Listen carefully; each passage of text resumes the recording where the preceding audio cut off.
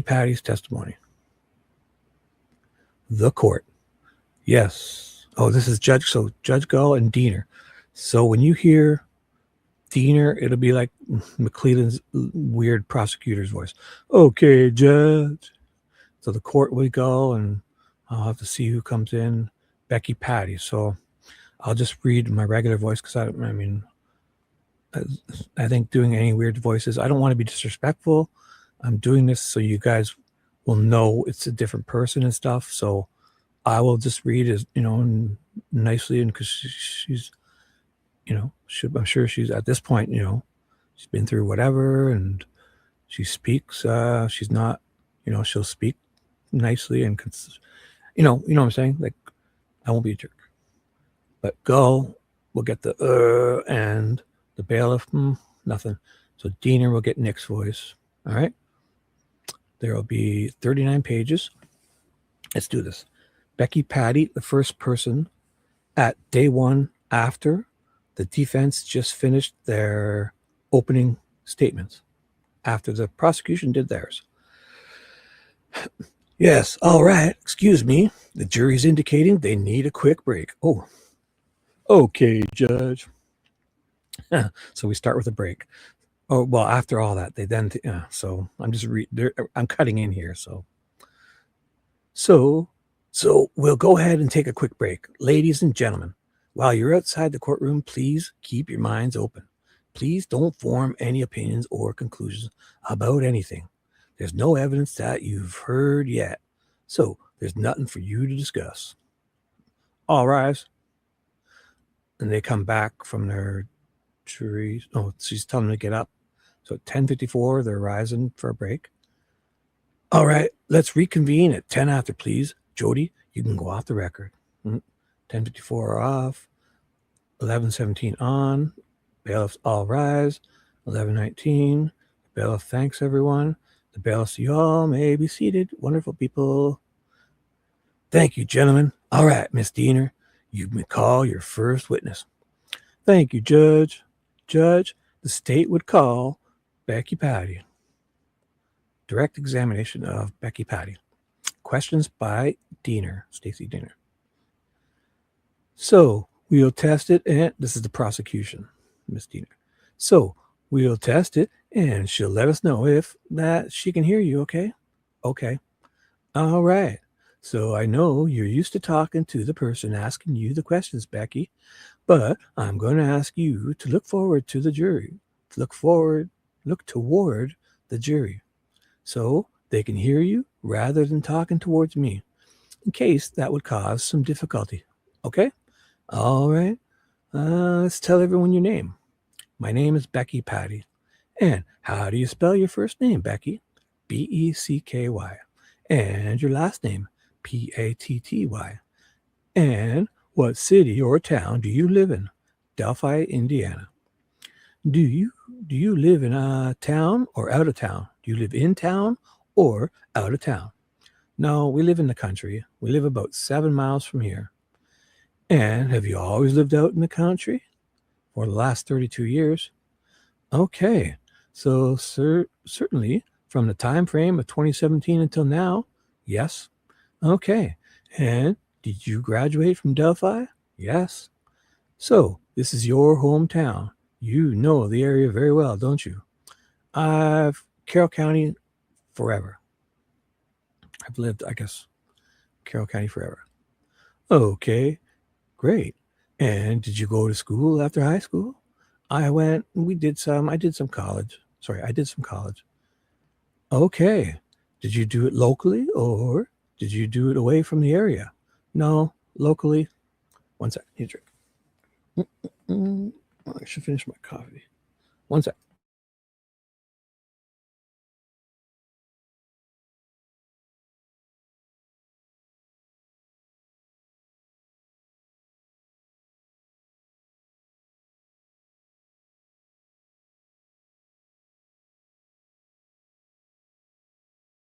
And we're back. I just had to chug my coffee because it was getting to the point where it wouldn't be good. So, what's up? Anybody come that I've missed? Kelt? Did I say hi to you, Kelt? Sorry. Been people coming and going. Mm-mm-mm. Mm-mm-mm. Mm-mm-mm. Mm-mm-mm. Mm-mm-mm. Having fun, guys? Well, away I shall go. I'll probably be better to leave you guys alone because I usually screw chat up. Oh, are you looking up to see if? Oh boy, yeah, I'll get updated. Oh yeah, I am sure you'll have some updates.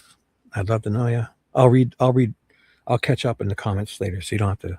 I can kind of imagine if you found that out and you're looking into it. I guess sounds good. Awesome. And I guess if I watch I'll watch the replay later of Peggy and you on Peggy, and I'll catch up because today was a weird day for me, the way I had to do that stuff, and I'm sure I'll learn some stuff then, right? So that'll be good. Cool. So if anybody didn't see it, I'll put the link after or whatever. Peggy's live from last night. Yes, thank you, bro. Love you too. Yes, I was only kidding with Peggy last night because but it was neat. There was. Did you notice she had some numbers, and I had my live up from early morning, like 10 a.m. So, but I wasn't. I was just kidding. But it would have been nice if at that time, because I left to go live because I had already pushed it back. I think I don't even know, but I had it planned way before. But it doesn't matter because she had tons of people there. I just thought it would. Because I was sending people there in a way, not that I would, it would have been nice if, because she said sorry afterwards. She didn't, she was, but she was doing a show. Like it's easy for me to say, right? But I was just assuming that she knew, but people don't, and they do that to me too, and it's hard because you're doing things, and she had you on as a guest, and but it would have been nice instead of just ending her show to kind of say, hey, everyone go here to me because I was live. So that would have been good, but she felt bad. But I told her I was only like, it was good, and she was amazing. So I would like to check her numbers. Like how many? Because she must have got tons of views, right? Because she had like 50 something people at one point. No, I'll check right now. That was interesting. Let me see. I bet you it's going to be higher. Well, where was it? I'm checking on a different screen. Where was it? It's got to be recent. My notifications. It was soon. I gotta get rid of this. Here it was 1 day ago. It was 2 hours and 8 minutes, 345 views already. So that's good. But at one time the chat was really popping. It was called Delphi and Social Media, and it looks like you called in and were there the whole show. So right from the get-go, you're calling in, so I can see it within a few minutes. So here, how about this? This is that live. If you missed this, catch up on it. You can do that now, later. I'm going to watch this after when I'm done. I usually have an hour or two after I finish this before I go to bed. So this will be perfect. And it'll probably put me right to sleep. No, I'm just kidding. I will be watching that. And that's that. That is what that is last night, 1 day ago, December 11th, Peggy and Josh ripping it up. The scales of justice and social media. I don't know. So I'll definitely catch up. Boom. I have it saved and ready to go. So let's do this. 20 people. But it would have been nice if she thought, said, hey, everyone, go over to this dork. But it still was nice. Question. And, sorry, this is Diener and Becky Patty. Sorry. And what do you do for a living, if anything? Or maybe you're a homemaker, which is perfectly fine. I do home appraisals. And do you have an office? Do you work for someone else? I have my own business and my office is at home. Has it been that way the entire time? Yes. And so the office is within your home or adjacent to it? maybe you can tell us a little bit about that. I took over part of the garage, which is great. If I had a garage to work in, boom, that's all I need. You can have the rest of the house, maybe a little room in the basement for guy stuff. And you can have the whole gigantic mansion. We made an office out in the garage. Okay, so back in 2017, who was living with you at your home? At that time in 2017, it was my husband and I, Kelsey, Libby, my son Derek, and my other son Cody. All right, so let's go through those. You said your husband, my husband, his name is Mike Patty. All right, and then you said Kelsey. Who's Kelsey? My granddaughter Kelsey is at that time German. Okay, and what is her last name now? Siebert. So she's married, is that correct? Yes. You said Libby and Libby. Libby German. Liberty German. So that's just an end of a volume, you see? So the volumes are after 250 pages, they just make a new volume, even though nothing's changed. Like they just, for keeping records or whatever. So now we move on to volume 10, page 1. So each volume, so if you're ever, I know you probably know this, but I won't bore you. So volume 9, so the first 8 volumes is 2,000 pages. And if you're into volume 9, page 2, so it's 2,250. Now, so just in case. But the way they do it is each volume is 250 for whatever reason. I'm not sure why they choose 250, but I mean, once you know it, it's fine. But I do remember in the beginning, and that's where it was V who saved me there. I was spending 3 or 4 of the beginning shows. I couldn't figure out what was going on with this volume. Now, after I find out, I think V told us all it was 250 pages. It all made sense, because then if you're looking for volume 3, page 10, it would be the first 2 volumes would be 250, 500. And if you're into volume 3, page 10 of volume 3 would be page 510. So it's simple once you know the formula. Oh, so Nicole, hey, yeah. How did it go? What'd you guys talk about? I'll catch up on that too. Charles, I was just messing around with Charles. I don't know. But listen, Charles and I joke, you know, right? But he said to me the last 3 days, he's messaged me and said, hey, and on my channel we talk. He's like, are you going to call into my show? I said, yes, I did. I would. I said, and he was agreeing every time. He says, okay, he'll go on at 9 p.m. East or whatever. And then I'll go on for an hour or 2. And if it's going good, I'll push my show back from 11 to 12 or whatever, East. And then he doesn't do that. He doesn't go on the early to get in, because I'm like, dude, I was going to do a show. And I mean, I'm not being a jerk, but he then pushes it to the exact same time. I was like, what? Then how am I supposed to call in? You think I'm going to drop my show to call in? I mean, I would have called in if he started at 10. I was ready to, and he doesn't start his show.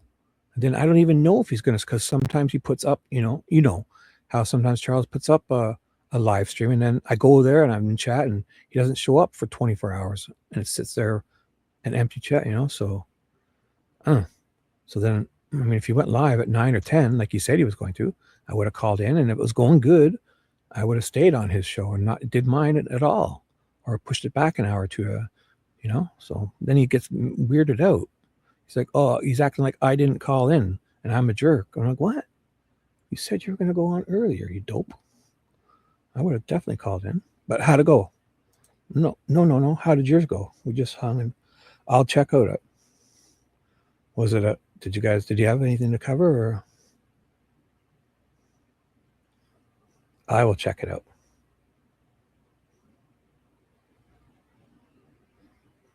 I will check it out for sure. Because just listening to your sweet southern twangy voice. So we're going to have to plan some stuff here. Again, you got to get heavy, and we're going to plan something. We're going to get heavy on for sure. And you have anytime you want, Nicole. If you tell me, anytime, you can have full control of any show that starts at 11 p.m. in the next 10 days, 20 days, 100 days. All right? You can be the producer. If you want to call in, you can pick the people to call in. I'll just run it all. I'll be one of the, if you want to do a reading, we've got the whole trial here. So go through and it's got to be, pick a, find us, or we can go back through the jury stuff, whatever floats your boat, girl. You got that open. I'm like Diener. I'll sign a PCA arrest warrant, which we'll have to do with one complete whole show. And I just sign it, and you could fill in the details of that arrest warrant, and we'll go arrest those people and get it all done. You know what I'm saying? Because you are awesome. And let's go. Libby and Liberty German. And Liberty German is one of the victims in this case, correct? Correct. All right. And she's your granddaughter. Yes. But she was living with you at the time in 2017? Yes, she was living with me. Okay. You said Derek, is that right? Derek German. My son, Libby's dad. Excuse me. I think I kind of like, when I see LG, I'm just going to stay with Libby because I think I like Libby the best. It's, Okay. And how do you spell Derek's first name? Derrick. And so that's Libby's father? Yes. And is it also Kelsey's father? Yes. Okay. So Libby and Kelsey are sisters. Yes. And they are how many years apart? 3. In age? 3. Okay. And then you said your other son, Cody. Cody? All right.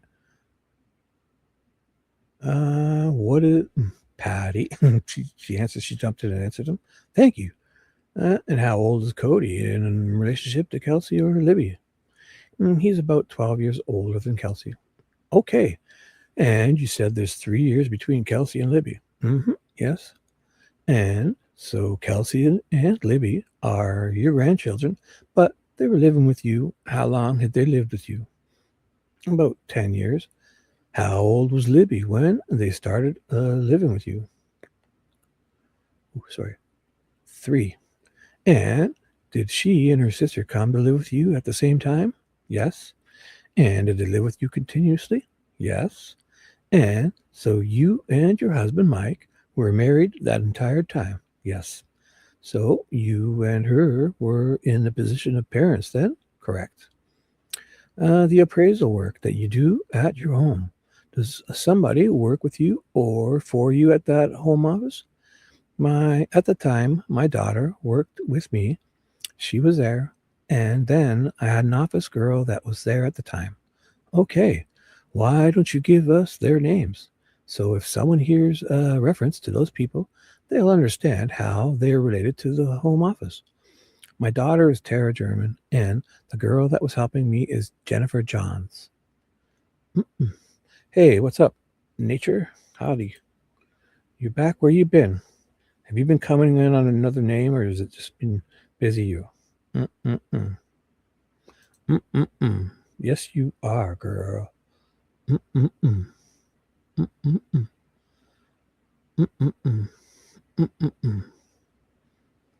Well, hello to you, Nature Love. Welcome, welcome. I will continue. Oh, if you're just joining in, this is day 1 of the trial. We just finished the. If you go back, we finished. I finished up Nick's prosecution opening, I think yesterday, and I started today, finishing up the defense opening statements, and now I'm into Becky Patty's testimony. The day 1 of the trial, first, but also so the next person is Kelsey. But if you look back in my live streams, I did a Kelsey. I read that 5 days ago. So if you ever want, I'm going to skip over it. So if you do want Kelsey's, it's here in my live streams. 5 days ago, I called it day 1 of the trial still. Testimony part 1 is only Kelsey because it was a quick show after we did Dave's live. And then I did all the contempt, blah, blah, blah. I did all these. And then I started last night with the trial. So it's the second one, part 2, but it's day 1 still. So I started with the, I don't even remember. And we're doing it still day 1. This is the part 3 of day 1. And I'm going to hopefully finish because that's where we're at, just so you know. Mm-mm-mm, mm-mm-mm. And away we go. So, oh boy, look what I've done. Did I? Oh, here we go. And I finished here. Oh boy, I should have done this, but I kind of remember exactly. Diener asking Becky Patty's stuff on stand. So, did you operate this home office just like you would operate your business if it was in another location, as far as having certain office hours? Or how did that work for you? Yes, I tried to work from 8 till at least 5, so we had pretty consistent hours. And so they would show up for work every day, just as if your office was in town, correct? Yes. All right. Is that a Monday through Friday business? Unless we were busy. And then what happened? Then you work later. Okay. Weekends too? Yeah. How long did you have this appraisal business prior to 2017?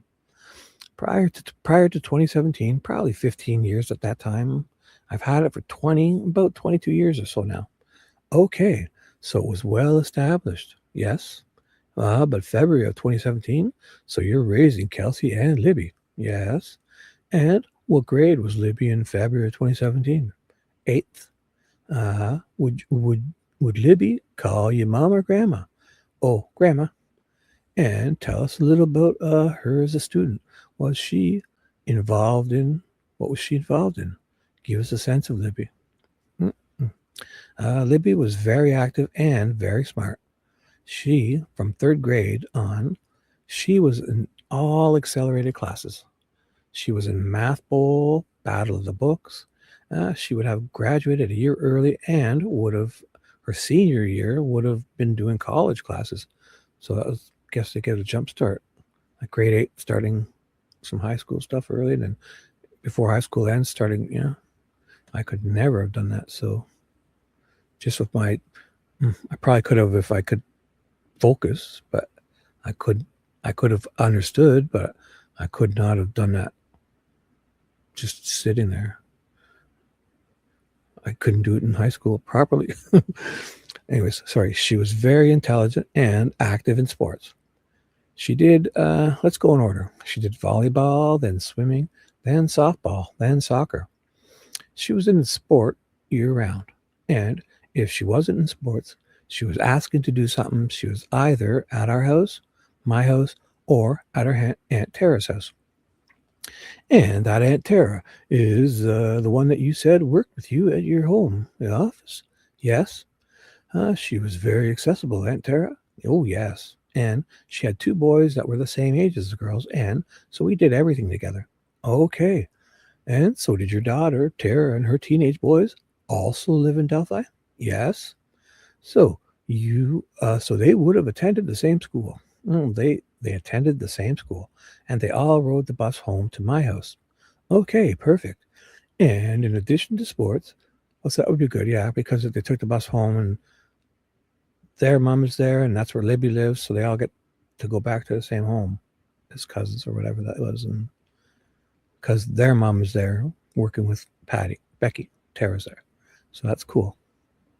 They get to hang out on the bus and go back, and then they would probably stay for a bit and go home themselves, whatever. I don't know. Okay, perfect. In addition to sports, and you said Math Bowl and another academic club, was she very active in having plans with her teenage friends? Yes. Okay. Yeah, she would frequently spend the night with friends, or her friends were at our house. So it's common then for her to have her friends in your home where you got a chance to get to know them. Yes. So let's talk about Abby then. Is that a friend of Libby's that you were very familiar with? Yes. She actually went on spring break with us. Prior to 2017, is that a yes? Yes. Okay. And would she spend the night? Yes. And were you familiar with her mother, Abby's mother? Oh, yes. Were you and her mother in communication with one another if the girls were making plans? Like, did you have her phone number? Of course. Why would they even ask that? Of course. Yes. Let's do it that way. Yes, I had her phone number. Okay. And she would have yours as well? Yes. Especially since she went on spring break with you. You would need to communicate, correct? Yes. And so in that particular school year, or eighth grade, we're more than halfway through in February, correct? Correct. Were Abby and Libby participating in certain school activities together that you know of? They were both in band, so they had band together. They both played volleyball together. I don't know what classes they had together because a lot of Libby's were the other classes, so I'm not sure what all classes they had together. Okay. Is Delphi a very big school? No. And the middle school then would be the same, correct? Correct. And so, do you have any sense of how many kids there were in the class with Abby and Libby? Or what's the class size? Well, they went to different classes, so you may have different. I'm talking about their grade. Oh shoot, per grade. I don't know. I don't know. Maybe 100 to 150 per class or per grade. Oh, per grade. Yeah, that makes sense. Yeah. Okay. Did you know a lot of Libby's other friends besides Abby? I knew of several of them because, well, I was at the sporting events, so we got to know a lot of kids. Okay. And how old was Libby at this time in February of 2017? She had just turned 14 in December.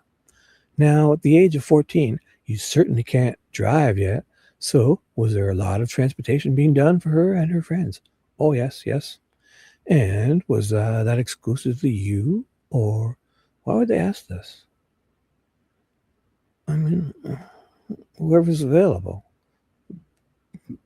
Grandpa, dad, whoever's going that way. I mean, this is a weird question.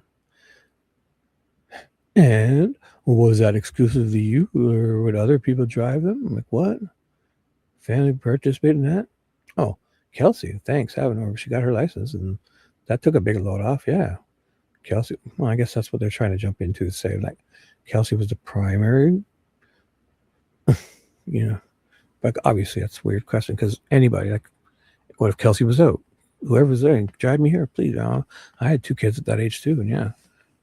It's better when they get their license. I goes, hey, man, go get your, here, take this car, take off, be home, be safe. Here's some gas money. Put half in the tank and go buy something you shouldn't buy. I'm just kidding. Okay. And they're attending the same school, corporation. And so that was convenient, correct? Yes. Did you provide Kelsey with a car? Yes. Like my old man bought me cars. When I turned 16, I got a Camaro and I blew the motor up. And we put a new motor in it, and I blew the transmission up with that new motor. And when I blew that transmission up, he bought me a Mustang. And oh boy, I got in trouble with that car too. Do you remember what she was primarily driving in February of 17? Yes, it was a Bonneville. I don't remember the exact year. Do you know the color? Yeah, it was a cream color. It was mine before hers. Okay, and so on. I'm going to take you to Monday, February 13th, okay, 2017. You know what day I'm talking about? Yes. All right. And would you agree that it was a Monday? Yes, it was. So, was that a typical work day for you? It was a typical work day for me, yes. Was it a typical school day for Libby and Kelsey? No. We had snow makeup days. They were out Friday and Monday. Okay. How did that change the activities of your Monday or the weekend just prior to it, if it did at all, with regard to Kelsey and Libby? Well, my work would be there. They were old enough. It's not like I had to run in the house. Yeah, because they're old, especially at that age. I mean, it's good. You don't have to worry about them. You can open the fridge. You can reach the counter. The microwave's there. Go for it. Okay. Was it different for them when they had a school day off with regard to, let's say, having friends over on what would traditionally be a school night, a Sunday night? Normally, they didn't have friends over on school nights, of course. And beside that, Libby had practice every night, so by the time she did school practice, dinner, and homework, there's no time for that. So weekends, there was usually somebody there, or she was gone to someone else's house, right? Sounds normal? Okay, so this particular weekend was where there was no school on Monday. Did she have a friend spend the night on Sunday night? Yes. Who was that? Abby. And we're talking about Abby Williams, right? Abigail Williams? Correct. Okay.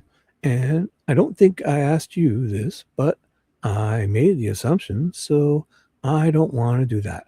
Were Abby and Libby in the same grade? Yes. And you said they were in band together and they did some sports together? Yes. And so did you consider Abby to be a close friend of Libby's? Yes. And you said she spent the night more than once. Abby did? Yes. And then she also went on spring break with you guys. Yes. 1 sec. Need a drink. Okay.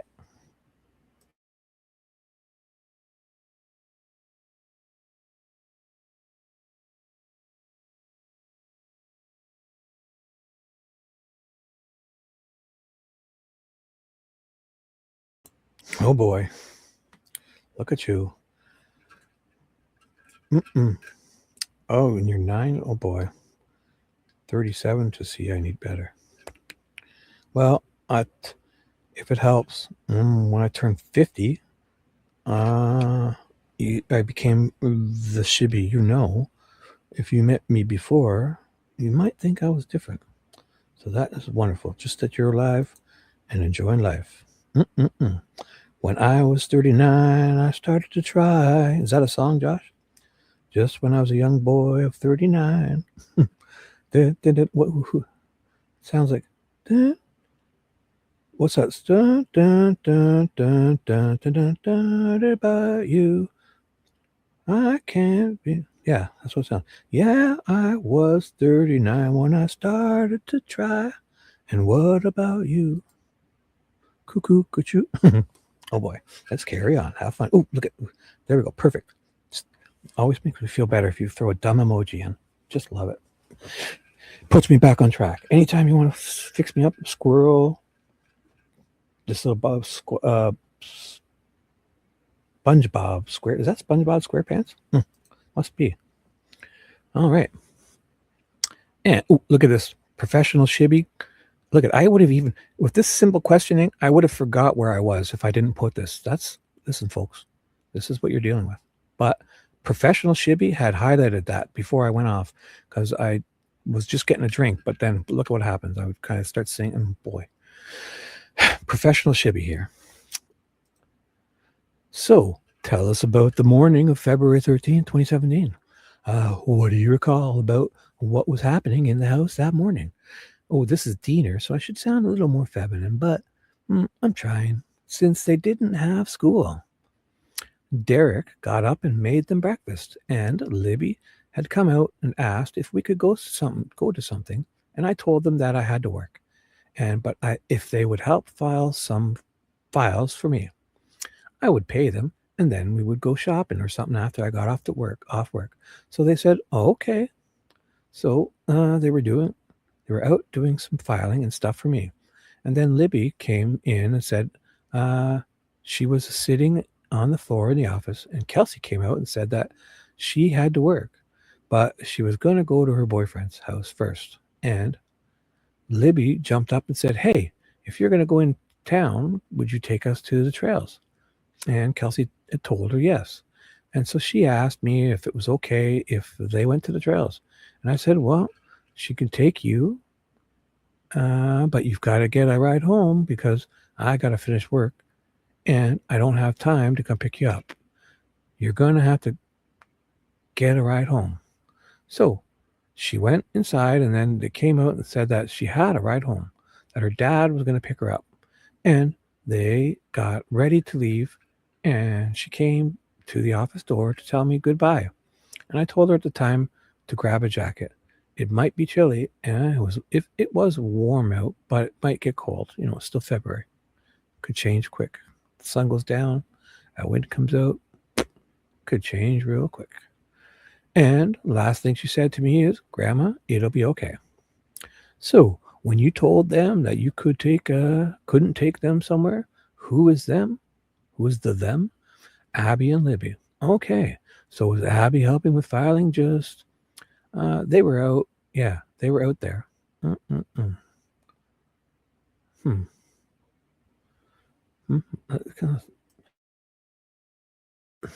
That didn't really flow. Yes, whatever that means, I'm down. Recovery. Oh, you guys are all in recovery? Yes. Talk it out here, guys. We're here. Talk it out. Oh, I don't, just talk it out. Let it out. If I know you, put it in mute and just enjoy the Sylvie chat. And hopefully there's somebody listening and will talk back with you. Down like a clown. I'm down like a clown. Charlie Brown. Anything goes.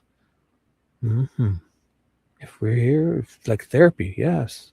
Talk it out. If you have something you want to talk about, and I'm sure somebody will be here, although it is 3 in the morning. But I hope if somebody responds, or when I'm done reading, I'll hopefully help read. But I'm not reading all the comments, so just know that if I miss comments, I'm not ignoring you.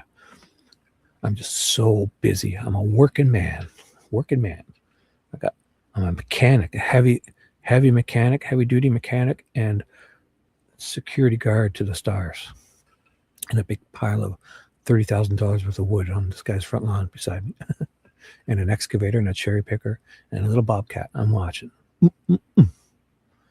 And so when you told them that you couldn't take them somewhere, who's them?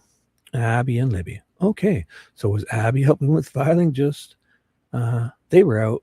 Yeah, they were out there. So this is the weird part. I did it again. Something's weird here. Something doesn't flow. Almost like they took stuff out, right? Am I missing something here? Like it just because the questioning is something feels weird. So here's Diener asking a question. So when you told them that you couldn't take them somewhere, who is them? Abby and Libby. Then okay. So was Abby helping with filing? So they're just kind of okay. So she's changing to kind of going back to how she was helping out. So it sounded funnier. So they were out. Yeah, they were out there. What does that answer to? So was Abby helping with the filing? Just they were out. Yeah, they were out there. So when you couldn't take them somewhere, who was there? Who's the them? This isn't flow. Something's not right here. Okay. And they saw an opportunity to go somewhere, is that right? So they must have they were out there. Yeah, they were out there. Like must be something like they wanted to go out there, and or like they took advantage, like Kelsey was heading out there, and so it's a way to get out there, or something feels ready. Because then they go into okay, and then they saw an opportunity to get, like Kelsey was heading out. Good, drop us off on the way, kind of, yeah. Or to get out of the filing. Ooh, that's what it is. Not to get, you know what I'm saying, like to get out of doing something boring. I don't know. Something's here we're missing. Okay, and they saw an opportunity to get to go somewhere. Is that right? Maybe I have it wrong. Yes. And that kind of happened right in front of you as Kelsey put her head in to say she was going. Yes. Or if she's like, oh, can I finish this later? And you're like, okay, go. It's a nice day. Something happened there that we're missing. We would probably understand if we saw them and saying this and heard them saying this. Okay. What was Libby doing on the floor? We had just gotten a new puppy a couple weeks before, and he was out there with us out there in the office out in the garage. Okay. And so she was sitting out there playing. That's what it is. So they were out we're out. Yeah. So out there in the garage. Oh, I was thinking the trails. That's why it's my fault. Because they're implying out in the garage where her office is. So, oh boy. They were out there playing with him. And when she leaves the room, presumably to get ready to go to the trail, right? Yes. What is she wearing?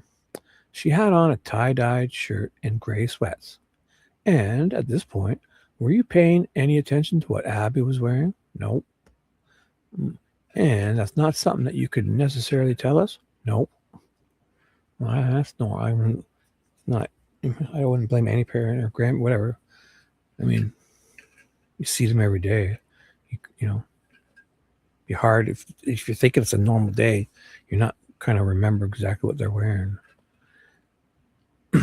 which is understandable. But I always thought definitely Mike would be the type of guy that would put like a security or at least a couple security cameras.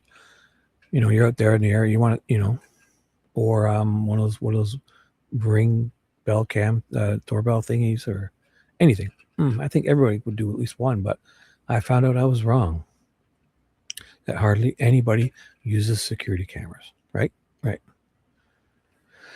When Kelsey, or I'm sorry, when Libby asked to go to the trails, is it true that there are multiple trail areas in Delphi? Yes. And so when she asked that, do you have a sense of what trail she's referring to? Yes. Out High Bridge. They go out there a lot because there's a lot of woods and stuff. And Kelsey and Libby were both into photography. So she liked to go out there and take pictures. So when she makes a reference to High Bridge Trail, you know what she's talking about. Yes. And you said she and Kelsey had gone repeatedly before. Yes. And that was something that you didn't have a concern about, apparently, correct? No. Did you feel like it was a safe area? Yes. Prior to now? Yeah. When you were young, was it a developed trail like it was in 2017? I didn't do the trails when I was young, but, well, we used to go with the kids. We used to go ride bikes on the trails. Mike and I would take our bikes in town, and they weren't developed like they are now, but they were just gravel paths. Okay. And so when you would do a bike outing, would that include Kelsey and Libby? Oh, yeah. All the grandkids. All the grandkids. Okay. And so if it wasn't developed, paved path at that time, was it? What was it? It was just gravel. Okay. And did you actually do these bike ride trips on the Monet High Bridge Trail? No. At that time, the Blue Bridge wasn't there. They were still in the process of doing that. Okay. So if Kelsey and Libby visited the High Bridge Trail back in 2017, or maybe just even in the year prior, was that something they needed to ask permission for? They would always ask. That's just what you do when you don't just go. Okay. And so the way that you parented them was that if they were going to go somewhere, they needed to ask permission, correct? Do you feel that Libby was respectful of that? Very, very. And if she asked you to go somewhere, like a school event or the high bridge, and you weren't going with her, but did you have confidence that she was going where she told you she was? Yes, most certainly. And if she had a lot of activities, how did you keep track of when she needed to be picked up from a particular activity? She had a phone. Stay in touch. She had a phone. Okay. You provided her a phone? We provided her a phone because she would always have to call us and say, practice is over, or this has changed, I'm there, or whatever. And so in this family dynamic, if Libby was at an event and maybe you were working, were there other members of the family? You said Kelsey, anyone other than Kelsey that would take up the responsibility of providing transportation? This Diener sounds confused about how family works with kids. Oh my gosh. Like multiple kids and friends, and she seems surprised on what she's laying the groundwork for here. Like, so Libby drove them most of the time, and if she's going somewhere, you should have a ride back. If I'm busy, you should know, double check, make sure someone's available to pick you up, and this is all normal stuff. I don't know why she's doing all this. Not for Becky, for the Diener. She seems like she's just learning about having kids around. What would you do? Oh, yes. My husband, he did a lot of, there were many times when both of them were in sports, and my son played hockey, triple or double A, A hockey. I mean, he had friggin' 2 games and 3 practices a week, different, and oh my gosh. And my daughter was the gymnastics and cheerleading. Oh my gosh. Between the two of them, and just, sounds all normal here. And this Diener's like, oh, surprised people do this. My husband, he did a lot of, there were many times when both of them were in sports that he would go one direction. I would go the other. Yeah. Yeah. At the same time. Happens. You drop them off, you go in, oh boy. I'm surprised she's making her say all this mundane stuff. And so, yes, he did a lot of the running also. Okay. So Kelsey was also very active. Yes. Similarly to Libby. Not as much as what Libby, no. And you indicated that Derek, which would be Libby's father, also lived at home. Would he help with transportation? Yes. And it appears he was going to do that on February 13th, correct? Correct. Okay. And what about Cody? Not Cody. He was gone a lot. Okay. He's an adult at that point? Yep. Did he have a full-time job? He had a full-time job, and yes. Okay. So with the exception of Cody, everybody pitched in if needed? Yes. So when Libby and Abby leave your home with Kelsey to go to the High Bridge Trail, did you expect that Libby would have her phone? Oh, yes.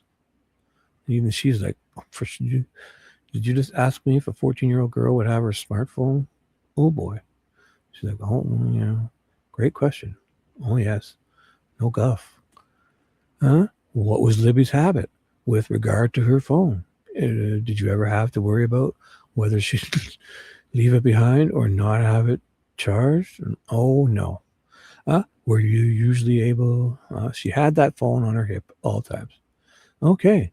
Was it a concern of yours to know exactly what time her father would be able to pick her and Abby up from the trail since they had communicated? She made the arrangements with him. He told her that he'd pick her up when she was done taking some pictures for me. Okay. So he was doing some work for you at the time. Yes. And can you tell us a little bit about that? On this particular day, what was he doing for you? I had taken some pictures and I lost them, so I sent him back over to Frankfurt to take those pictures for me, to retake these photos for me, for one of my reports. So he was in Frankfurt and he had left shortly before they did. So he had told them that he would pick them up when he was done. Okay. And so you had a sense when they walked out the door that they would at least be gone for as long as it took him to do the errand for you and drive back? Correct. And had you been into Frankfurt previously for this particular appraisal? Yes. Because you said you'd lost the pictures? Yes. So in your own mind, you know he's going to Frankfurt. You know what house he's going to. How long do you think that would probably take? Well, he had to take 5 or 6 photos, just fronts of houses. It was comparable photos, so it shouldn't have taken him probably half an hour, 40 minutes to get there, half an hour, 40 minutes to take the photos, and another 40 minutes or so to come back. So probably an hour and a half, 2 hours. Okay. And do you recall the time of day that Kelsey was leaving with the girls to take them to the trail? Yes, it was around, I think it was around 1:30. Okay. Now you said you had been on the Monon High Bridge Trail to ride bikes. But what about the High Bridge itself? Not the bridge itself. Okay. And on February 13th, 2017, when you know that the girls, Abby and Libby, are going to the High Bridge Trail, what do you know about the High Bridge at this point?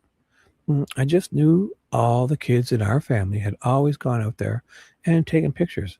I hadn't been down that far myself personally. And when you say down there that far, this path or trail that is gravel, you were saying you don't take that trail all the way to High Bridge? No. And the pictures that you had seen for you You said the kids. Are you talking about grandkids and nieces? And nieces, okay. What sense of the bridge did you have from these particular photos? Well, the photos I always saw, they were like selfies, so they didn't show the whole thing. Okay, could you tell they were on a railroad trestle? I knew it was. I knew it was a trestle, and that was just common knowledge, but I didn't realize how high it was. When you ultimately saw how high it was, were you surprised? Most certainly. Surprised? You think they would at least put some railings up or something? I don't know. Could have easily made railings, but that would be a lot of railing. But, not. I don't know. Surprised that they would be on the bridge? It wouldn't surprise me out of Libby. Okay, tell us about that. Libby wanted to try everything. She was, as a matter of fact, at our last vacation, we had made reservations to go parasailing because that was what she wanted to do. She got her Aunt Tara to do one of those where you jump and swing. She liked the adventure, and so it was like a bungee type of thing, but you kind of maybe do like a swing, like a long swing. It sounds like not, but like under something, like a, she sounds brave. She was brave. She would try. She wanted to try anything once. One quick second. Sorry.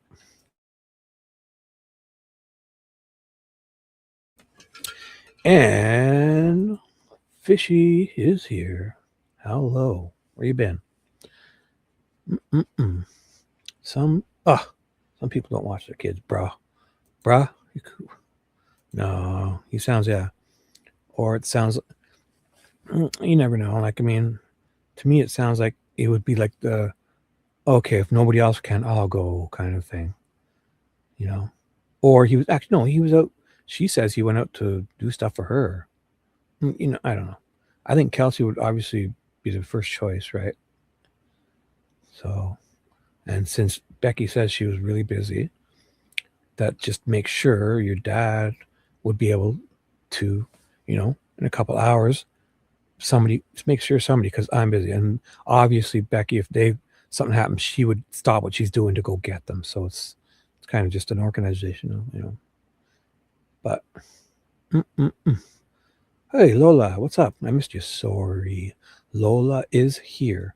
And are you up or you just can't sleep? Because you're usually a morning person. Hello, everyone. Or you just up for a bit and then you're going to go back to sleep, I bet. I feel it because you're my time zone and it's 3:30 a.m., young lady. What are you doing awake? Well, tune in. I'll put you to sleep real fast. Let me tuck you in, girl. And Kelt's still here. Hello, Kelt. And the wonderful Nicole is still here. And the scaly creature is still here. And everyone else. Oh, TJ, did you come back in or wake up or whatever? Or you been here? Whatever, girl. Hopefully Josh is here. If not, he took on. Anybody I missed? Nature Love is probably working away on that something. Everyone, did I miss anyone? That's it. I'll carry on. Enjoy this lovely chat. Here's a little ditty called Trial Day 1, Becky Patty, being questioned by Stacy Bloodlust Diener. Relation. By marriage. Dieners. So, who's she married to? Somebody else. Who cares? Okay. Did you consider her to be outspoken? It would depend. She was polite. But if you were out of line, she didn't have a problem telling you. Was that the same for people who are her same age versus adults or anyone? What was her interaction with adults? Very good. She was intelligent. Her thought process amazed me. She had more reasoning powers than I did, There were times that she would say, Grandma, I was as calm as she was, and she looked at things differently. You just described her as calm, yes, in areas where that surprised you. It No, that was her nature. She was, her friends would come to her. She was one time, she said, I think I need to be a psychiatrist because they all come to me with their problems. She could reason. She was logical. And she loved crime shows. And one in particular, I can't even remember the name of it, but it was a redhead lady that was a surgeon, and she was in a wreck and her hands didn't work right. And she helped the police solve crimes. What show was that? A redhead who's in a wreck. Her hands didn't work right, and she helped solve people's crimes. That's not Murder, She Wrote. That's what am I thinking? I read. Who knows? Who is the first one to answer this little ditty? Let's see. Chat. Here's a question of the day. A TV show. A redheaded lady that was a surgeon, and she was in a car wreck, I guess, and her hands didn't work right, and so she helped the police solve crimes. TikTok. Answer the question now. No. Wasn't those older ones, right? The $1 Million Man. A redhead in a car wreck. Her hands didn't work right, and she helped the police solve crimes. Tick tock, tick tock, tick tock, tick tock. Ooh, Paula probably fell asleep. This would be okay. Good thing. Reference that, and we'll find out in another show. Or we could easily Google it. But that would ruin it. I don't know. Whatever you want. I'll move on. I get interesting in those things. Here, let's do it. I'll do it for you guys. Here, let's do it. What was it? What was the description? I'll read the description to Google. Oh boy, where was I? Let me do it. There. Where the hell was I? Oh boy, did I lose it? Here it is. So it's a redheaded lady, a redheaded surgeon in a car wreck helping the police TV show. Redheaded surgeon, car wreck, helping police. Oh, I didn't do it fast enough. Sorry. Let me try that again. I'm not going to read chat because I don't want you guys to ruin this. Redheaded surgeon in a car wreck. Her hands didn't work. I'll say TV show first. TV show with a redheaded surgeon in a car wreck. Her hands didn't work, and she helped solve crimes.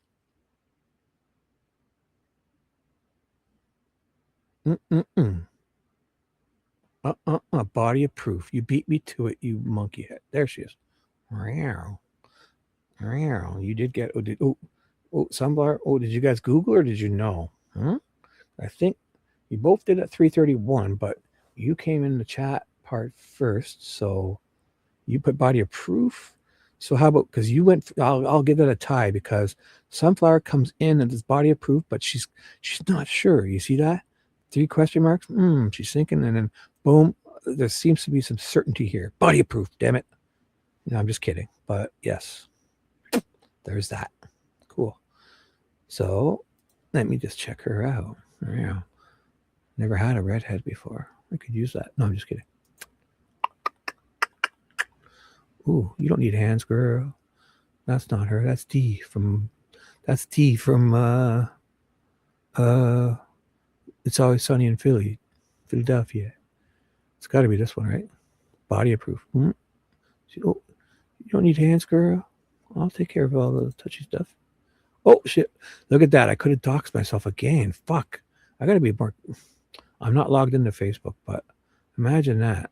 Oh, that was worth it. You're pretty hot. You're all right. Oh, damn it. See, I wasn't logged in, but Google's got to stop that. I guess I should have seen it was Facebook, but I just want to make the picture bigger, and then what would I do to do that? Because I don't want to go there. I just want to look at that picture here. I should stop doing that. Fuck, I'm an idiot. That's not her. I want to see more of her. Body of proof. I should look for. Damn you. Damn you. Damn it all to hell. Mm-hmm. Oh, oh boy. What are you doing here? Hey, what are you, well, I thought she had no hands. What the fuck is she doing? Whose hands are those, woman? What the fuck? They lied. Or is this before she got to the wreck? Oh, here's the wreck. Oh my God. Am I allowed to watch this? She's going to get hit. Oh, that's not her. Oh boy. I don't know what's happening here. You're all right. I do you. Oh, dude. He goes to my barber. I see. That's Chuck from my barber. Do you see him? Oh boy. Hey, Chuck. You getting your hair done later? Me too. Oh boy. I thought she had no hands. Oh boy. This looks good. All right. No more distractions. No more distractions. Let's do this. And back to our regularly scheduled program. See, this is what you're dealing with, folks. This is what you're dealing with. Yes. Oh, shiz. Shizar. See, what happened? Did something happen? Oh, a terrible. Oh my God, did I miss that? That someone gifted me to. Oh boy, that's horrible. Oh boy, we're here for you. That's horrible nightmare. Oh boy. Well, we're here for you. The only thing I can say is, do you have whiskey? Just what are those relaxing? I feel for you. Oh boy, that would be a horrible, horrible nightmare if that happened. Boy, at least, well, it wasn't. It didn't happen. So that's the great. It was just it didn't really happen. Let's be thankful. All right. You'll be fine. We're here for you. Ha ha ha ha ha ha ha ha. And away we go. 23 people. My numbers have come back. Ooh, did Charles poach all my people and you kind of finally came back? Or is it because I got serious again? See, that's what happened. I started rambling for hours and I dropped 10 people. So people enjoy this reading. Serious Shibby's here. Let me tuck you in, fall asleep. I'm going to finish reading. All right. So, and she said, this is Becky still, and she said, I'm going to do that someday. I'm going to help the police solve crimes, or I'm going to find cures, because my mother died of COPD and she was there and helped with her. And so she wanted to make a difference. And so was she referring to her great grandma? Yes. Okay. And so was she the type of teenage kid that would communicate with adults without being fearful? Oh, yes. Did you have a sense of danger? Did she have a sense of danger with regard to situations or people? She had a good intuition. Okay. So did you feel like she was equipped to be, say, aware of her surroundings? Oh, this is about the videoing, probably like, as a teenage girl, if you were letting her go somewhere without an adult? Yes. My husband is a first responder at work, so he used to come home, and I know the girls would roll their eyes because he was always very big on telling us at the time, be aware of your surroundings. Yes, always. I told my son, always pay attention, like, because bad people, like, if they know you're looking or you're not oblivious, right? They'll find it, unfortunately, if they're just going to steal something, like, they won't do it to you because you're not, you're aware, you're paying attention, you're not oblivious. But they look for people that are oblivious to maybe steal their bike or escape, and they want that. So if you're aware and you're just gonna, not just, that's always a good thing for a parent to say. Know where the exits are. Well, that's a good one too. Yeah, especially in the States. Yeah, if your gunshots go the other way. I'm kidding. Sorry. He was always going over there, this stuff with the girls. So she would hear it over and over. So yes, that's a good thing. You want to tell them, always. You'd rather tell them too much. When Libby would be somewhere away from home, and let's say without Kelsey, because that's the situation we have, would she be a good communicator about when she would be done at a particular place, or when she would meet you at a particular location to be picked up to come home? Yes, we usually knew what time we were to pick her up. She would try to tell us, or she would call us as soon as she knew, so that we would have a heads up. Okay. And if she went to a place with permission, and then plans changed, and she wanted to go somewhere else, like let's say they're at a game and a bunch of people are gonna go out to eat afterwards, was she a good communicator about getting permission to do so? Oh yes. See, this is a lot of like Diener. It's almost as if, like, if this would be the type of stuff you would do with somebody, like say you had a daughter. Forget about like it being like say you had a daughter and she was there on trial for kind of stealing a car. You wanted her to look good, right? But in this situation, I think everyone knows Libby was a sweet, wonderful girl, and this so. I mean, I guess it's just me, but seems to be a whole lot of unnecessary, because we know she was sweet, but it's good. But it just seems like something this type of question would be if your daughter was on trial for stealing a bike or something. You'd be like, oh my gosh, or she's really a good, But maybe it's just me. But it seems like, why go through all this? Because we know she's a wonderful girl, in my opinion. Oh yes. And if you asked her to be a particular place to meet you to be picked up, was she respectful of that? Yes. If she was running late, would she notify you? Yes. So on February 13th, when she was gone to the trail with Abby, being dropped off by her sister? Yes. You know that's where she's going at this point. You know what your son Derek is in Frankfurt taking pictures, and he's going to pick her up? Yes. All right. So what is the next communication that you have with any of those players with that there's a problem? Yeah. It was about 3:30 or so. Derek called me and he said, I've been calling Libby and she's not answering her phone. And I'm here at the trailhead to pick her up and she's not here. And he said, can you try to get a hold of her? So at that point in time, I started calling her and texting her. And my daughter, who was there in the office with me, she started calling and texting her. And nobody was getting an answer from her. Had something like that ever happened before? No. Was there an ability to try and reach Abby? No. And why would that be? She didn't have a phone. They really pushed that, eh? So, what do you recall doing next, since you could not reach her? Since we couldn't reach her, I knew that wasn't Libby, so I decided that maybe we needed to go there and look for her. Right, like, I mean, alarm bells aren't going off yet, but there's concern. Like, okay, at this point, let's make sure. Like, but they're not freaking out yet, obviously, but because it's Libby, and even at the very least, I would think that, hey, maybe they're not getting reception or something, or her battery died because of something. Even though she's responsible and had it charged, but still, iPhone 6s has had problems. But so they're gonna look at, but they're not freaking out, right? Just yet, but soon, obviously. So I called my husband. I called my husband at work and said, Derek's at the trail to pick her up, Abby and Libby. So just the fact that she's not there to get picked up like she was supposed to, that is definitely, obviously, the concern, and it should be, because she's responsible. She would at least be saying, hey, we walked, she would text us, hey, sorry, we took a wrong turn. We're going to be 15 minutes away. And he would say, okay, I'll run to get a Gatorade and I'll be back here to meet you, or something. But yeah, the fact that she would to call to say, that would definitely be the concern. 1,000,000%. We are going to the trails and start walking the trails and looking. So, as I was, Tara and I, so at 3:30, right? She says. Where did she say that?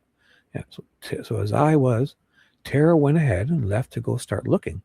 And as I was walking to get in my car, Cody pulled up coming from work and asked me what I was doing. And I told him, so he got in my car with me. And I said, if they would have decided to walk home, there's two ways they could have come. So we drove both directions that they could have possibly walked home, and they weren't there. And then we parked at the trailhead and started looking for the girls. At that time, I tried calling AT&T to see if they would ping her phone.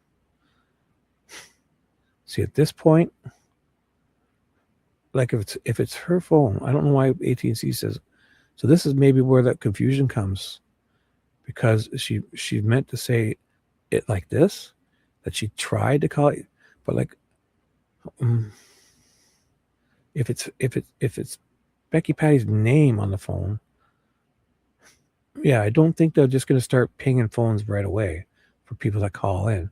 But I think when the LE gets involved, they did it. And the fact that later on she didn't know, so maybe they said she meant to say they wouldn't call, like, because you just call it and say ping, they're not going to start pinging phones. I highly doubt. So that makes sense. But the way she worded it on that web sleuth when I heard it is that they wouldn't ping the phone for her, But in this situation, it makes more sense, because if you just call up and say, even if she's the name on there, they don't just start pinging people. But as soon as Ellie would step, and Leesby or whoever stepped in, they would probably immediately do it, I think. So it sounded to me like she didn't know they were at all. Or I've conflated the two, or she meant to say this.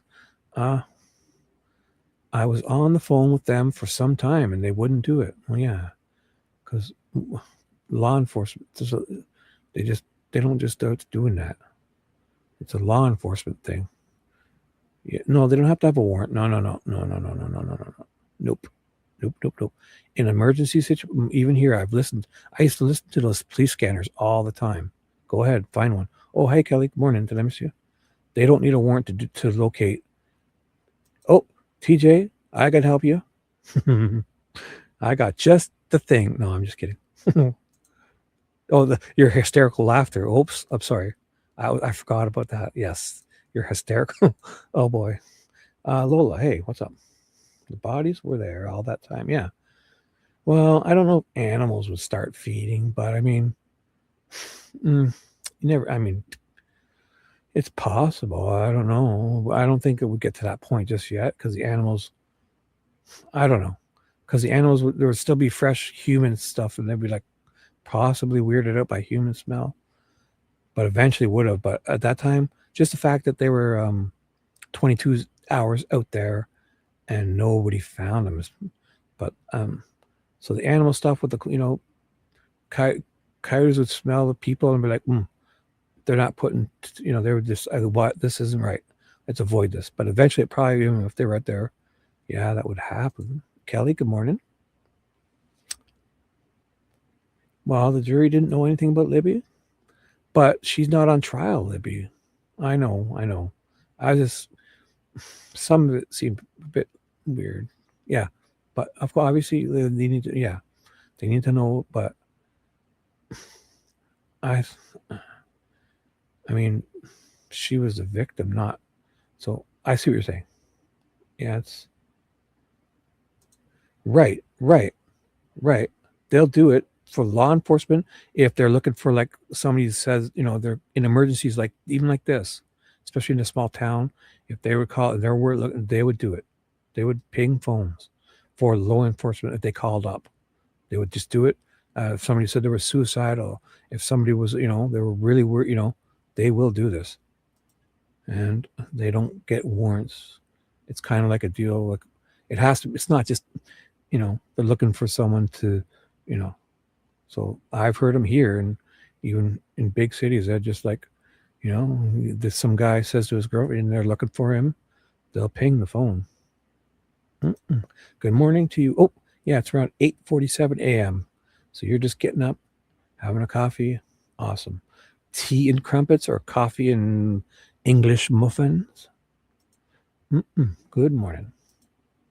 But anyway, if it's for, this situation would be the perfect situation where Graham and custodial parents are, looking for people, and they'd say, just ping their phone. Something's wrong. They'll do it. It would take maybe a bit. Leesenby should have somebody to help, they would have people to call. Somebody would know who to do what. He's a sheriff or whatever, those guys. They could get that easily. So for her to call, I totally get it. They're not going to just call, hey, ping this for you, ping that, and even if you can prove it's your account and you own the phone. But here's another thing is, they should have, at this point, iCloud is on, right? Like, you should, At this age, the whole reason you give your kid a phone, especially if they have iCloud, would be that if something like this could happen, I've used iCloud, like, you know, to help people find their phone and find them, you know. So this is kind of the weird part, because you'd think if she still has a signal, right? They should be able to, if she's got data, they should be able to, like, you don't have to wait for it to ping and stuff. Like, you find phones. iCloud, it's like push email. It's on put, you can find a phone. You can then lock the phone, put a code, you can wipe the phone if you want. If you don't have your password, you can send, to the screen. You can say, hey, if this phone's lost, send it here. You can, erase the phone, completely lock it, make it make a sound. Everyone's used that, right? You ever used to Find My iPhone? I just used it to find my phone if it's slid down the couch and I can't find it. Find my iPhone. It's like ding, ding, ding, ding. Or there's that. So, obviously they're saying there's no signal, right? But there was signals for a little bit until, was it 10 p.m.? And so I don't see why, if iCloud, she said, was logged in, I guess maybe they're saying Find My iPhone wasn't turned on, which I find not normal or reasonable, that you'd be able to find it. Even if it's a shitty signal. If it made a connection, you at least, I don't know. So you provided Libby her phone. Yes. Correct. Correct. And so who all was your phone plan? Who all was on your phone plan? It was my husband, Kelsey, Libby, and me. And what about Derek? Oh, and Derek. Okay. So all 5 of you? Yes. So when you get to the trailhead, let's be a little bit more specific so they can relate it to other references to the trail. So what trailhead are you referring to? Does it have a reference with regard to the Mears entry? Okay. The Mears is what we always called the trailhead at the time, the Mears lot. I need to take a quick pee break. Guys, I'm dying here. Almost 5 hours. Oh my gosh. So talk amongst yourself. I will be literally, they were painting a picture. Thank you, TJ. Thank you. They were painting a picture. Yes, I agree. I know. Seemed like a lot of that was more something you do for somebody you're trying to make, not a murder victim, because we know. I know what you're saying. Yes, I agree. Seems like a lot, though. I'll be right back. I totally agree. They were painting a picture, and yes, because they, she's it's bad. That's definitely. Thank you. Oh, I would have. See, thank God you said that. Yeah, they were painting because it's unlike her to do this, so it's not normal. But I mean, I don't know if they needed to paint that much of a picture. In my opinion, we know. I know you're right, because the jury has no clue to. So, you know what I'm saying? I'm a dope. I'll be right back. I'm gonna pee and scrub the shit out of my hands for Nicole. All right, I'll be right back. I'm gonna I got a drink here. I don't want more coffee just yet, so I'll be quick. Maybe I'll grab a granola bar. I'll be right back. 2 minutes. Could have been back already. Oh my gosh. I'll be right back.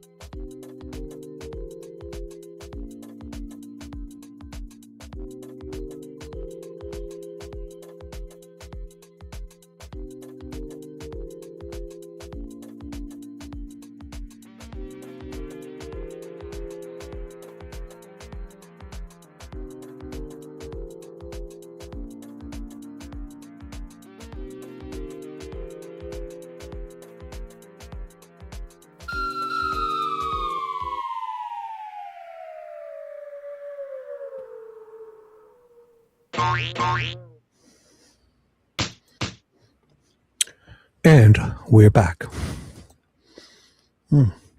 I did make a coffee, and I did wash my hands. Ooh, what were you guys talking about? I saw something funny. Ooh, 10 minutes, dude?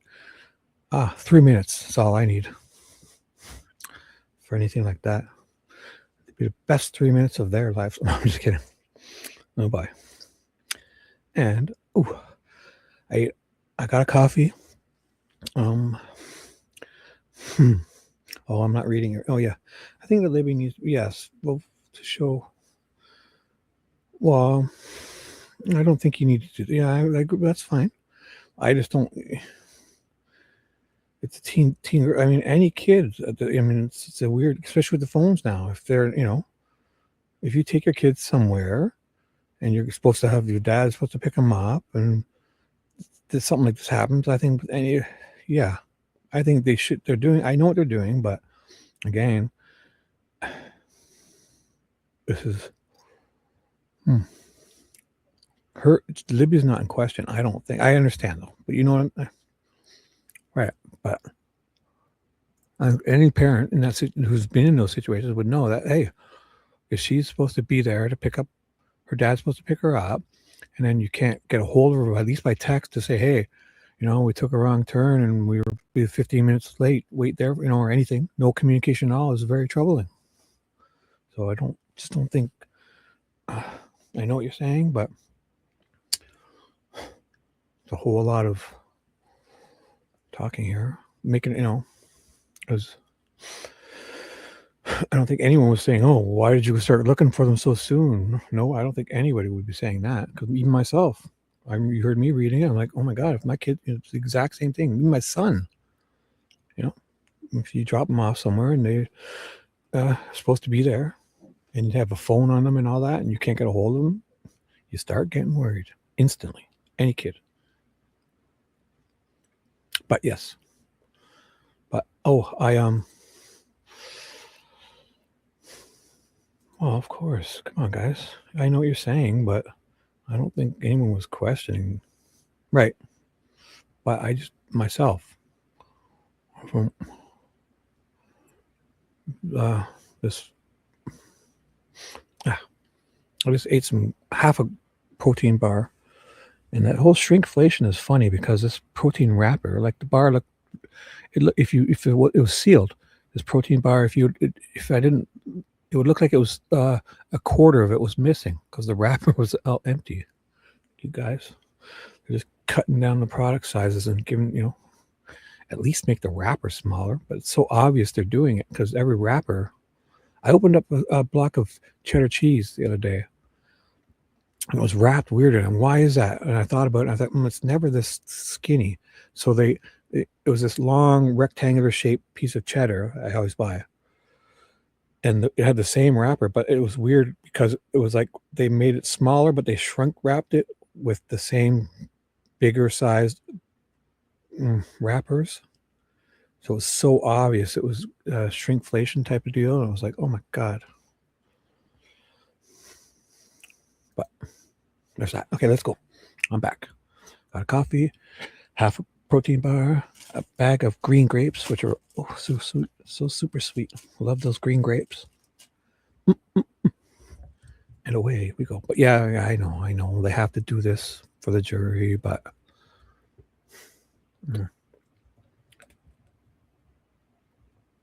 I don't think anybody was questioning why you went and looked for them so soon. Personally. So feels more like this Diener doesn't understand how families work, and she's just curious. No, I'm only kidding. I'm not making light of anything. So, and would you agree that it's called the Mears entrance because there's a big Mears farmhouse across the street, and it has the name on it somewhere nearby that tells everyone it's the Mears? It has that big historic building, and then I think they actually, where the red gate is, they actually owned the land between the road and the trail. Okay, the trailhead. We are not talking about a developed parking lot, are we? Oh no, I parked in the ditch. Okay. And this area that you're talking about, how many cars could pull off the road and park where you say? Where there would you say? In front of the gate. You could probably get a couple of cars. You could probably get a couple. I remember walking past 2 cars. No, Derek went with you, dummy. Derek went with her. Why would she even ask this? Because she says Derek comes with her. Oh, is one of them your son Derek's? And Rosie jumps in. Could you repeat that? I couldn't hear you. He gets her to repeat it because she knows it's going to sound dumb. Because I remember her saying Derek. Well, let's see. I should read it. Was one of them your son Derek's car? If you remember, I don't. There was 2 cars that you just kind of stuck out at that point in time. Okay, so why are we blowing over that? Because in her answers before this, she says Derek comes home and then jumps in the car with her and they go together, doesn't she? So watch. So 20, line 20, help me remember, page 25, line 20. 2025. Oh, that's going to be easy to remember. 2025. She says, right when they go missing, it was about 3:30. Derek, I've been calling Libby and answering in that time, and he said, "Can you get a hold of her?" So he comes back. Watch. I started calling, and my daughter, who was there in the office, somebody started calling, and Derek pulls up, and then he jumps in the car with her. She says, "Get in my car" or something. So what do you call doing next? Since we couldn't reach her, that was around. I decided we were going to go next to her. So I called my husband at work. Derek's at the trail. Well, I thought he comes home. They're not answering. So, or maybe it was Cody. I don't know. Walking out. Oh, Cody. Oh, my bad. See? Good thing I did this because Cody pulls up. My bad. I thought it was Derek. Cody pulls up. So Derek stayed there at the trail. Oh, okay. So it was. Makes that perfect. Thank you. That's where, because even a dope like me who's done this 1,000 times screws it up. So. But that's good because I do remember this. I was picturing in my mind, I think, even at the time, I was thinking Derek came back, like he left, like, oh my God, they're not there. Like, so I thought that was weird, but it's not. Cody's pulling up, and then she's like, so Cody, my fault, totally. It's going to return back to the year 2025. It was line 20. Let's do this. Perfect. I'm glad I did that because I would have been sitting there. I would have screwed that up and said something. So Derek stayed there. Make total sense. So one car would be Derek's car, right? Right. Okay, so you get there. There was 2 cars that just kind of stuck out at that point in time. So was one of them your son's Derek car, if you remember? So she doesn't answer this. So why? Was one of them your son Derek's car? She might not remember, I guess. There was 2 cars that just kind of stuck out at that point in time. There was 2 other cars. And she doesn't say if one was Derek's. If the 2 cars stuck out, one of them couldn't be Derek's, right? So there'll be 3 cars there at least because Derek's there. There was 2 cars that stuck out. She wouldn't say Derek's car stuck out because stuck out kind of is like that she doesn't know or recognize, right? So that's what. It's not Betsy Blair, is it? Or at this time? No, it's later on. So there was 2 cars there. Who? That's crazy. Because this time it's like, what, 3:34? What time are we there at? They're going back at 3:30, right? So she got to take at least 10 minutes to get there. So it's about 3:30. Derek calls. So Derek's there at 3:30. I mean, not answering her phone. You try to get a hold of her. So they're moving around. Started calling. So they're about 3:40, 4:45. I called my husband at work. Derek's at the trails. Derek stays there. Cody pulls up. It's got to be around 3:45, close to 4 or something. There's 2 ways. They don't really say.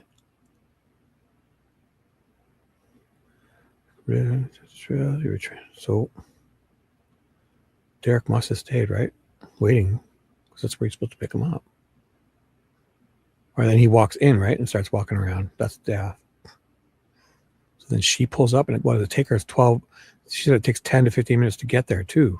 So it's got to be close after 4 by this time, right? And Derek's still there, right? But when she pulls up, there's already people there.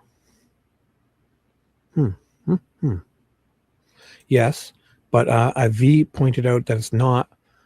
It's by marriage. So I think if you look it up, just curious. Oh, sorry, here it is. Mimi says, just curious if Thomas Diener was related to. Yes, I believe so. V said, I believe the other day that Diener was by marriage. So if you look that up, oh yeah, it's still sad. And when I'm doing this, I'm just thinking of how things could have went. I'm not questioning anything that, I mean, for whatever reason, obviously, I mean, this is horrible. Whatever you look at it.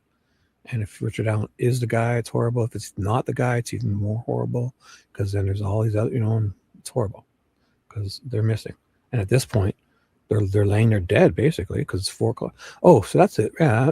So it's got to be around. So isn't that right when BG is walking by? Huh. That's it.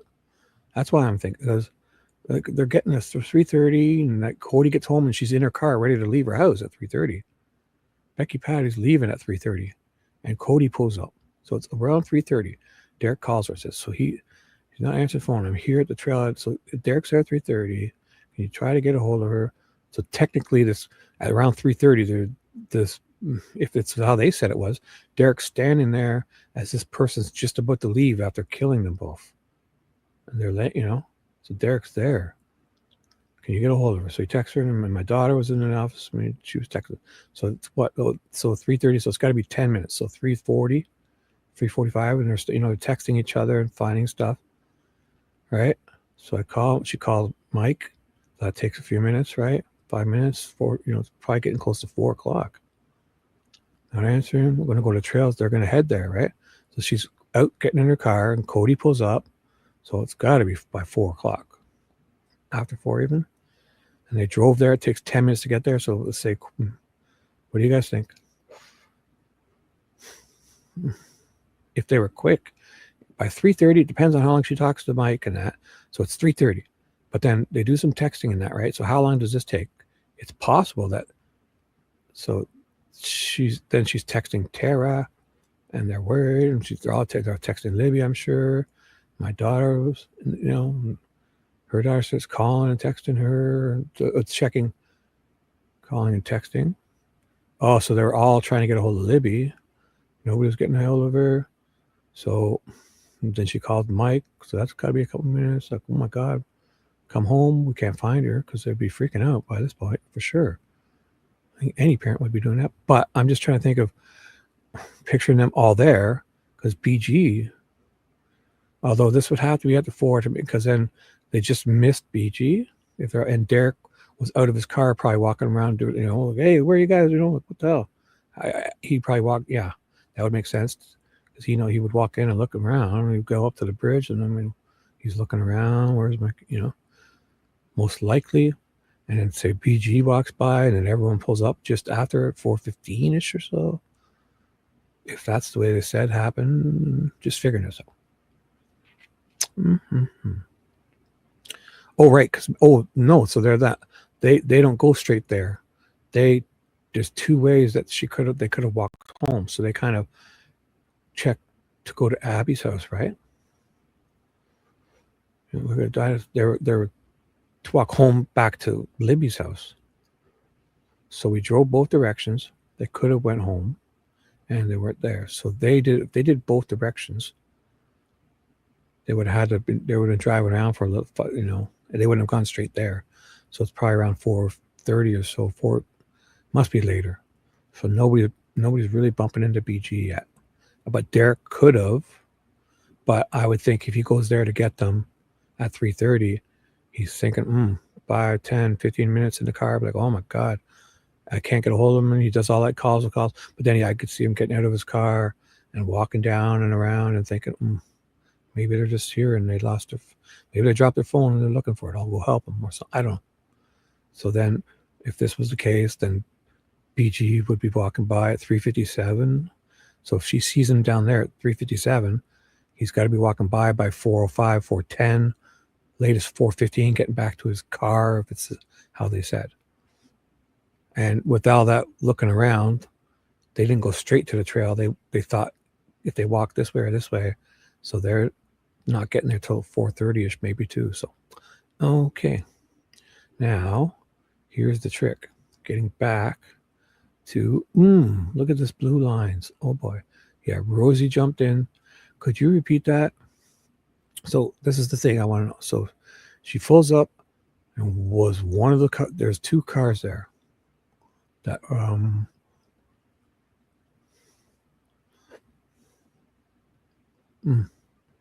couldn't hear that. There was just two, there was her answer. There was two cars there that just kind of stuck out. Well, whose cars are they? Is that Betsy, Sarah Carr? Or no, Betsy Blair is long gone by that time, right? Or just Sarah Carbaugh's driving by. So it's not Sarah Carr because she drives by, right? That's 3:57. So when she gets there around 4:30, 4:15, 4:20, she must have been, she sees two cars that she doesn't recognize that stuck out. Because one of them can't be Derek's car. So that means there's three cars there. And one should be Derek's because. Okay. So you get there. Do you actually go on the trail before you start calling AT&T? How did that happen? Yes. I was walking, and when I realized we were not finding her is when I thought I'll call AT&T as they're walking around looking, because I knew they had this thing where they could ping your phones or something. So I called AT&T too. I was trying to get them to. I told them my granddaughter, especially saying your granddaughter, that wouldn't. They definitely wouldn't do it for that. Even if you know, she should have said, I know, but she's being honest. But your granddaughter, I don't know. Or she shouldn't say that. I don't know. She should have said it was her phone. I don't know. But the pinging, they're not doing that right away for no, just people to call it up. That's definitely law enforcement would have to, but they wouldn't need a big warrant. They would just need the sheriff would call up, say, hey, Toby's and B, we got some special code. You know, they would know who to call, and they would do it. We could find her, and I asked if they could locate her phone, do the locator thing or whatever. And so I was on the phone with them or some time, and they told me I could download it. What? But she was logged into iCloud. So are these people saying that this time they don't know how to do the Find My iPhone and locate each other? Or if they lose it, you know, they would use an iPad, another device. And I guess if they don't know her password to log in, but it sounds like they did know all that stuff. Like Kelsey would be able to find it very, sure everyone does that, right? Is this just me? I should read you guys. With the whole iCloud stuff and that, like you would live right by it. Did Abby's grandma? Oh, I don't know. Oh, hi, Bezo. What's up? You snuck in. Hello, Bezo Jones. Come on down, girl. Just in time. It's 5 hours in. We're really getting started here the last little bit. Abby's grandma, I'm not sure. Did Abby's grandma live right by the trail? I don't know. Maybe someone smarter could answer that. But the whole, what has me thinking is the whole, like an iCloud, like, okay, maybe Becky doesn't know about it all, I guess, right? But although I find that hard to believe because I don't know. Like these, who's not thinking that? Like if you're looking for your kid and they got an iPhone, even in 2017, iCloud was Find My iPhone was a thing, right? First thing I would do is like, oh my God, let's use Find My iPhone. So whoever had her, you would need her Apple ID and password.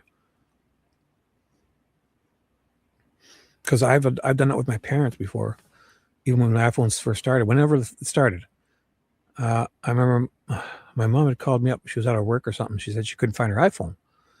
And I was like, since I set their iTunes up for them, right? I knew her password. So I logged in on and I said, and I made it make noises and stuff. and she was in her car. It must have fell down and slid down on this, and then she found it. Stuff like that. So you'd have to know the password of her iTunes, but no, it wasn't. No, see, this is where you're wrong. Nope, it wasn't. It wasn't.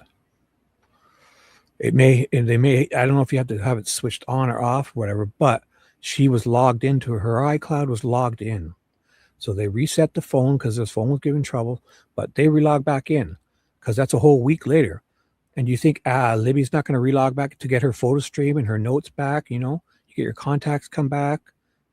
She was logged in to iCloud, but that doesn't necessarily mean you have to Find My iPhone on or whatever, right? So Find My iPhone on Libby's phone was off, not because of the reset. No, but if it was off, it could have been off. So I'm not saying it couldn't have been off, but it says in here that she was logged into iCloud. But that doesn't mean you have to have it on. Because I'll look at my iPhone right now. Like if you go in there, I'll just check in the settings. I think you can turn it off, right? So I'll go in my iCloud. I'm in there. iCloud, Find My iPhone on. Like, yeah, you have to have it enabled. And share my location if you have there's a switch to, but this is different now too, right? So back then it was different. I'm sure there was always a situation where just because you're logged into iCloud doesn't mean it's automatically locatable. You would have to have the Find My iPhone turned on, most likely. But again, remember 2017 was a whole different time. So, but it wasn't because of a reset, because her iCloud was logged in, right? So, when you say you reset your phone, right? It's working weird, or you get a new, whatever. If you just log back into iCloud and have your notes and calendars, everything switched on, your contacts come back. Your photo stream thing returns all your, whatever you had in there, and your notes, boom, your contact, it comes back. Even if you don't do like the restore from a backup, but that would be even more like your app, you know what I'm saying? But if she did that, for sure, because it was a week ago, so the phone's acting up, you would do like a restore or reset. Even if you wiped it back to normal, you could just log back into your iCloud and it returns it how it was. That's a good way to do like a little fresh start. There's a full restore you can do with iTunes and kind of reinstall the iOS, but you can just reset it in the settings like they did. And it does that line goes across. It's like what you do before you sell it. And you have to log out of iCloud to do that. Right? Yeah, because I bought phones before. Yeah. And if somebody tries to tell you they got a phone, it's locked. It's iCloud locked, meaning you have to log out before you do this, because it doesn't know if it's you doing it. So to confirm, it won't let you do this because you have to log out. But if it was a week earlier, they would log back in. It was logged back in, right? So that's the whole thing here. Oh, you don't? Tell me. No, I'm just kidding. So here's what happens. I can see it. This is my, I've had a lot of experience with this, because my kids, my daughter, even my brother, everyone would ask me for help, especially when we started using all this iCloud stuff. I would help them with their iTunes accounts, and especially my parents and that.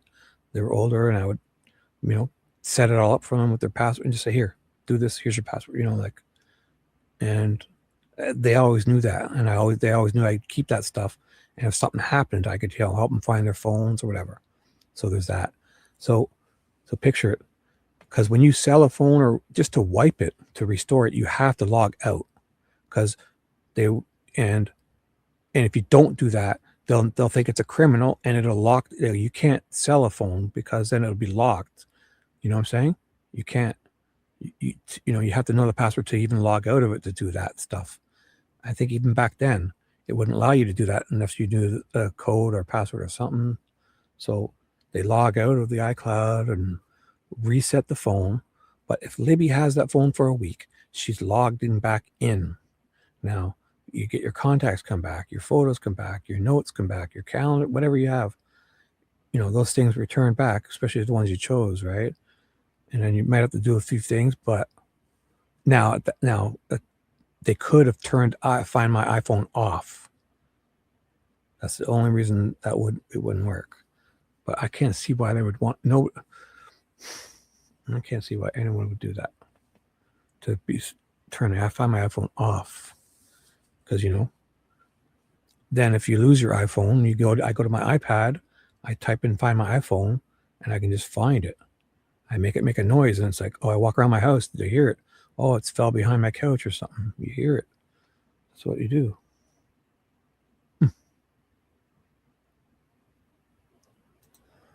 Well, why would you need to do that, though? You have Wi-Fi, right? Do you have an iPhone? Why would you need to? You transfer stuff, right? But if you were to if something was wrong with your phone and you wanted to reset it, is what they did. It was acting wonky or something, right? So they wanted to reset it. But it's just like when you go to sell it, you have to log out of your iCloud to do stuff like that, because they won't know if it's you doing it or a criminal. And if it's a criminal gets your phone, they can't do this stuff without you logging out of your password stuff. So that's what's going on here. So then say you wanted to wipe your phone and reset it to like factory, like before you want to sell it. So you have to log out of iCloud, you reset, it does like a line thing, it reboots, and then it's reset, like exactly how it came out of the box. Now, if you're going to sell a phone, then you can now sell a phone and it'll be your iCloud's unlocked. It's not hooked to you. So they know it's not a criminal doing it. So then you sell the phone to anybody, then they can now log in. But if you didn't log out, they can't use any of that stuff, and even when they hook to iTunes, it'll say, oh, you can't do this. It'll warn them and say, hey, this phone is locked to this, and if you don't have some passwords, dude, this ain't good. Cops may even show up at your door and shit, because that would be you getting a phone that you either found or shouldn't have, because to do any of that, the person has to log out, right? So, but what I'm saying is you wipe the phone and then you start fresh, but then all you do is log back into iCloud and it all comes back on Wi-Fi. It just returns to how it was. It just starts, you just look at your notes, things just start, it just pop, all the shit's popping up. You look at your contacts, it's all come back. Your photos are boom, boom, boom, boom. They're all downloading back. It's going to return itself. So that's what's going on here. But the only thing is, Find My iPhone could either have been, then you go into the Find My iPhone, they could have turned that off.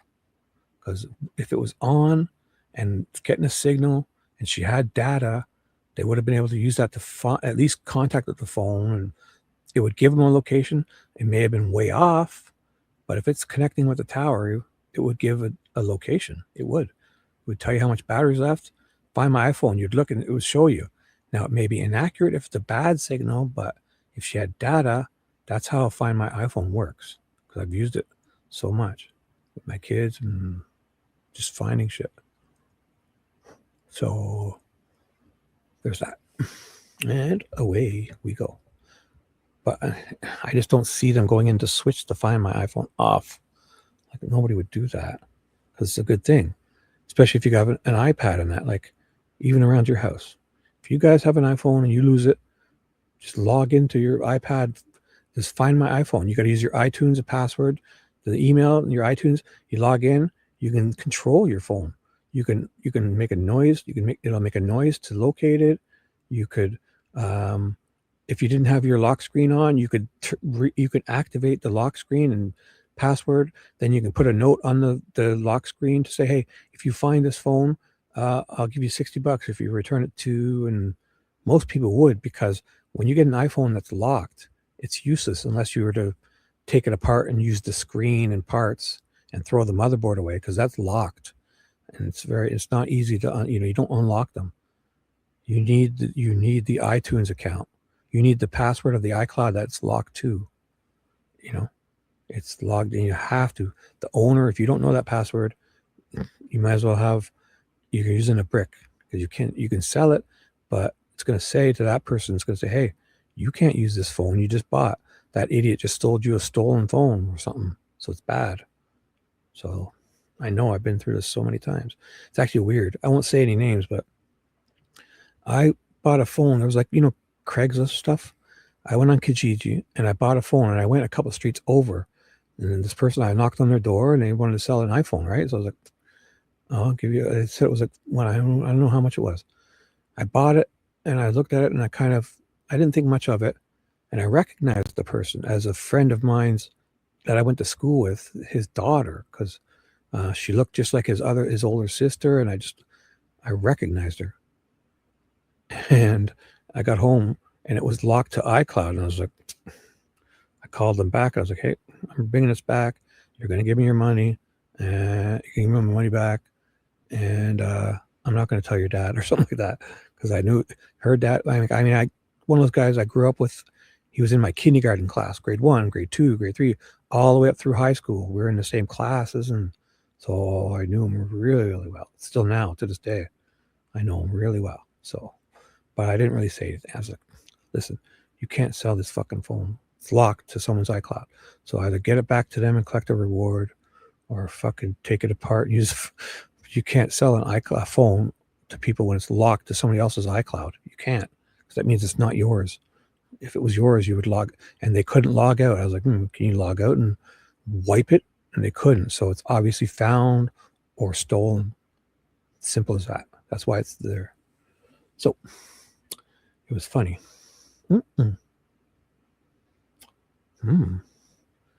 Well, yes, but you can't trade it in unless you log out, Nicole. You got to know this. So you got to find that password. If you took your phone and it's logged in, and if you can't log it out, they won't buy it from you. You can't trade it in. Maybe at Apple, I don't know if they'll do that, because they might have a super secret software that can bypass that. Are you talking about trading in at Apple? I choose to trade mine in, or at the phone company, like Verizon, AT&T. You have to log out because you can't do nothing without those passwords. So I would suggest you find that if you're going to go trade it in. More than likely they're going to say you can't, because you have to log it out because they won't be able to use it. Because the whole thing, when you trade those in, it's good enough for them to, I guess, sell or resell or do something with, right?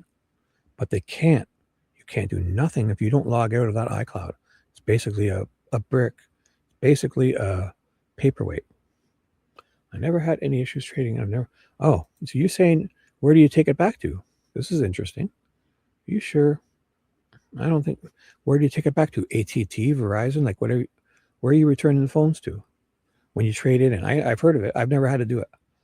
I'm very curious. Maybe I haven't done it really, maybe in years. So it's definitely, maybe I'm totally wrong. But where do you take it back to? Like your company is it the phone company or Apple itself? Have to be the phone company.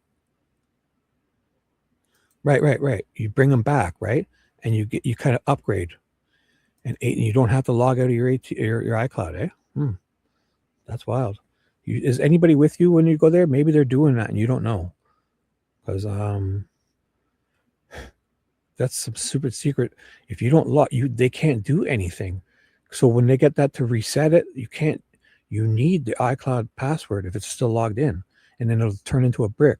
Once you start entering that password wrong too many times, it'll lock itself up and all this stuff. So I think you just might not know about what's going on. But I'll take your word. You return it. You don't log out of iCloud, and they just give you an upgrade. Because I've done this. I've bought and sold iPhones and many times. Nope. And usually my husband, yes. So there you go, you dope. You silly monkey, you. He's logging out of the iCloud. He knows. I hope he's listening now. He's gonna be laughing at you, because he's not even bother you with this stuff. Because, oh my gosh, she has no idea. He's like, cool, I'm getting a new phone. That's all he's thinking of, right? It's cool. I understand. Well, you should, you silly monkey. I don't have my password. So, well, find it. Because even just if you were to, have you ever lost your phone just in the house and you're just like, I fucking know it's around here. Then you just open up your iPad and it plays a song. It plays a ding, ding. It starts making noises. And you're going like, oh my God. One time I found my phone. I was looking. I log in and it fell down the back of my bed under. I never would have found it. And it made noises and lights up. And So if your hubby's taking it back, he's logging out of iCloud, and he's obviously, when you do that, you can reset the phone to return it, and then you take it to them, right? You don't return it with all your info on it. Well, he has yours too then. He has yours. Yes, you have separate iCloud's account, but without that password. So if he doesn't log out, then you're returning that phone with all your photos and information on it. And I know he's not doing that. So I just think you don't know, because anybody who would wipe the phone. You would reset it like they're doing here, but it won't let you do that unless you log out of iCloud, is what I'm saying. So I just think you don't know. So when you talk to the hubby, I guarantee you he's going to tell you that, yes, I log out of your iCloud because you don't even know. And I reset the phone because he's not taking your phone back in there. No, you don't share. You don't need to share an account. No, you have separate accounts. Yeah, you have separate accounts, and he's doing this for you, and he's doing it for his phone if you're trading two in. But he's doing it separately. Yes, because your messages are different. Your notes are different. Your contacts are different. Yeah, your pictures are different. Yes, you have different accounts. But if you take it to them, not only can they do nothing with it, your info is still all over it. To wipe it and reset it to the condition you would return it or give it to somebody else, you have to log out of iCloud. He's doing this. No. You can't reset it. That's it. No. I'm telling you, you don't even know. Why am I even talking to you? Whatever. You have to, something's going on here. I don't know what you're saying. You said it when you put your phone side by side or something. Whatever. But it's being authorized. It's getting authorization. Yes, of course I'm right. Whatever it's doing here is getting authorization of some sort to say it's okay. No, Fishy. You let it be. We're having a talk here. Don't you start. You're using emojis, so I'll accept it. But I'm not. She should know this, shouldn't she, Fishy? No, I won't let it be. This is where you and I differ, because I care about her, and she should. If you're returning your phone or giving it to somebody, if you don't log out of your iCloud, it's useless to them. The police might, it's a bad thing if you start hooking stuff up and you can't even use it without the iCloud. They can't do anything. Or you're giving them your phone with all your photos and notes and either way, it's not a good thing. You need to know this. Yes, you authorized it. Yes. My God, I'll die. You'll die on what hill? Oh boy. Yes, Fishy authorized it. Yeah, I just got a new phone. So on my old phone, transferred all the data. Oh, yes. That's transfer. You guys don't even know what you're doing. So what did you do with your old phone? You don't take it anymore. You don't take it in anymore where I'm at. What did you do with it? But you guys, but Nicole's talking about something different.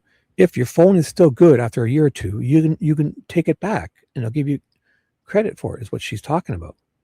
Oh boy. You guys, I don't know why am I even dealing with you guys? It's a simple thing. You have to get your iCloud off of there, however you're doing it. And your hubby's doing that. And if he's not, then they're going to get a brick, because they can't do nothing with it. If your iCloud is still logged in, they can't do anything with it. You can't even get past the passcode or screen. It'll lock itself up. Okay. And transfer my data. Put it, yes. You're making your, oh my God. I'm done with you. Yes, we're not talking about that. When you're done, you can transfer it. You can do all that. You can get it. It can be exactly the same as it was with a backup in your iCloud. Yes, but you guys are wild. So you're giving your phone to them, and it's all. No, they're not, because they don't want a brick. They want to resell it. Why do they think they're doing this? No, because if your phone is worth for them to take it as a trade-in, they're not just throwing it in a bin. Your phone is still worth something, and they're not just going to do it with any. There's certain phones they'll accept in a trade-in, and if it's, are you trading up every year or two? That's what you're doing, obviously. So you're one of those people that pay $2,000 for a $1,000 phone because you get it for a couple, and that's fine. I think what you should do is just go straight to Apple and buy a good phone. It seems expensive at first, but over that 2-year contract you're signing, or with AT&T, they're nailing you hard with that. You don't see it, but they are. That's the whole point of it. Oh my God, you guys are wild. Why am I even talking with you? I don't have to, because I know you're the one who's confused, not me. I'm just trying to help you. If you're not doing that, you're giving them a phone with all your photos on it and your contacts. If you're not signing out and resetting it, you're taking your phone. And I share a note with you, so people are going to get our note. Oh my gosh, look at this. I'm going to write in that note now. If you read this, if Nicole, I'm going to write right now. Look at Nicole. I got our note open. We share a note. I'm writing at the very top. Go look at your iPhone, Nicole. I'm going to say, if you read this ex parte, look away. Boom. Go read your note, Nicole. Go now. I command you. Go read our shared note. Go read it. Out here. I just wrote that in the top. Literally. I literally wrote that. Anyways. Because I'm interested in these things. I don't know. Because I know you don't understand what's going on here. And you can't take your phone back and sell it. No, I don't need help. No. I'm beyond repair. Exactly. Yes, Shibby doesn't need help. It's too late for him. It's too late for me. I know we can agree upon that. But Nicole, you can't take your phone back. You're giving them all your photos, stay on it then. All your contacts, stay on it. Our shared notes. Oh my gosh. I'm sharing a note with a person. That's top secret info we're typing in there. Your Discord will be on there. All that stuff we talk about. Oh my God. I'm in trouble. You got to wipe that phone if you're taking it back. You got to. And the only way to do that is to log out of your iCloud. So your hubby's doing this, and I think he's probably just not telling you, because I bet he ends up in this loop with you just like this. So that's where I'm going to leave it. I feel for him. Well, if you keep it, then you don't need to worry about this, right? Yeah. You don't need to worry about it. Yeah, I keep my old phones too. They're great because I use them to look at security cameras or switch lights on and off, or to listen to music. And I carry 2 phones sometimes because I use my old one as like an iPod type of deal, right? But this Nicole here's her hubby's doing the same thing I'm doing right now. I'm gonna just he's gonna say, "Oh, why even tell her?" He doesn't even tell her. Art guys love her phone. Yes, bitch. Yes. That's it. So okay, so they get her phone and they're going through it. Yeah, they love it. Yes, all those guys. What's the Genius Bar? Or no, what is it? Yes, it's at where is it? Like, say you go back to what's that electronics store? The big blue and yellow one. Big. What's that electronics store? Best Buy. Yes, the Geek Squad. Yeah. Yes, Nicole. Oh my God. And if you have any photos in there of holes in your back showing like a leopard print underwear top part, they'll see that stuff. All right. Just because you had a little thing on your back there, and they're going to be looking at all that stuff.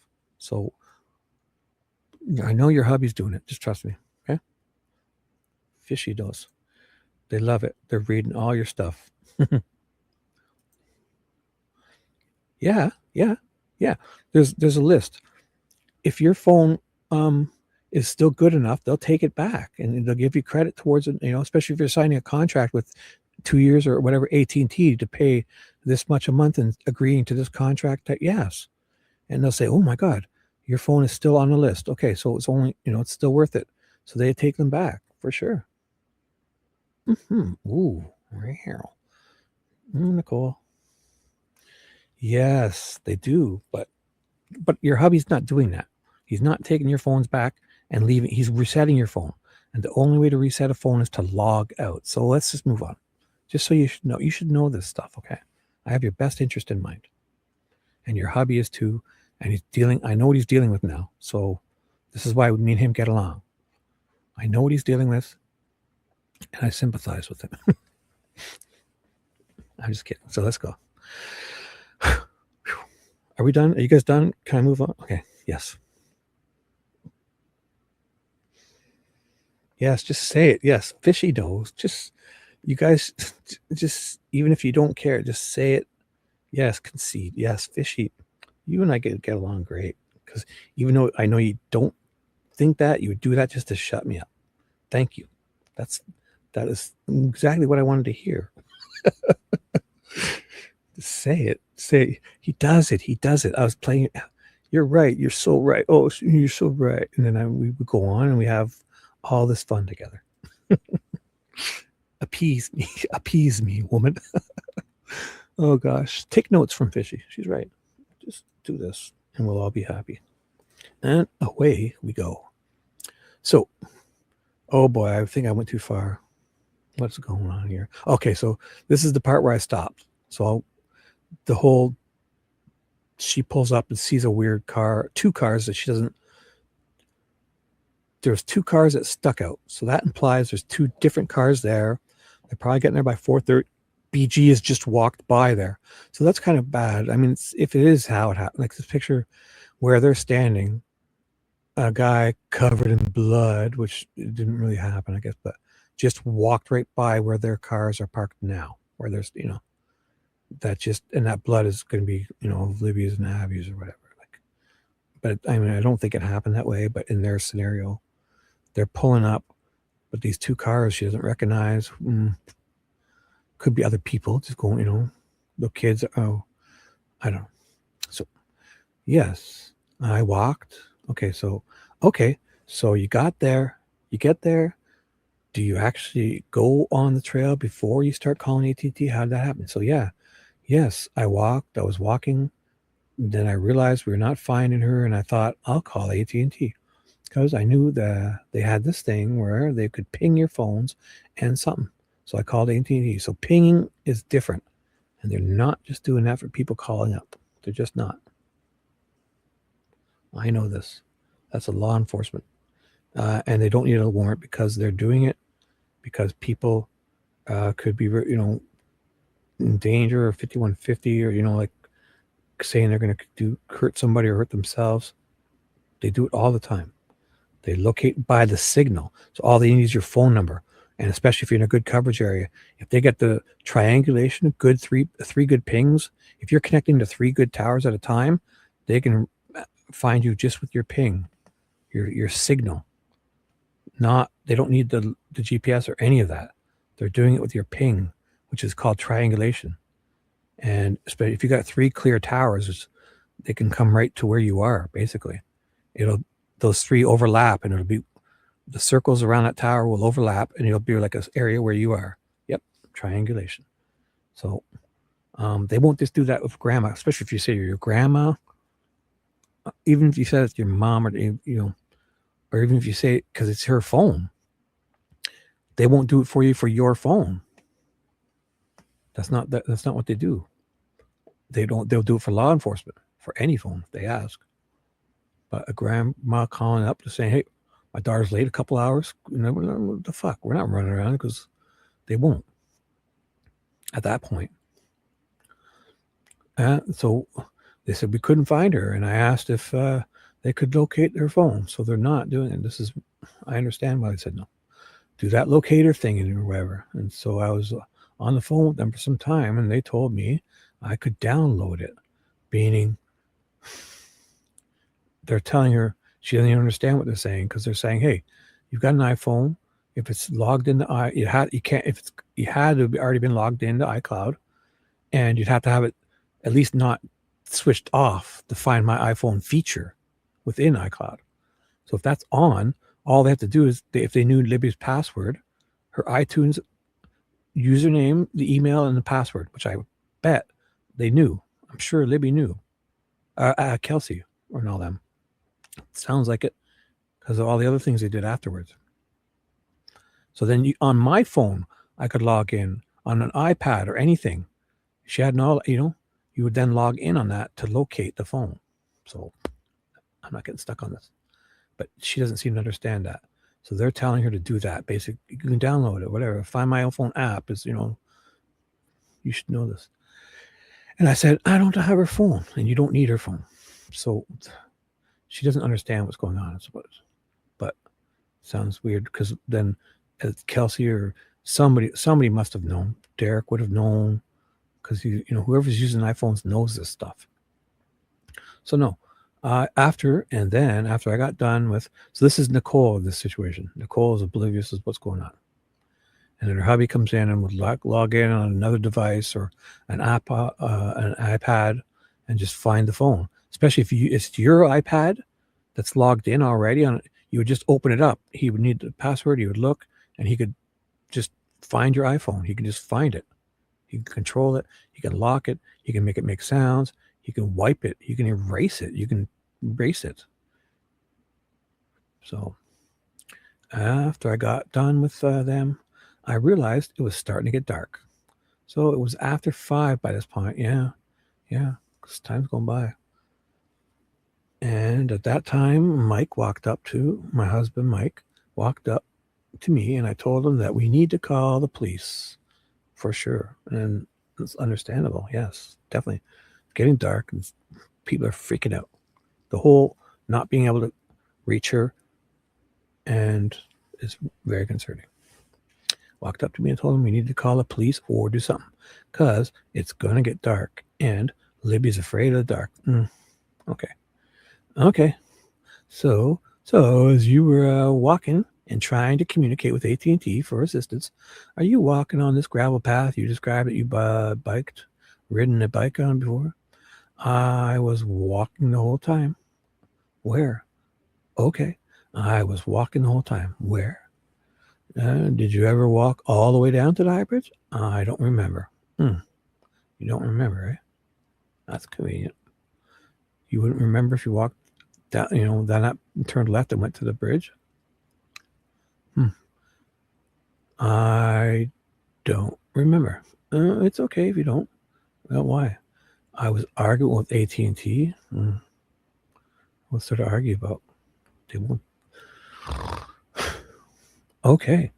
At that point, are you pretty much on your own, walking with the phone and talking to AT&T and others are dispersed looking? My grandson was with me part of the time, but I don't even know where he went. And what grandson are we talking about? Peyton. And there's one of the children of Tara, and that's one of Tara's. So it's starting to get dark. No one has found them, correct? Yes. So why isn't somebody saying, so she's doing all this with 18, but she should be talking with Kelsey and Tara and Derek about, hey, which one of you knows this Apple stuff? Her phone, check it for Find My iPhone is on. When is that happening? Because that must be happening at some point. Find My iPhone. Is it on? If it's on, it gets even a couple signals. It'll say its last known location, what the battery percentage was, or and even if it went off, here's the last spot we saw it. If she had data, but she would need the data to do that. It's not working without data. Not just text minutes and data. Call me dada. If you don't shut up, Shibby, then no. See, you're weird. You're just like V almost. I'm not trying to be a know-it-all. I have a lot of experiences in this, and it's concerning to me that you would give your phone to people when all your information is still on it. That hurts me. I don't want you to do that. So you guys see it differently, but I see it as I would do this for you. I would risk what's going on now to have you understand and kind of maybe protect yourself. And this is my whole problem in my life. I do all these weird things to help people and prevents bad things from happening to them. And then I look like the weirdo, right? No, this isn't a battle though. You see, you don't know something and I'm very well versed in it. And if you would listen to me, this could save you from giving your phone to somebody full of all your information. And I don't know why that's because it's important to me that you don't do that. So if you think that's battle, oh boy. Talk with V. You're more like her than I guess, because that's not what's going on here. I'm risking this, and now what's going to happen is you're going to do this and avoid some really bad things that could happen to you. And I look like the fool, but I'm okay with that. I'm a martyr. I do this all the time. Save people from this hardship at the risk of looking like an annoyance. But if I shut up and tomorrow you traded your phone in and somebody got all your information and photos, and oh boy, I would feel horrible. So this is better. And away and Nicole goes. So it's starting to get dark. No one has found them, correct? Yes. Oh, yes, okay. And you're communicating with your husband, Mike, and you guys make a decision to call law enforcement. Yes.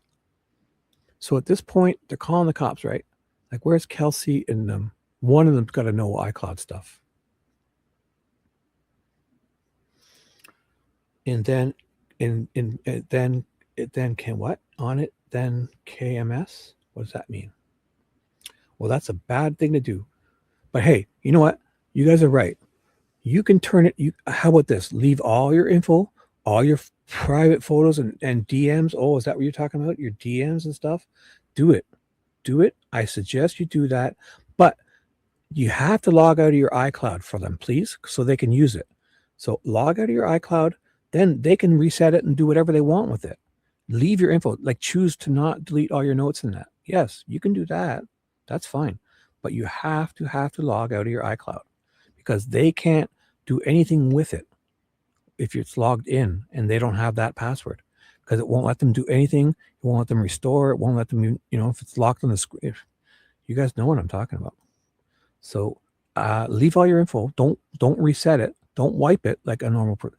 Leave it all your dirty photos. Dear sweet baby Jesus, imagine all your photos you have. Leave it all. Your notes. How many personal notes you're writing? Oh my gosh. Leave it all. Just log out of iCloud and take it to the Geek Squad guys. And then walk away. Wear tight jeans too. Walk away, and those Geek Squad guys will be like, they'll know what's going on. It's logged out, and they'll be going. The first thing they're doing is going through your camera roll. The first thing they're doing. No lecture. No lecture. No dad lecture. This is love. I care about you guys.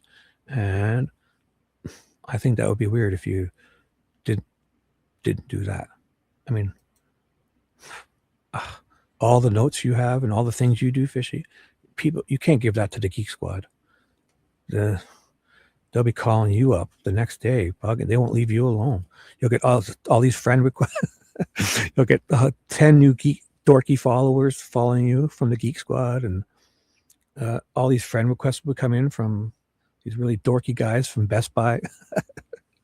Okay. I see what you guys are saying, but yes, this is exactly what my whole life story. So I do these things because I care, and I wonder why. Because I risk looking like this, but it's because I care. Okay. At that point, had you communicated with Abby's mom? I had tried calling her a few times in between, and I could not reach her. So when I told my husband, we needed to call the police, right? I told him that I was leaving and going to her to see if I could find her, right? So this is why I stopped here, is because Kelsey, somebody knows iTunes, especially Kelsey or Derek. They're calling the police, but have they tried using the Find My Own phone feature? That's the whole thing. And if it's not switched off and she's logged into iCloud, as long as they didn't turn it off, they should be able to locate it. Does she have data? We need to know those things. Did she have data? Not just, right? Because, she does, because she was uploading to Snapchat. So she has data. Boom, boom. Yes, you can do anything you want, TJ. Go anywhere you want and do anything you want. You're not beholden to me.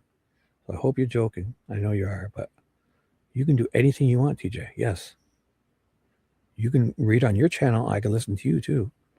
Or you can just enjoy me. I know you guys are kidding. A simple emoji would make that so much nicer. When you read it so calm. Okay. Oh, that was nice. Okay, you're right. You're right. TJ, you're right. Both you guys are right. Don't respond to the dumb thing I just said. Please, please, please, please. Because I'll feel horrible. That's actually nice, Fishy. You're trying. When you read, it's so calm. No doubt. That's actually nice. I'm so sorry. I took that the totally wrong way. And TJ, please don't respond to my dumb comment. You're right. Because you're saying kind of the same thing. Like, I love your soothing voice. And you guys are actually being nice, and I'm a jerk. Yes. And I thank you. You did this because it made me realize what was she saying. So when you read this, when you read it so calm, no dad lecture, please. Just tuck me in. I'm here. I'll tuck you in. All right. You guys are actually being really good. Thank you. I'm a jerk. I'm moving on. No more dad lectures. Just give me your phones. I'll take care of it. All right. And your passwords. So they're not logging in. She has data because she's using Snapchat. Her photo gets uploaded to Snapchat, right? So she has Snapchat. She has data. So when these times it connects, why isn't it? So we need to find, it's not good enough to know iCloud is logged in. That's the first step.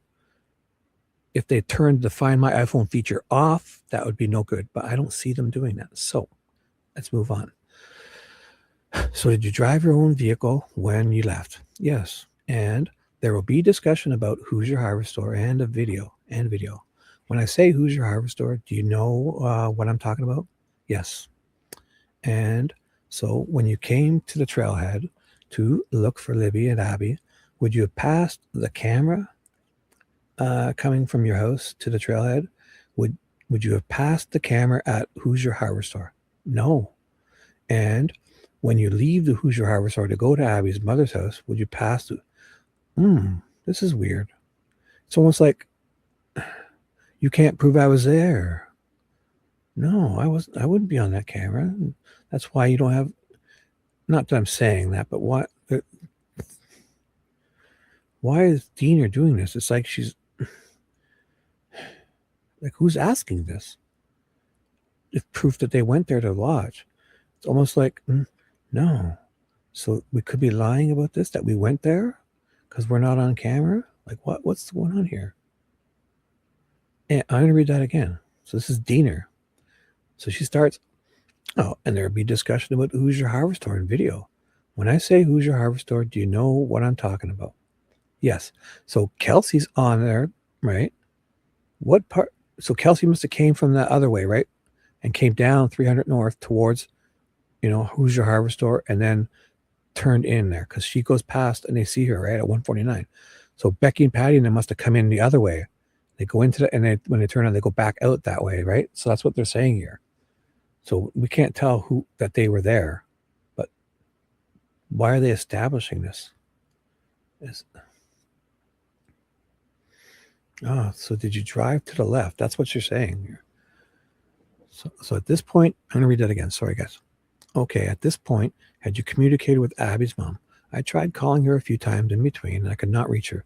So when I told my husband we needed to call the police, I told him that I was leaving and going to her house.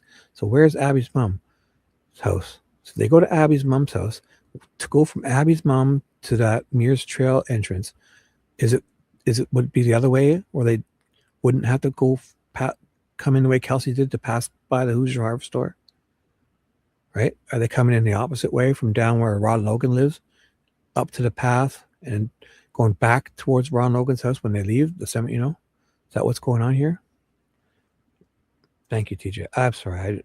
You guys are all being sweet and nice. I get it. Yes, because this one here, she wants more of my voice, and I'm giving lectures. I'm sorry. No more lectures. I'll tuck you guys in. Yes, I'm into the story too. So you must get into this with me because we want to figure this out, right? So no lectures. We're figuring this out because it's important, I believe. So what they're trying to establish here is that Becky Patty doesn't drive by the Who's Your Harvestor camera. So that means she came from Abby's house.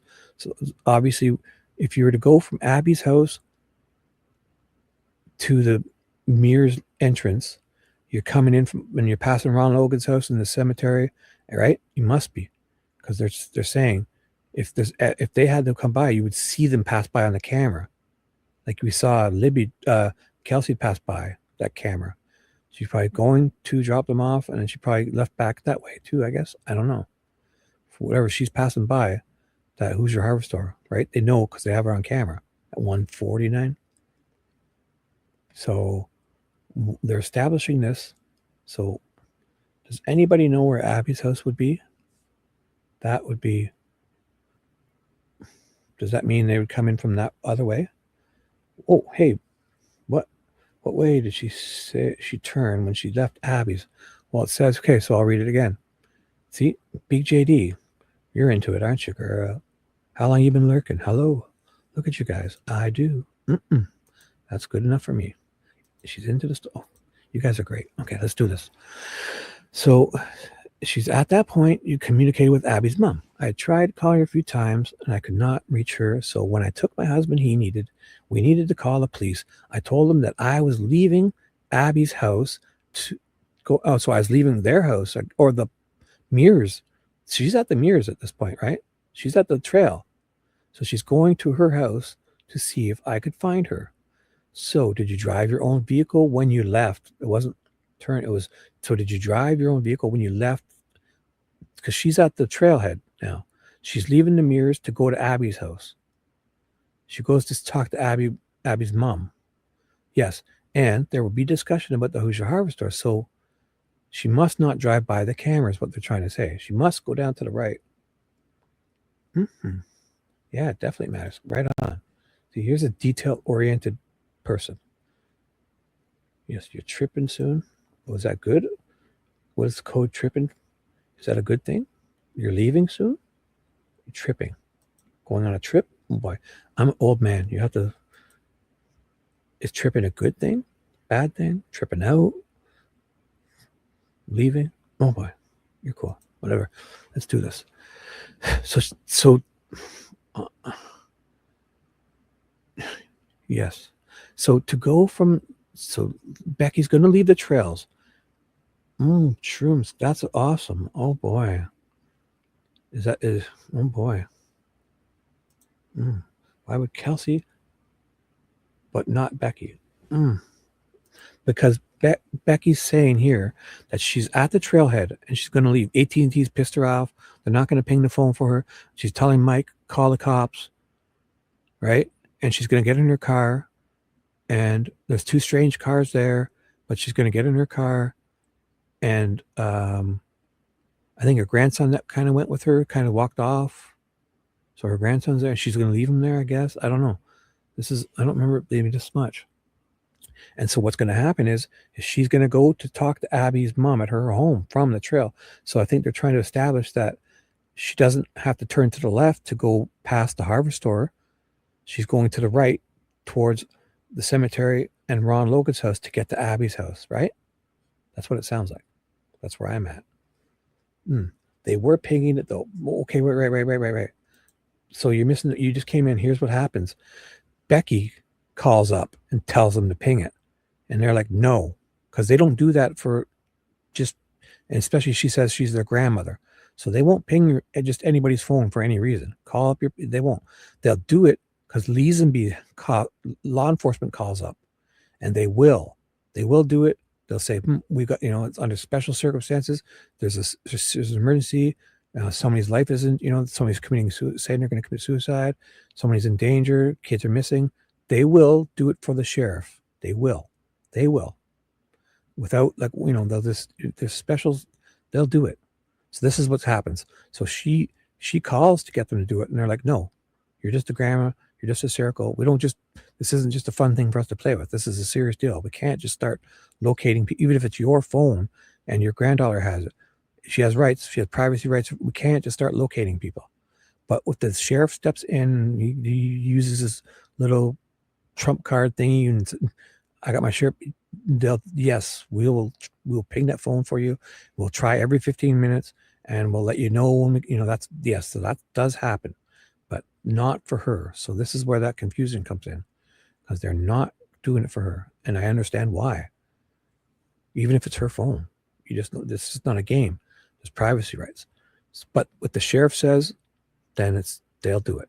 I guarantee they say they do it. We know they do it. So this is what happens here. Now, the only problem for me is, so we know they wouldn't do it for Becky Patty that day, right?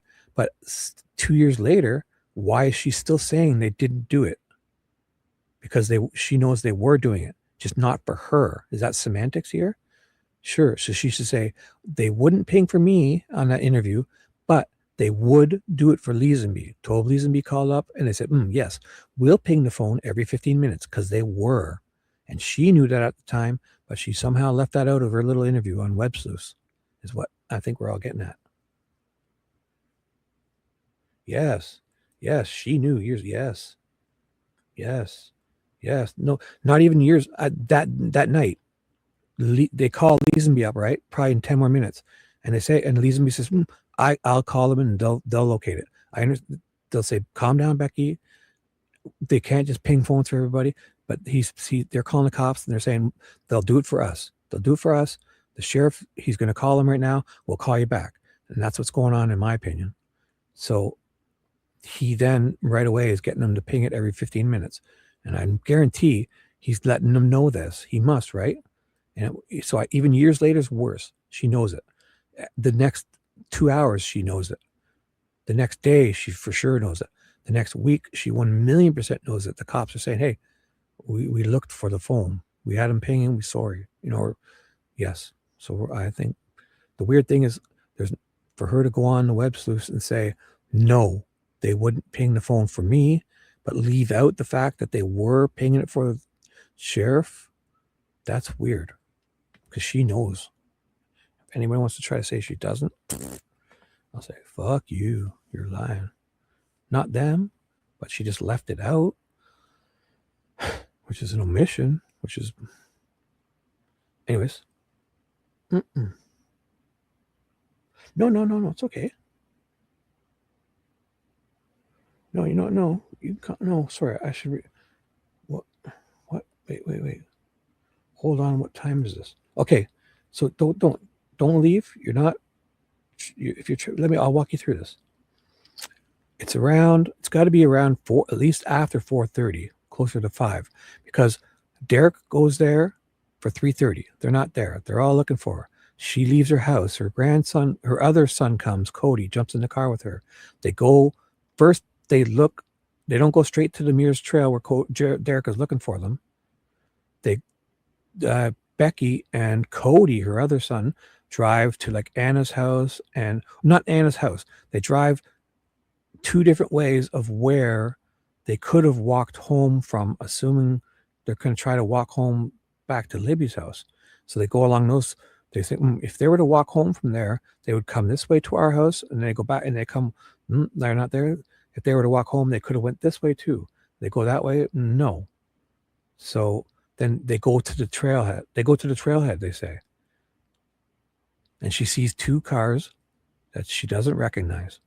And she doesn't say if Derek's car is still there, because he's supposed to be there waiting, right? And he's walking around looking for them and stuff. So they go to the Mears, but this is where they're trying to say they're not coming in from the Freedom Bridge area and passing the hardware store. They're coming in from the other way. They're passing Logan's, the cemetery, and coming up to the Mears and turning in there to wait.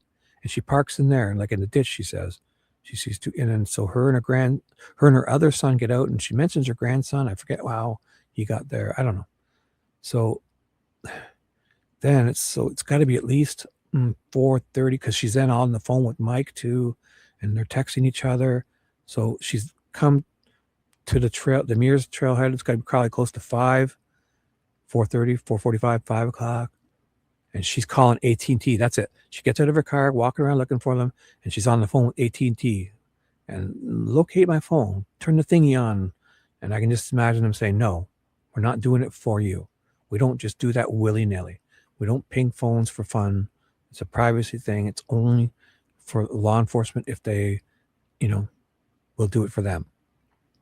So she's talking about calling Mike Patty and telling her husband to call the police. And then as he's calling the police, she's jumping back in her car. I don't know if she's alone. We'll have to check it again. She goes to Abby's house. So again, but the thing here is they're pushing this, that she's not going out towards to pass the harvester camera again. So she comes in, she's not on harvester camera. She's at the mirror. She walks around calling AT&T, walking around the mirror's entrance towards the trailhead area. She doesn't go to the bridge, but she's in there in the path, the trails, calling AT&T. She walks back out. AT&T won't. She calls Mike. Mike calls the cops. She gets in her car. I don't know if she's alone. I'll double check. She's going to Abby's house now to talk to Abby's mom. This is what's happening. So they're saying she must go to the right, because they're saying she's not on harvester camera. She goes towards and passes the cemetery. Their bodies are laying down there, unfortunately. This is how they said, but she doesn't know. She's passing around Logan's house, going to Abby's mom's house. Whoever that is. She's going to talk to Abby's mom right here. So when you came to the trailhead to look for Libby and Abby, would you have paused past the camera? Like, this is Diener. Would you have passed the camera coming from your house? So would you have passed the camera at hardware store? So no. So she came in from the other end, right?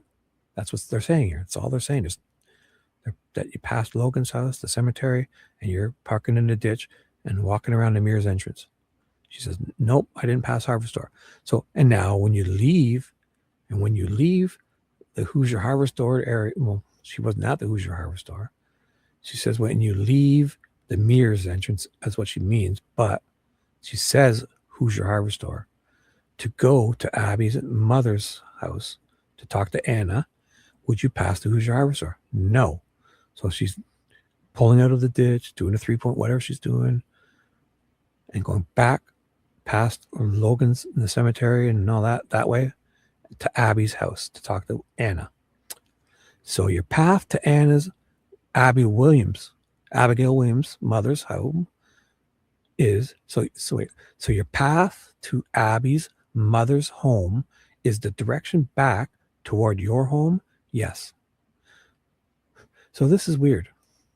So if it's back towards home, then wouldn't Kelsey come in that way at 149?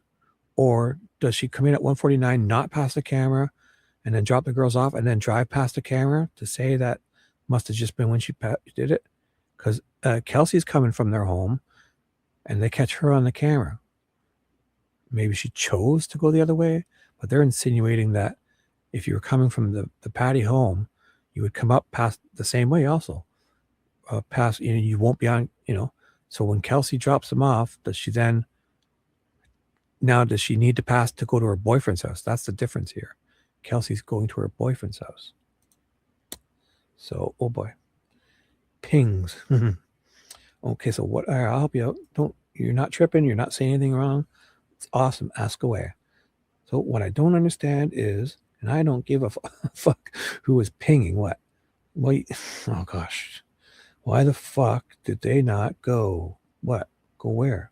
Where the pig? Where the pigs were at is my question. What? Where the pigs? The cops? Oh boy, you are. Oh, pings. I should have read it. Pings. Well, because they don't know yet. I'm not sure. You're right. It's a good question, because eventually Leesenby calls them up. When does Leesenby know? When do they start pinging it? We know they start pinging it every 15 minutes, but when does that start again? It's got to start. They probably might not do it right away. Maybe they do need to get like a little type of warrant thing, but I'm pretty sure up in a lot of places, they'll do it for the cops, especially a sheriff. If he calls up and says, children are missing. Yes, you're right. Because I didn't read this next. I got confused there. It said pigs, and that threw me off. But pings, yeah. Because if AT&T is pinging that phone, right, they got to have. I think there's got to be some type of location, right? It's probably way off. Yes, I feel you're right too, and you're in a perfect position to do that. Yes. The shrooms are kicking in. Start writing stuff down and then take a screenshot of it and send it to. I'd love to see what you jot down. Draw some pictures too. Because because those shrooms are kicking in. You guys are fun. So yeah, we're gonna have to go over this a few times. And you're right. But oh boy, that's true too. But yeah, you're right. So they get those pings, right? Even if it's a single ping from a tower, they're getting a kind of location. I don't know. Are they saying it because AT&T tries to ping it, right?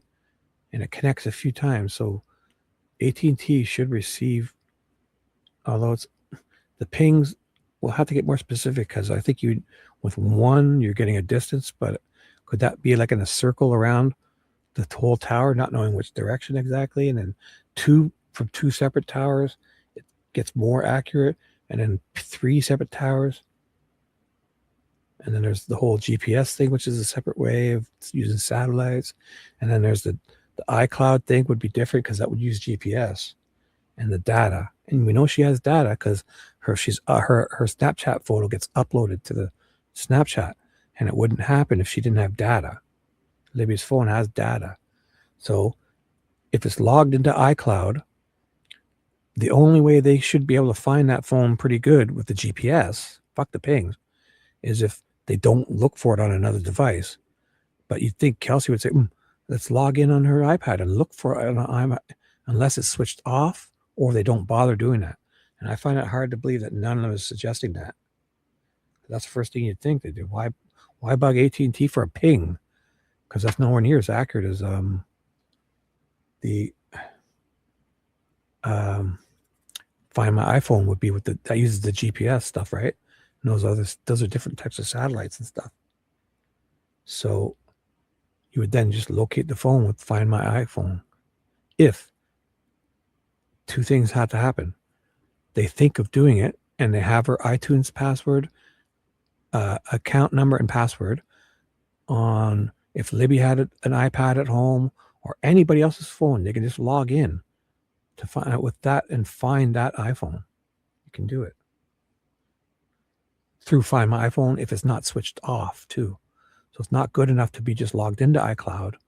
The actual Find My iPhone have to be not deactivated because they reset the phone, then they relog back into iCloud, obviously. And so they would then have to go in and turn off Find My iPhone. I don't see many people doing that. So you're on fire. Ooh. Yeah, I feel like this is where the shit starts getting, definitely swirly. And you're awesome. Oh, it's a bunch of fucking feet on the Wells Tower, however. Right. But even if they only have the one tower with the pings, like say it gives a 1,000 feet, because they can, isn't it tell them the distance pretty accurately? But if it's one tower, like picture you just drew if it said it's like 1,200 feet, imagine you take that tower and draw a big circle around that one tower, 1,200 feet. And I think any part that overlaps between like Ron Logan's house and the Freedom Bridge, if it does fall in that, they're probably closer to that area. But it wouldn't be accurate, but I don't know. I don't even know if it works that way. Don't be ever sorry. No. You get mouthy, girl. Look at it. It's 5 a.m. here. You do whatever you want. You're not mouthy at all. I love it. We need your energy and fire here because Fishy's fallen asleep and TJ's gone to sleep and Nicole is, oh my gosh. No, keep commenting. I love it as much as you want. Yes. You're not mouthy at all. You've fired us up again. Say as much as you want. Because all this it's leading to things. Just this talk. I mean, every time I talk about this, I think of something I didn't think about. But yet I forget them, and I should be writing them down. Yes. So I'm going to carry on. So your path to Abby's mother's home, like, again, I'll say it one last time. This whole questioning is just to say, it's kind of to prove, they're trying so hard to prove that Becky is not on the Who's Your Harvester camera. So you can't, it's almost like you won't be able to see if I was really there, but you're going to have to trust me I was there. So that's what's weirding me out here with this dialogue. Like who was thinking that? Was anybody thinking that she didn't go there? And we'll never know. What? So where? Yeah. So she's got her phone on her, and she's getting a good signal. So the police should be able to confirm. Oh, this is the whole thing. Well, they don't do any of that. Yeah, all these people are walking around with phones. So why don't we just have a map of how this all went down? You'll see. You'll see. Becky is at her home. Her other son shows up. His phone. They go together in a car. You'll see it travel. If they really were to be able to locate themselves, and right, wouldn't that be possible? It doesn't work like that, right? Although if you gave permission to do that, they could draw a picture better, and you would see them get to the trail, then you would see her go back. Oh, I don't even know what I'm saying. So, Diener's just really adamant about pushing the point that she's not on the Hoosier Harvester camera twice. Okay, and when you had made the effort to reach Abby's mom, tell us what her name is. Anna Williams. Yes, exactly. But are you having a good trip? Like you're enjoying yourself? That's good. If you're having fun and you're comfy, and if shrooms are making you, we love it. So don't think you're doing anything wrong. Okay, JD, big JD? If that's the case, type away, trip away. We love it. I'm having fun just thinking of you tripping. As long as it's a good trip and you're not tweaking, like, I think you're having fun. So that's great. Type away. We love it. Yes, another trust me, bro. That's what it sounds like, right? Like why are they pushing this fact? Was anybody questioning that she went there? Oh boy, that's weird.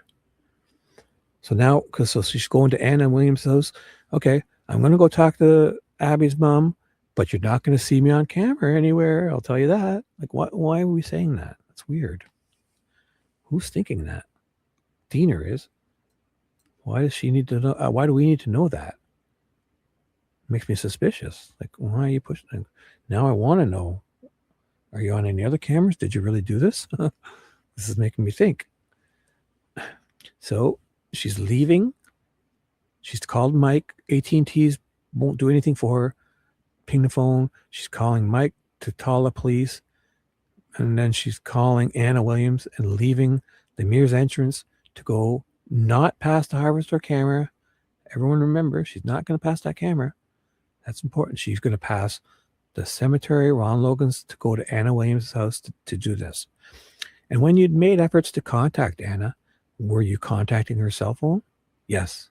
And were you able to leave a message on those previous calls, or do you even remember? I don't remember. That's fine. So she doesn't get a hold of her. So you leave and go back the way you came to her home. Do you at some point, do you find her there?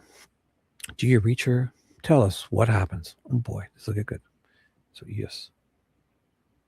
So just tell me you're having a good trip, JD, and I'll feel wonderful. As long as you're enjoying yourself and it's good, type away. We're here for you. This trip, take us with you.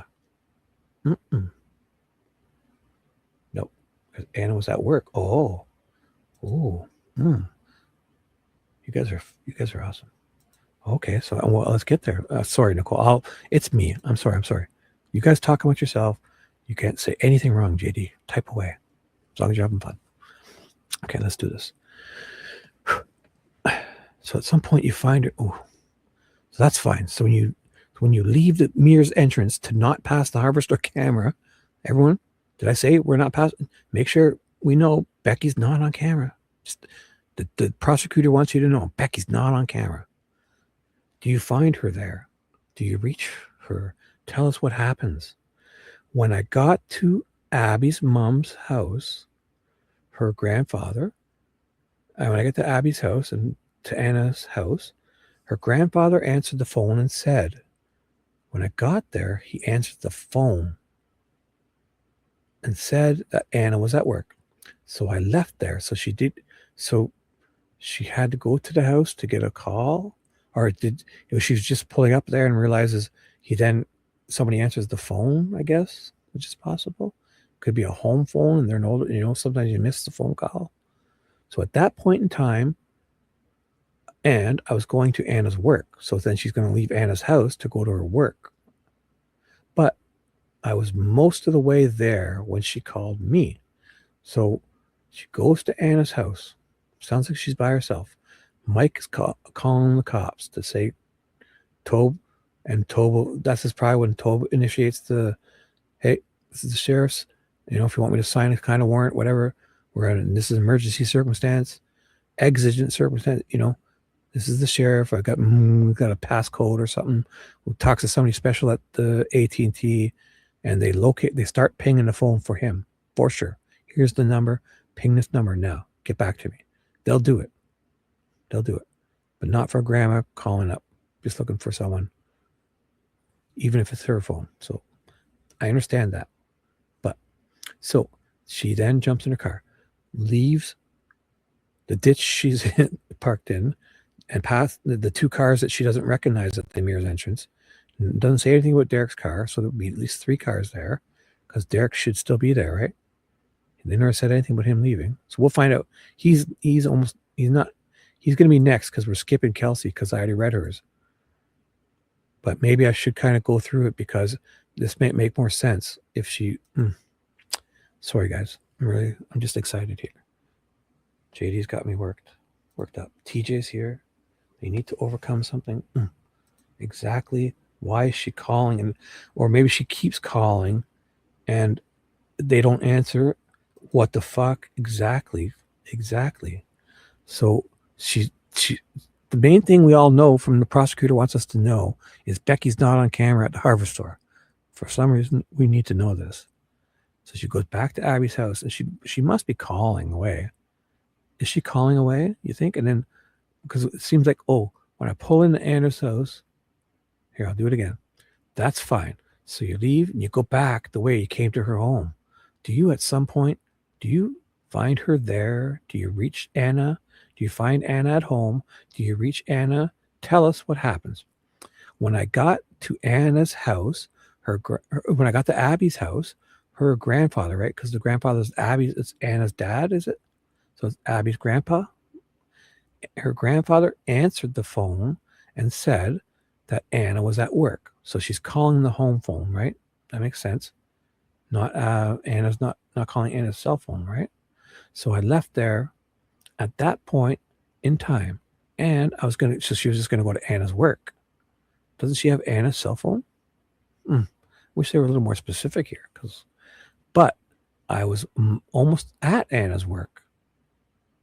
And Anna calls her, obviously not from the home, calls her from either her work phone or cell phone. Maybe she doesn't have a cell phone. Maybe she's calling from her work phone. She might be getting wind. But to think Anna doesn't have an phone, a cell phone, is kind of weird too, right? Possible. So Anna calls her, Becky. Becky's almost at her work. Anna calls her. And at that time, I don't know why I knew this, but I told her that we needed to go to the police station. So we met at the police station. So instead of going, she changes course and meet us at the police station. And Anna's going from her work. Becky's doing a U-turn and whatever way she's turning and readjusting her. I don't know. She must know. She knows the direction. So she's going to meet Anna. Just get to the police station. I guess probably maybe Mike or somebody's texted her saying, I'm going to the police station too, or something. I don't know. They're all probably going to meet there. I don't know. So this is the prosecutor. You said that when you got to the house, her grandfather answered the phone. Did he answer the phone? Door. Oh my God. Sorry, guys. I should have kept reading. She gets there to the door. Oh my God. Sorry, guys. Sorry. So scratch everything we just talked about for 5 minutes. Becky gets to Anna's house and bangs on the door. And the grandfather answers the door. So they're not answering. So maybe she is calling Anna's cell phone and it's not there. So I totally assumed, oh my gosh. So Dina, you said when you got to the house, her grandfather answered the phone. Did he answer the phone? Because she's like, oh, that wasn't part of our story. Get it straight, girl. And Becky changes it. Door. Or answer the door. Door. Sorry, door. So it's the door. He answers. She's at their door. So when he said Anna's at work, did you already know where she worked? Well, he told me, but I knew it was at the dock. And in going to the dock, is that a Delphi establishment? It's a restaurant. Okay, but it's in Delphi? Pittsburgh, which outside of Delphi. Okay, so when you leave her residence and go back to the dock, you don't pass any cameras, right? Watch this. Does it take you back past the trailhead from her house? Right. No. They want us to be clear that she's not on this harvester camera. They're really emphasizing that. Yeah. You don't go back past the trailer because that would mean you don't pass the harvester. Because if you went back that way to get somewhere else, you would then be passing the hardware store. Is the hardware store the only camera in town here? Why we this one hardware store camera and a place that size would easily have at least 4 cameras, one on each of those walls facing,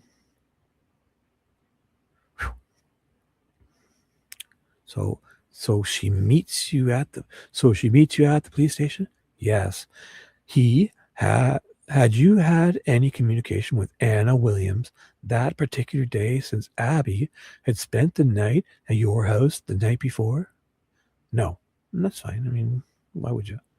Did you pretty much let the girls make the arrangements with respective parents? Yes. And rely on that? Yes. That's the yes. That's the normal response as always. Make sure it's okay with them. Right? Yeah, this doesn't sound that bad. Like, because she's sleeping over at her house to go out the next day. They're not until she gets back home with her mom. She's kind of with them. So you don't start calling your mom. Maybe you could. I don't know.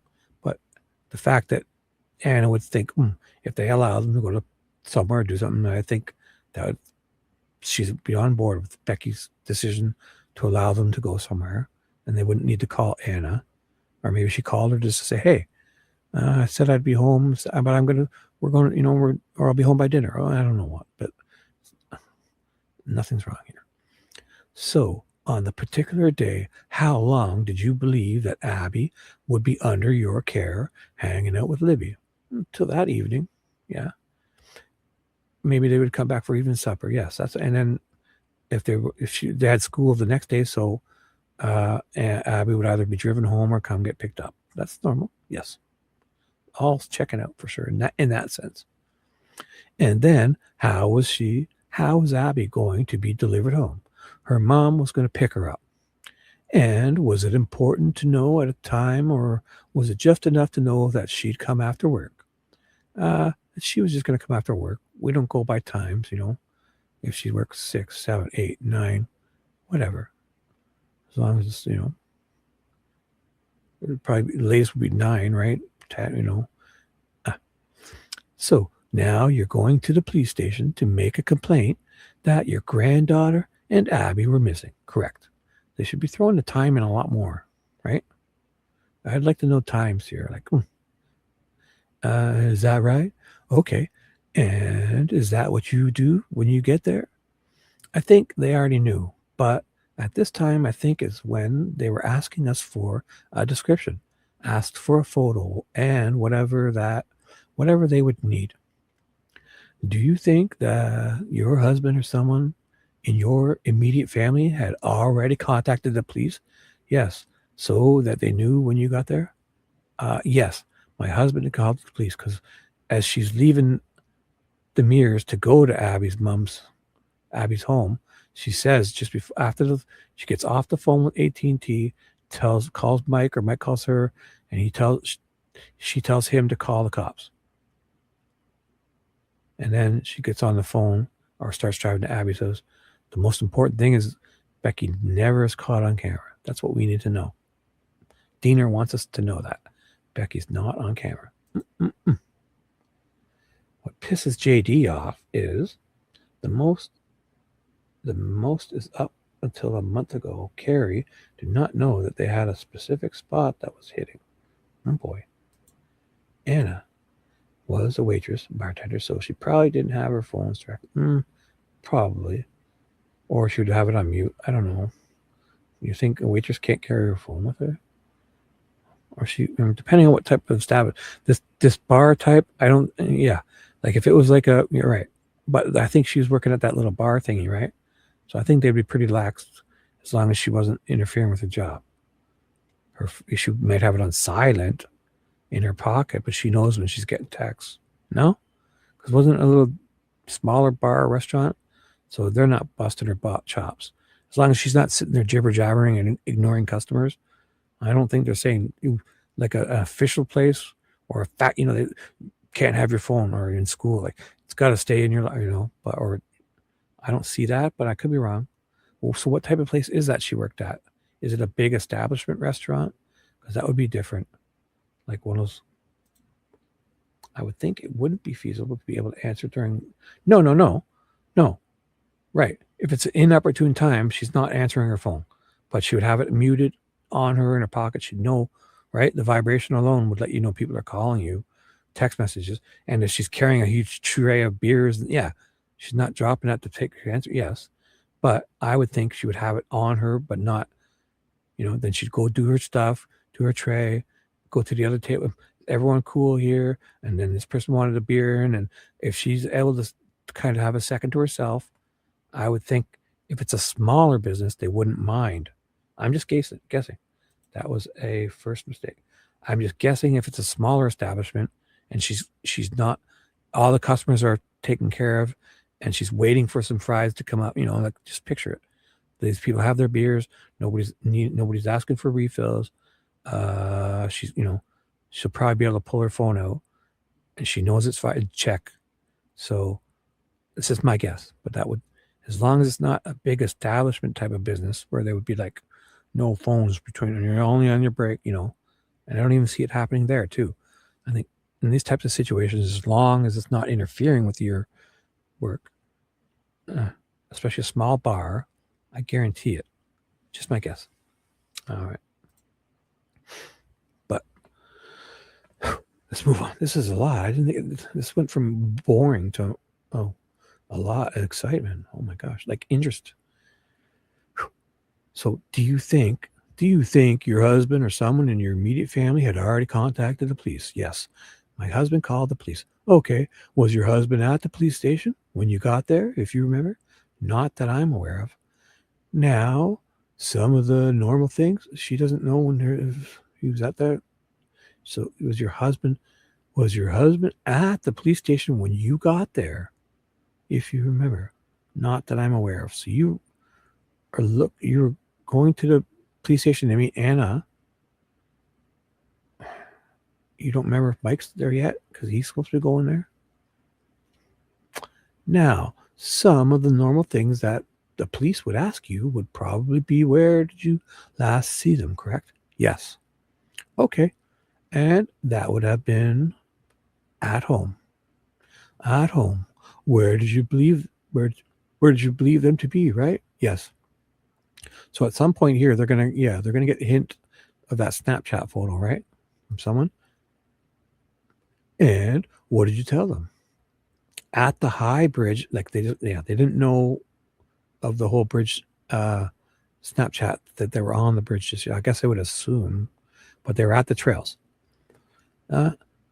They might have asked when they were dropped off, right? Yes. Okay. And what they were wearing? Yes. Okay. And you already testified that you had a memory of Libby wearing a tie-dyed shirt and gray sweats. Yes. So is that the information you shared? Yes. Yeah, this is that whole thing. Is there anything else you were able to tell them about a jacket or shoes or anything else? Oh, I knew she had on black Nikes, but as for a jacket, I truly thought she didn't take one. And you later became aware that she probably wasn't wearing gray sweats. Is that right?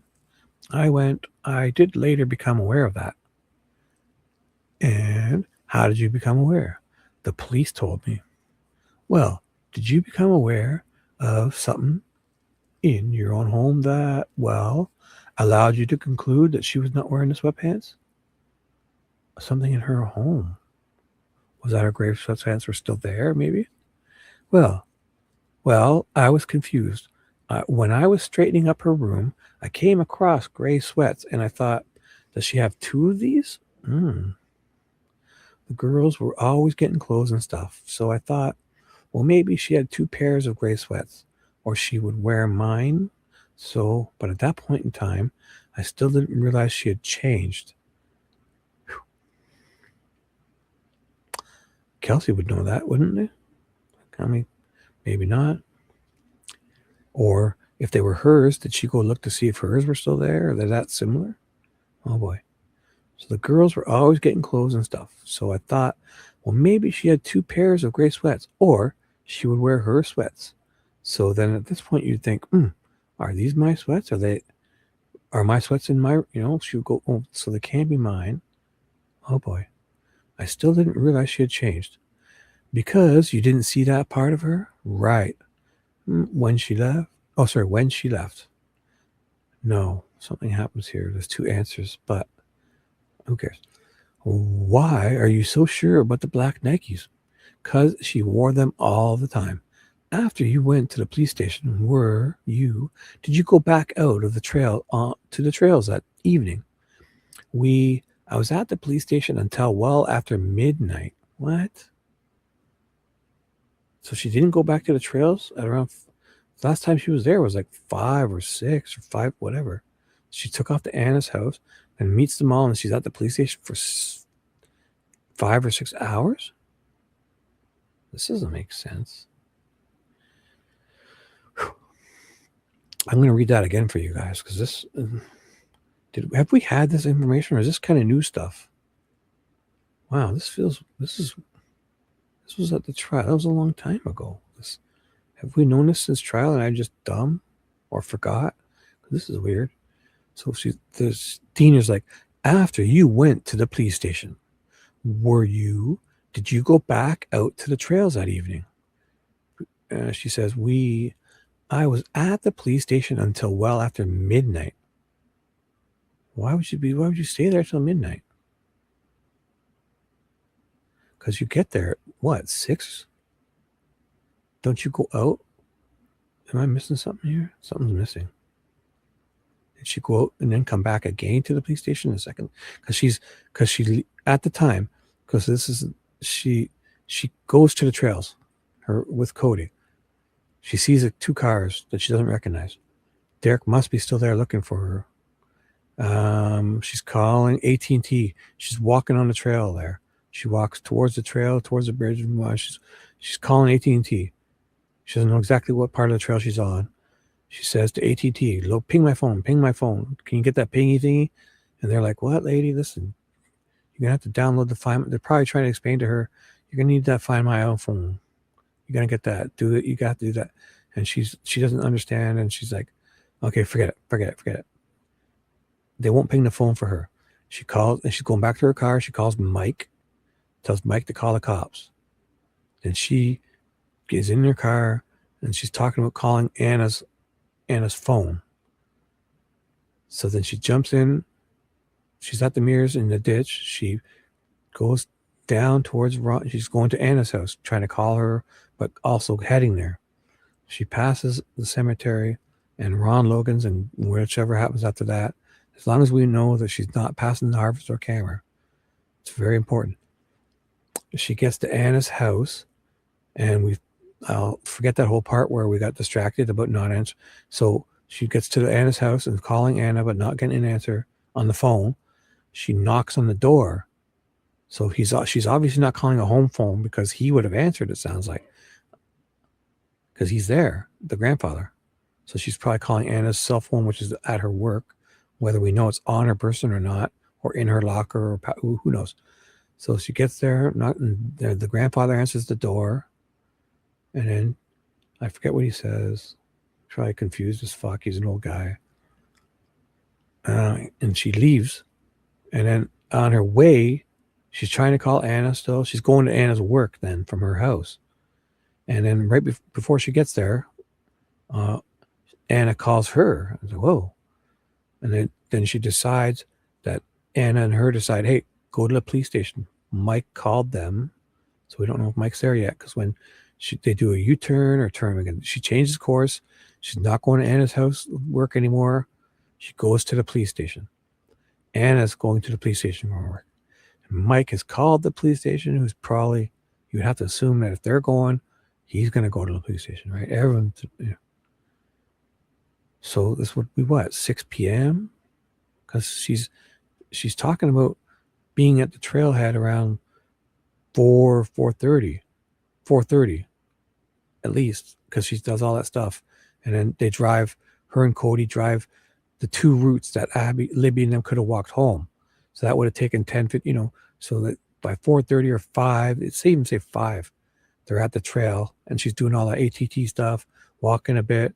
There's, you know, back in her car, calling Mike, telling Mike to call the cops, then calling Anna, not getting a hold of Anna, going to Anna's home, knocking on the door. The grandfather answers. He has no clue what's going on or anybody or nothing. Anna's not here. She's at work. She then decides to go to her work. So she's probably still calling Anna's cell phone, and either can't answer it or is not allowed to use her phone at work. We still don't know yet. She almost gets to Anna's work. Anna calls her, and they decide to meet at the police station. So she does a U-turn or whatever, changes course to the police station. Anna goes to the police station, and Mike has called the cops. We don't know where he is just yet, because when she gets there, she doesn't remember if Mike's there yet.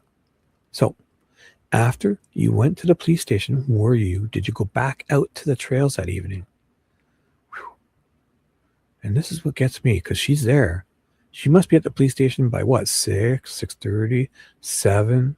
Because she's doing all this after going straight to the, not straight to the mirrors to look for them, but the only thing that would cause time, you have to add close to a half an hour, because they're very specific when they say her and her other son, Cody, not Derek. Derek's at the trails. Cody shows up, jumps in her car with her, and they take 2 different routes that Libby and them could have walked home to see if they're maybe walking home. They cover both the routes, and no, they're not doing that. So what's that? At least maybe 10 or 15 minutes each time, even close to a half an hour, whatever. Then they get to so by 4:30ish, 5, they're getting to the mirrors. She walks on the trails, calls AT&T. They won't ping the phone. She walks back to her car. Those 2 cars, she doesn't recognize are there. No mention of Derek's car there. No mention of Derek leaving, but whatever, forget that. So she calls Mike, tells Mike to call the cops. This is probably where Lee gets them to ping the phone, because he's like, okay, this is serious. I'll call AT&T now, and they'll do it for me because it's an emergency. You know, they'll do it for the sheriff for sure. She then calls Anna, can't get a hold of her, gets to the house. Anna's home by no cameras catch her doing this, right? So make note of that. Knocks on the door. The grandpa answers. Anna's at work. Takes off. Starts going to Anna's work. This is Becky Patty. She doesn't get there. Anna calls her. So she's there. She's at the police station. Then they decide to go to the police station. She's at the police station by 7ish, the latest. So are you saying that they don't go back out on searching? They just stay at the police station until after midnight? That's what she's saying here. Unless I missed something. This is weird, right? He was jerking off of maybe. Yes, JD. Yes, girl. Look at you guys having fun. I haven't really been looking. Sorry. I'm going to check up because I don't mean to. I'm not talking to you guys, but I should pay attention better. So yes, I remember the what the fuck. They need to overcome something. I'm reading everything because you guys are awesome. I just haven't purposely bucked any of the Delphi shit in all week. Boom. You're at the right place because I'm on the night shift for another 2-3 hours. So this is fun. I got to do this. Anna Was a waitress, bartender, yes. Possibly, we don't know. We'll find that out. What pisses you off, JD, is the most of until a month ago, Carrie did not. Yes, that's a big. I would think it wouldn't be feasible to be. No, it wouldn't be to answer the phone, but to think of a small establishment, she'd be allowed to have her phone on her, and if the time was right, she'd be able to check her phone. Right? Come on. And that was the first mistake. Yep. Yep. Ooh, this is one I like. No, he was jerking off a fellow Mason in the corner. Probably, possibly. Oh, yeah. Buddy, we got stuff missing. Girl, you do. We do. I feel like, oh, should I stop talking to you like this? Sorry. You don't. You're making perfect sense to me. So I see what you're saying now. I feel like I have schizophrenia in between my thoughts and you in my head, girl. You feel it? I'm in your head. Yes. Actually, that's not the shrooms. I'm in your head. Oh boy. And your thoughts and the dialogue and talk, text, not wanting to talk, text. Call the Masons. Boom. This one's on fire. Maybe she should have taken a look around why she was over there. Oh boy. Oh my God. Wow. Would that be oh boy, I never thought of that. Nicole, you catching this one? This is JD says, which I guess do we think we should have done that instead of taking off to maybe the grandpa doesn't know they're up in the rooms. Oh my God, because the grandpas are oblivious, right? Does the grandpa? We should check back. Does he say for sure nobody's here, or just that Anna's at work? Like, what if the girls were up in the room? She doesn't really even ask the grandpa. JD, oh my God, that's a great point. Let's stop on that for a second. I skipped right over that because she gets to Anna's house and bang, knocks on the door. The grandpa comes and just says, Anna's not here. Anna's not here. She's at work, and she leaves. Like if you see, she must have said stuff like, "Have you seen Abby and Libby?" She must be, and maybe I missed it. Do you want me to go back and look? But I can't see her not. Like, is she just going there for Anna? Does she already know? Like, what if they got back to Anna's house and they're up in Abby's room, changing, because they went there to grab something quickly, and then the grandpa wouldn't really. Oh my God, great point. Oh my God, I got to move on. But that's an amazing point. Okay, let's do this. I'm not saying that she wouldn't be able to check it. Right. Yeah, she definitely couldn't answer it right away. Yes, like I said, yeah, if she's got like a bunch of beers and she's got orders to take to tables or doing whatever she's doing there. Yeah, but eventually at some point she knows her phone's probably going off, right? If it's on silent, you would have it and you'd feel the vibrations. Yep. That's exactly what we meant. Okay, so good. Run. Okay, so this was one. What about Kelsey? Useless. Excellent. JD, take shrooms more. This has got you. Oh my God, I forgot about Kelsey. Holy fuck. Yeah, where's Kelsey's useless ass? Because she would be the type of person that could be. She'll know stuff like to be able to log in and check iCloud. Why isn't Kelsey in all this? Kelsey should be all up in this. By this time, especially, because remember there was that whole thing about Kelsey not answering her phone? Maybe she's not. And they feel, I remember that. But I didn't think it would be for this long. Because eventually she does answer it. But at that time, Kelsey's kind of like watching movies with her dad, or they're hanging around at their boyfriends, and they're like, oh, not this one again. She keeps calling me. This woman won't leave me alone. I can see it. And I would probably do it too. Because you think your grandma, oh my God, I just left. They probably want me to go back and do this and pick them up because, I don't want to answer the phone. Right? Because she says she doesn't get the phone to the phone right away.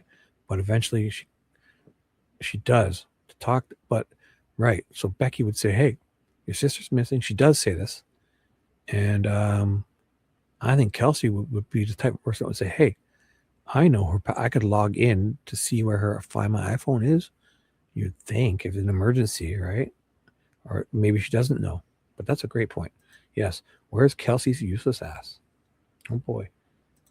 in front of me, in front of the mirror's camera. Yeah, well, no, not in front of the mirror's camera, rather. I hope you went all the way in college, because that's what it's going to take to figure out this timeline and shenanigans. No, JD, you must be newer here and knows, because I barely squeaked through high school, girl. I barely. I was racing cars and drinking beers and chasing things around. Nope. I barely squeaked through high school, so there's that. But I'm here for you guys. And Kelsey did log into Libby's stuff at the great point.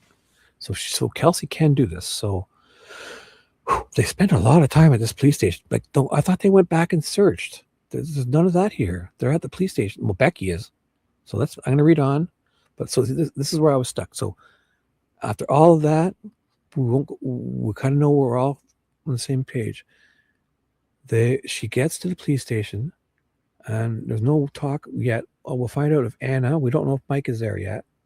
Mike, my husband picked me. Okay, so here we go. But this thing here, I was at the police station until well after midnight. So they don't go. Becky Patty doesn't go out searching. So that's right. Is that what they're saying? They don't go searching? Oh boy. Well, if we leave the state, at this point, they're long dead, because they got there and missed BG walking by at 4 p.m. So Derek gets there at 3:30. He's walking around looking for them. BG eventually walks by at 3:57 because Sarah Carbaugh saw him. He walks right by there. BG all bloodied. So then Becky and them must pull up around 4:15 or 4:30, having just missed BG, is what we're saying here. So the girls are dead at this point. They're long, if we go by their timeline. The girls are long dead. Because for BG to be seen at 3:57 p.m., where Sarah seen him, which is he just came out of the cemetery area and was walking towards the mirrors, and she sees him 100 feet away from that mirrors, the cemetery entrance, heading towards the mirrors on 300 North. He's heading towards the harvest, and the mirrors entrance and the harvest store. He's walking right down the middle of the fucking road. And that's where Sarah Carbaugh sees him. She says it. So another 5 or 10 minutes, he's at his car. But he walks past Derek's car. He walks, PG all covered in blood, walks past Derek's car, because Derek's there walking around the trails looking for him. They say it. And then they don't mention Derek again for his testimony's coming up next. We're going to skip Kelsey's because I already read that.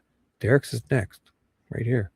Testimony of Derek, German. So we're going to be able to go, oh boy, this is going to take a couple. This is good, though. This is good.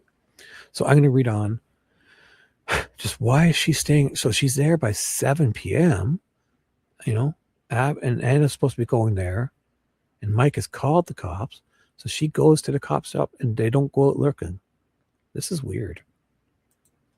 I thought they would all go out looking. So she stays there till after midnight. Okay. Mike, my husband, picked me up, and we did go back out to the trails after midnight. And then we drove, just in this case. So after midnight, so then Mike comes to this. So Mike must have went to the trails looking, and she stays at the police station till after midnight. So she's there for 6 hours at the police station, 5 hours. And wasn't Anna supposed to meet her there? Because she was going to Anna's work. And then Anna calls her. Oh, so here, that's the next question. Let's go. So did you drive to the police station and just leave your car there? Or you said you went with Mike back out? I don't know what happened to my car. Oh boy. You don't know what happened to your car? Hard to say, isn't it? What? She doesn't know what happened to her car? She drove it to the police station. It's at the police station. She says this. She was going to Anna's work. She left Anna's house. The grandfather said she's at work. Nobody bothers at that time to ask if the girls are upstairs in the room, or they must have. I don't know. We missed that because JD pointed that out very astutely. And so she takes off. Okay, Grandpa, take off. She leaves to go to Anna's work. She doesn't get there. Anna calls her, eventually calls her back. Must have got her, she got some free time. She's relying. Becky. And they decide to go to she's doing a U-turn or changing the course. Anna's leaving work to go to the police station. Becky goes to the police station. It's like 6:37. They're leaving at the times here, which is weird. It's like, what time did you get to the police station? It's got to be around 6:30, 6, 7, because of all this stuff going on. Even if it's 6 or 6:30, because it's not that much time, but there's time. The very first thing they lose time with is they take both routes that Libby could have went home. That would take 15 minutes and half an hour, then 10 minutes to get to the trails. She's walking around talking to AT&T for 15, 20 minutes, I guess. She gets back to her car, calls Mike, call the cops, and she's got to drive to Anna's house for, let's say, another 10 or 15 minutes, 10 minutes, not passing any cameras. So we're looking at 4:30, 5:36, 6:30 or 7. She's changing course after leaving Anna's house, going to her work. Anna calls her. They decide to both go to the police station. And then she's from 7 p.m. She stays at that police station until midnight doing what? Why would you? Why wouldn't you go out and look? So, did you drive to the police station and just leave your car there? Or you said you went with Mike back out? She did say that, right? So before, the answer was, so I'll read the question before, because she does say she goes back out. So after you went to the police station, right? Did you go back out to the trails that evening? So she's there till midnight. She's at the police station till after midnight. Mike, my husband, picked me up. And so after midnight, they go back out to the trails. And then we drove, just in case, we drove around to the other places. So they're driving around 12:30, 1, 2, and looking for them. So, did you drive to the police station and just leave your car there? Or you said you went with Mike back out? If anything, when she got to the police station, they were there and then Mike must have come to the police station. Anna was supposed to meet her at the police station. Then no word of Anna yet. 6 hours later, she's still at the police station. And then Mike is there. Who knows where he was all night? Because the last we heard of him was, she says he called the police station as she's leaving to go to Anna's house at the very beginning. So at like 4:35 was the last time we heard of him in her story. And then she doesn't know where her car is. She's at the police station and she leaves till after midnight, and her and Mike go back out. And I guess they're leaving her car at the police station, right? But she says, I don't know what happened to my car. Oh my God. Hard to say, isn't it? Oh, yeah. It's hard to say. Cars just disappear. I don't remember. You do remember being up very late that night? Yes. And do you remember continuing to try to reach Libby's phone? So this is weird because, so let's say they go home. Her car, if she goes with Mike, she's either following him in her car or leaving the police station after midnight. For some reason, she's in there for 6 hours. She leaves the police station with Mike because who knows when he got there. He may have been out walking around all night and just got there at 11 or 11:30, but the last time we heard of him was he's supposed to call the police, and she was meeting Anna at the police station. There's no word of Anna. So, and then she leaves with Mike to go after midnight. So she obviously would have left her car at the police station. And whenever Mike got there, we don't know, but they leave together and they're driving around looking for them. So then like when sun comes up the next day, does she not think, oh, my car? Like, I don't know. She seems to not know where her car is. So let's find out. Whew, man.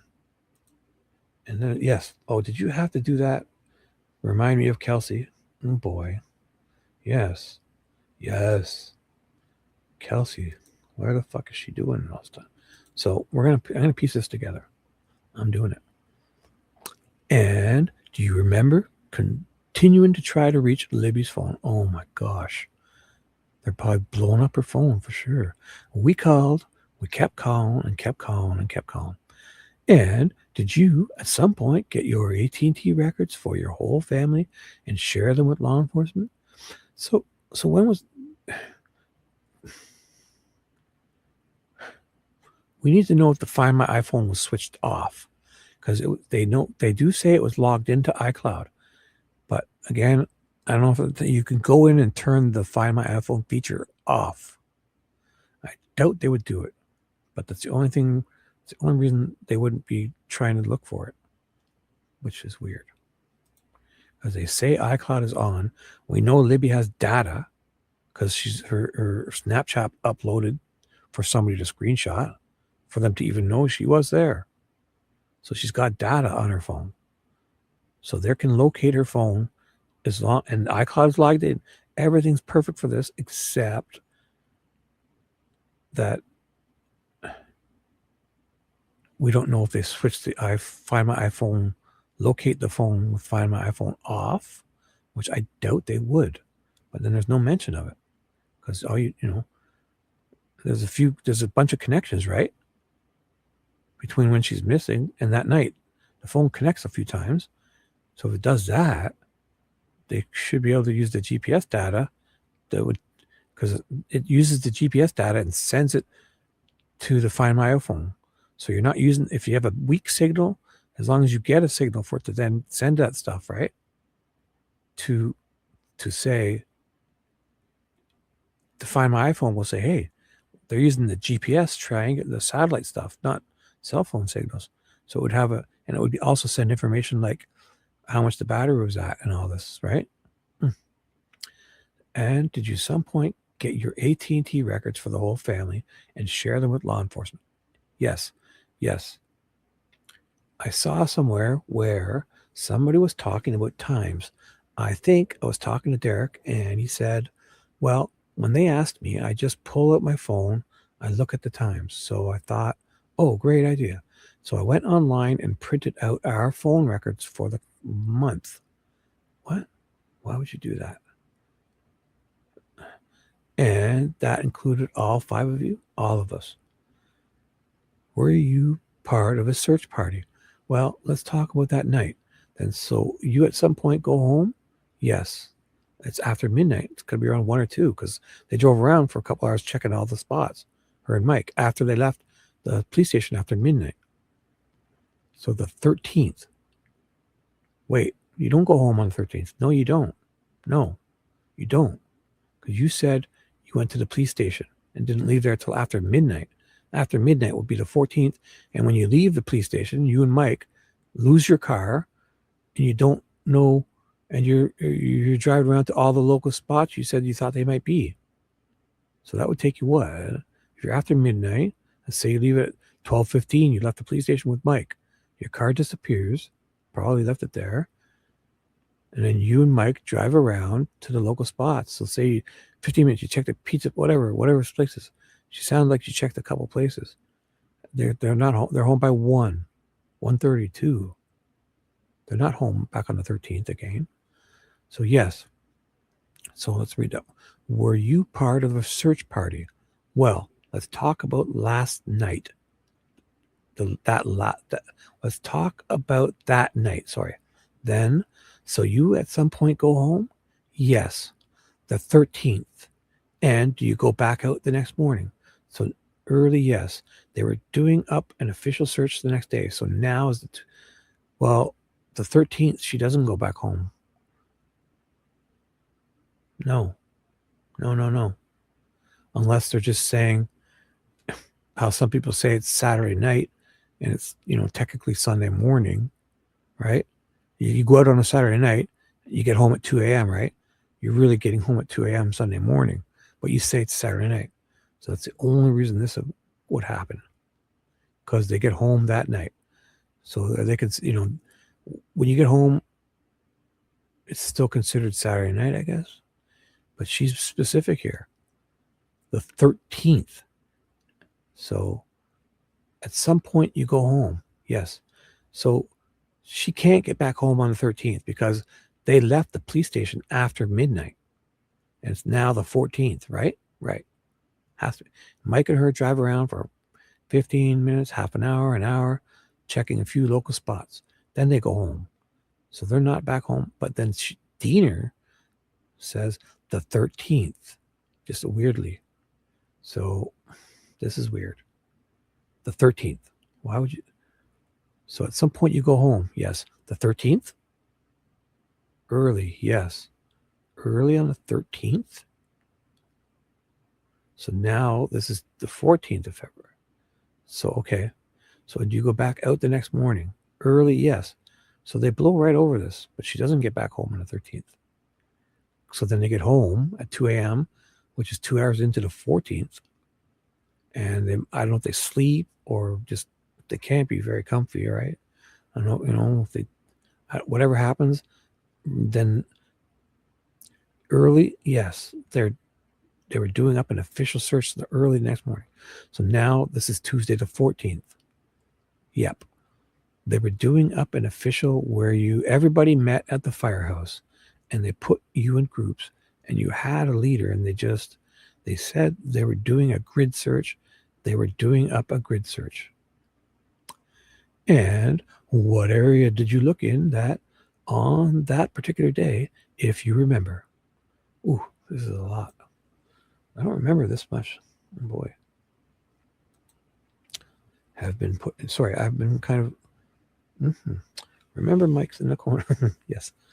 Do you ever just wonder how many man hours I've been putting in with these cases I created? Oh yes. But yeah, I mean, oof, my mouse just jumped away. No, not yet. I actually, oh boy. Sometimes when my pointer just takes off. Have been put into this. Yes, been a lot of man hours. And then did you ever think about what if the motherfucker who did this is not even bothered by none? Yeah, I think of that, sure. I don't subscribe, but they do. Obviously, because they know Odin has their back. Yes. The people, somebody who really did this is sitting there looking at all this, maybe enjoying it. I don't know. They're sure as hell they got off scot-free, especially when Richard Allen got, maybe that's why they're all happy when he was like, now we can't get in trouble because they got the guy, they set up some idiot. It's not idiot, sorry. Some guy who thought he was coming to help the police. Like, boom, this thing worked. Let's celebrate. Yay. They're all jumping. They come out of the court. He's been convicted. Oh boy. And it's like, they're so happy because now a lot of other people can probably get away with it. It'll be, oh boy. So, I do, because we were right down the road from my house and they had us walking out across these fields and just in case. Okay. And so this area in the fields close to your house, was that away from the trail that they would have actually been on? Yeah, yes. Okay. The trail did not include this area? Nope. Of the fields? Not at all. So they're off searching fields, knowing they were at the trails last.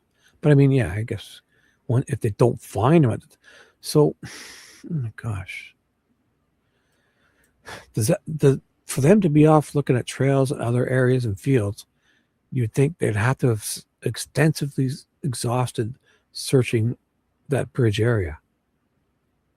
So they do an exhaustive search enough to then branch off other places. And you're saying they don't see them two laying there, right out there? Oh boy. Because they start looking at what? Derek's walking around at 3:30 because he's there. They're starting to get alarmed. And Becky Patty starts texting and calling by 4:15. Sorry, by at least 3:15 or no, sorry, not 3:15. So it's 3:30. So let's say 4 p.m. She's starting. Cody comes home there, and they start looking both the ways that Libby could have walked home to their house. So there's 15, 20 minutes because they're like, and then say another 10 minutes by 4:30. Nobody sees BG walk by. Derek is still there looking, I guess.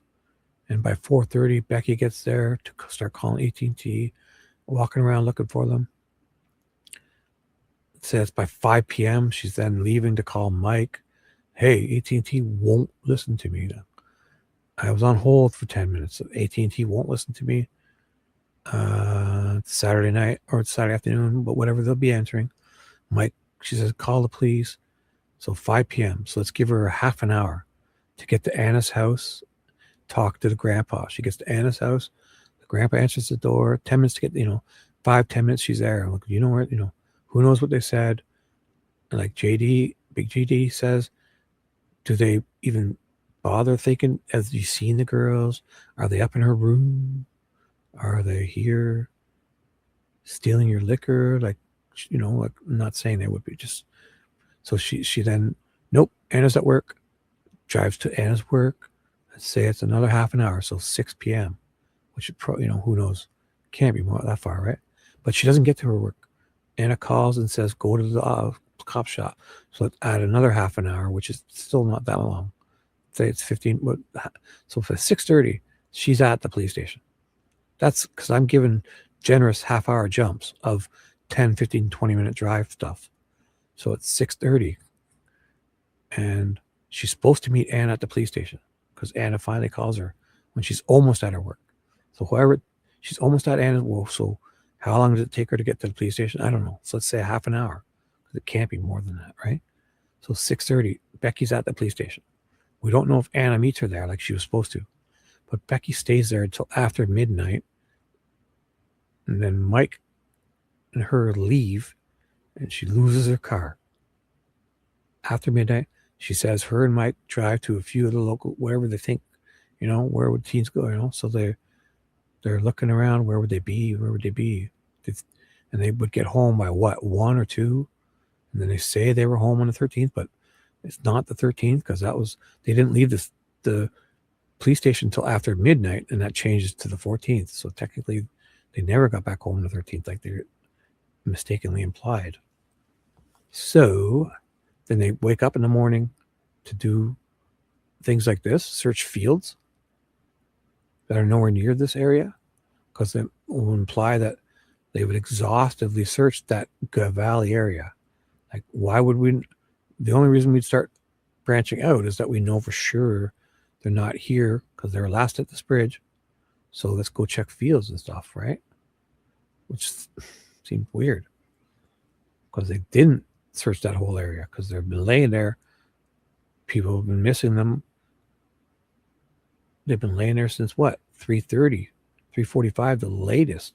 For BG to leave there and get seen at 4 p.m. outside on the road, the latest they could have been alive was 3:30, which is still weird.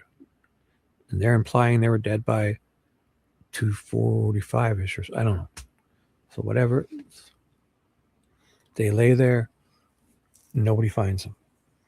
Yet they've exhaustively searched. But Becky doesn't go back because she says she's there till after midnight at the police station, unless she's leaving something out. So, I do, because we were right down the road from my house, and then we had us walking out in these fields looking for people because we searched that whole valley area of the field, the bridge, and now, they're not there. We've moved on. Whew. Okay. And so this area in the fields close to your house, was that away from the trail that they would have actually been on? Yeah. Yes. Okay. The trail, excuse me, 1 second, I need a drink. Sorry.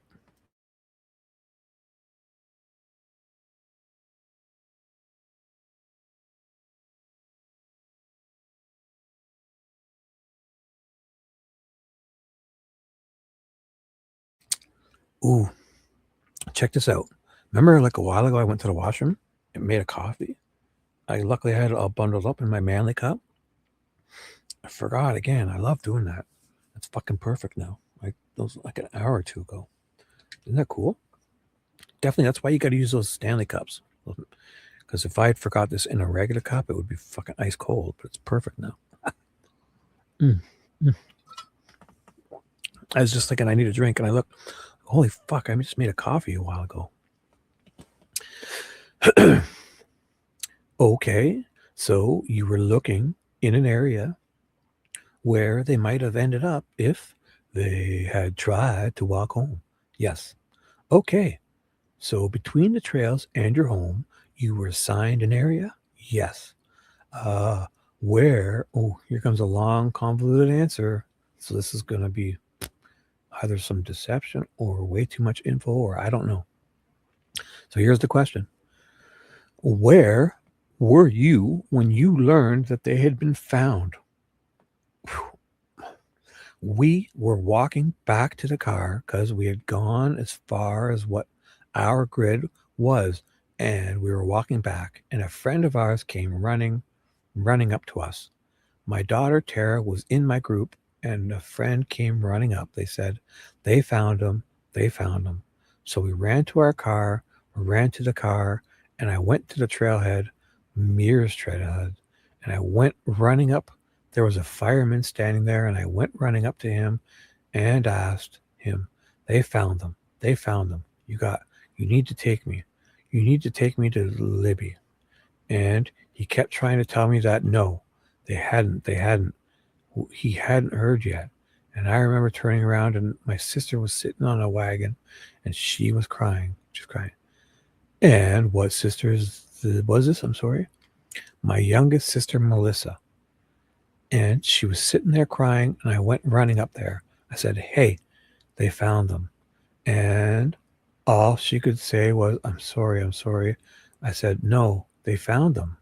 So she doesn't know they're dead yet, right? So she wouldn't tell me anything. I found out later she was part of the people that found them. And I remember about that time, my husband came up and some of my family, and they were taking me back to his truck, which was parked in the Mears driveway.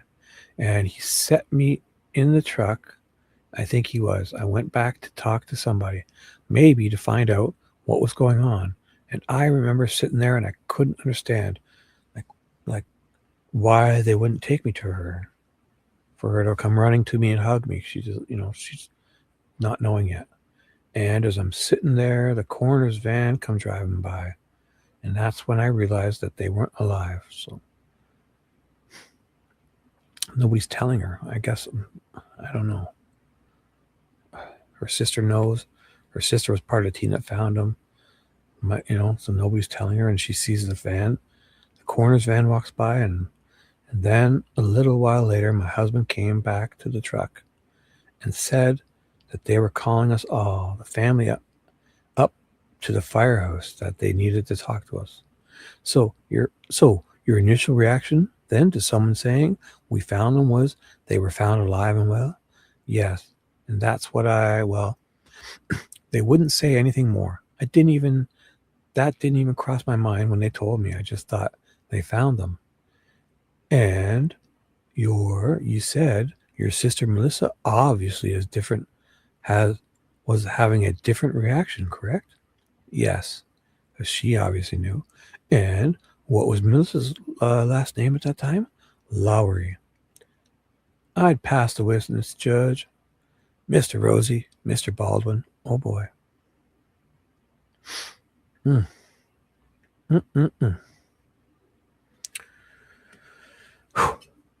going to check your, one sec. I'm going to read your, see where you guys are at. Oh boy.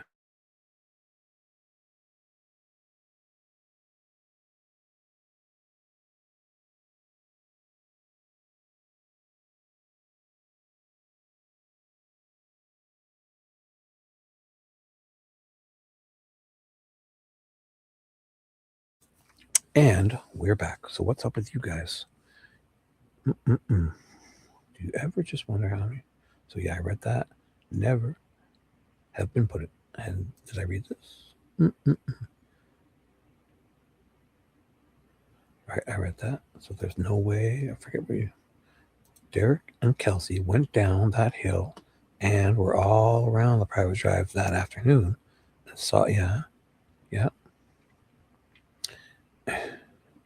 So they're there looking for them. Yeah, are we to think that they go down the hill and just stay out and nobody goes over the other side? And this is probably before it's dark. Derek's there at 3:30, so that he wants to walk across the bridge, right? Because hey, they have this Snapchat photo of them on the way across on the bridge, so it's safe to. If they're not here, then we have to go over there to look for them. So It's almost as if, unless they get to the other side a different way, but sounds like everyone's going to, so they would have to walk across the bridge, right? Because they see photos of them on that bridge. And that's another thing. Why don't we have Snapchat info of who took that screenshot? Because I thought Snapchat alerts you, it tells you. So wouldn't Libby's account have a notification as to who took screenshots of that? Why is this such a mystery? Somebody took a screenshot. Unless they took a photo of the phone and not like a, when you push power home to get a screenshot. Oh boy. I thought that was the whole thing with Snapchat. You would know. They saw the slide marks down the hill. Yeah. Yeah, because especially trying to get to, there would be marks, right? So they go down there, yeah. But to think nobody crosses to the other side, oh my gosh. All night long. They search all this side and then leave. Because, hey, there's a creek there. I mean, the water was deep and running. It's passable, but who would think they crossed the creek? Although, wasn't there a bunch of footmarks and stuff on the other side or something? I don't know. Just to think that so at that time, it's just Derek and Kelsey. So, but I mean, sooner or later, it turns into official searchers.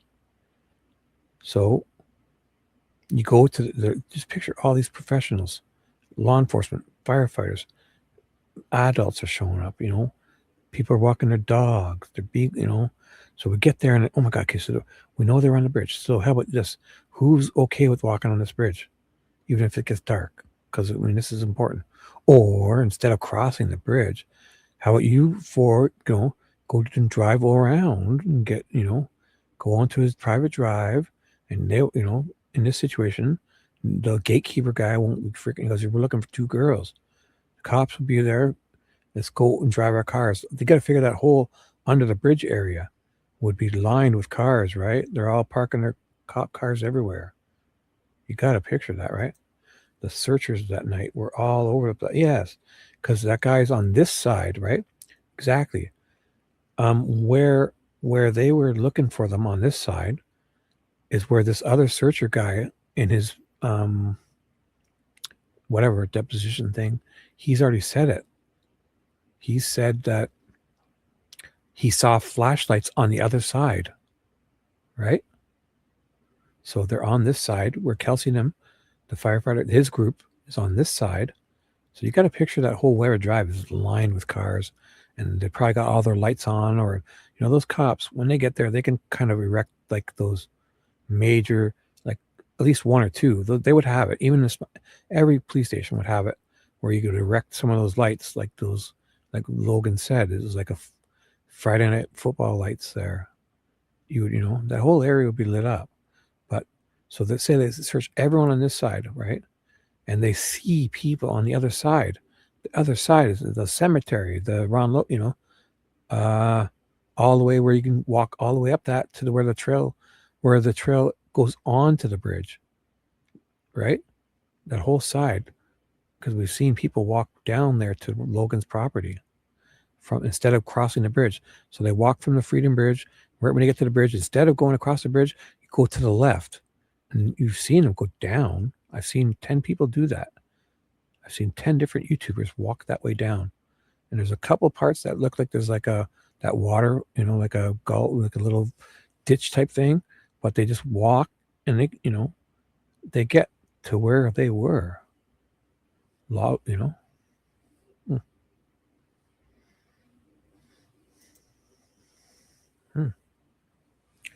Oh boy. Don't forget on the south side is Deer Creek Community, 25 of like the fucking yeah, exactly. That's good though. You're excited. I feel it. You're here. You're in this, which is good. Nicole, Nicole's caught her second win. She's like, yeah, searchers that night were all over the fucking place, says Nicole. They're all over that fucking area, and that area too, motherfuckers. Right, Nicole. I read that verbatim exactly as she typed it. Mm-hmm. Mm-hmm. Yes. So this is wild. So, okay, so I know we're going to find out more. So what we need, what we need to do is, I'm going to keep reading a bit because I'm still working hard. Another little bit. This is good. This got really interesting. Oh my God. Yep. Fuck yeah. So Nicole says, fuck yeah. Fuck yeah, says Nicole. Right on. So if you can't see that on the screen, trust me, Nicole just typed in, fuck yeah. Let's do this. I agree. So here's the things we need to fill in before we move on. Well, Derek, he went to the trail. He did what he did. He just stayed there. We don't know more word of him. So Becky, around 6 or 7, was supposed to meet, was on her way to go to Abby's work, but she gets to, so first she passes no cameras and gets to Anna's house. Anna's not there at work, but we don't know if she asked the grandpa anything other than, where's Anna? Seems like she doesn't bother checking for the kids. What if they were there? The grandpa would be oblivious, right? What if he was napping and heard her rapping on the door, and the girls just walked by and took $20 out of his wallet? Like, I mean, come on. Just kidding. But you know what I'm saying? Like, they could have went back home, even if they weren't, and so she must have. When they get there, so Anna's not here. Grandpa looks like he just woke up. He's out of it. Can we check the room? That was a great point JD made. Boom. JD, you should take shrooms more often, girl. Because that was a great point. You'd think they would mention that, oh, while I was there, I decided just to, we looked up in her room. He went up to the room to look for me. Like, they weren't there. So we don't hear anything of that. She just leaves. Oh, Anna's not here. She's at work. Okay, why would I be here? What else could I do here, right? No. Be like, let's look in their room. Maybe they were here for whatever reason. Forget that. And she goes to go to Anna's work. So we need to fill in the blanks of, she doesn't get there because Anna calls her and says, let's go to the police station. So we need to find out when Anna got to the police station. Did she go to the police station? Why Becky from 6:30 or 7 p.m. stays at the police station? Sounds like for what, 5 hours while everyone's out missing? Sounds like she just stays there, and Mike eventually gets there. We don't know when. We'll have to find that out, because last time we heard about him was that he calls, she's leaving at the nearest thing to go to Anna's house after talking to AT&T, but before calling Anna, she calls Mike, or Mike gets a hold of her, and she says, call the police. And then she ends up driving she's driving to Anna's house, calling Anna. So Mike then calls the police, and we don't know what happens to him. So this is say, can't be 5:30 or 6, right? By 6 p.m. So we don't know where Mike is. We'll have to find out. I'm sure we will. She gets to the house. So she must be meeting Anna, because they decide, instead of going to her work, let's meet at the police station. So we need to find out if Anna went to the police station, because we know Becky gets there, because Becky stays at the police station until after midnight. And then Mike, whenever he got there, they leave after midnight, and they get home on the 13th, but they couldn't because she leaves the police station after midnight. So she's not getting back home on the 13th if she mistakenly meant Saturday night, as if that could be a pass, I think, because you go out on a Saturday night, you get home at 2 a.m. You got home at 2 a.m. on the Saturday night, kind of. But technically, it's Sunday morning. So, and she has no fucking clue where her car is. Oh boy. Correct. South side is still home court advantage. Watching what everybody on the other side is doing. But to think there's not people on both sides, right? Because he says he sees flashlights over there.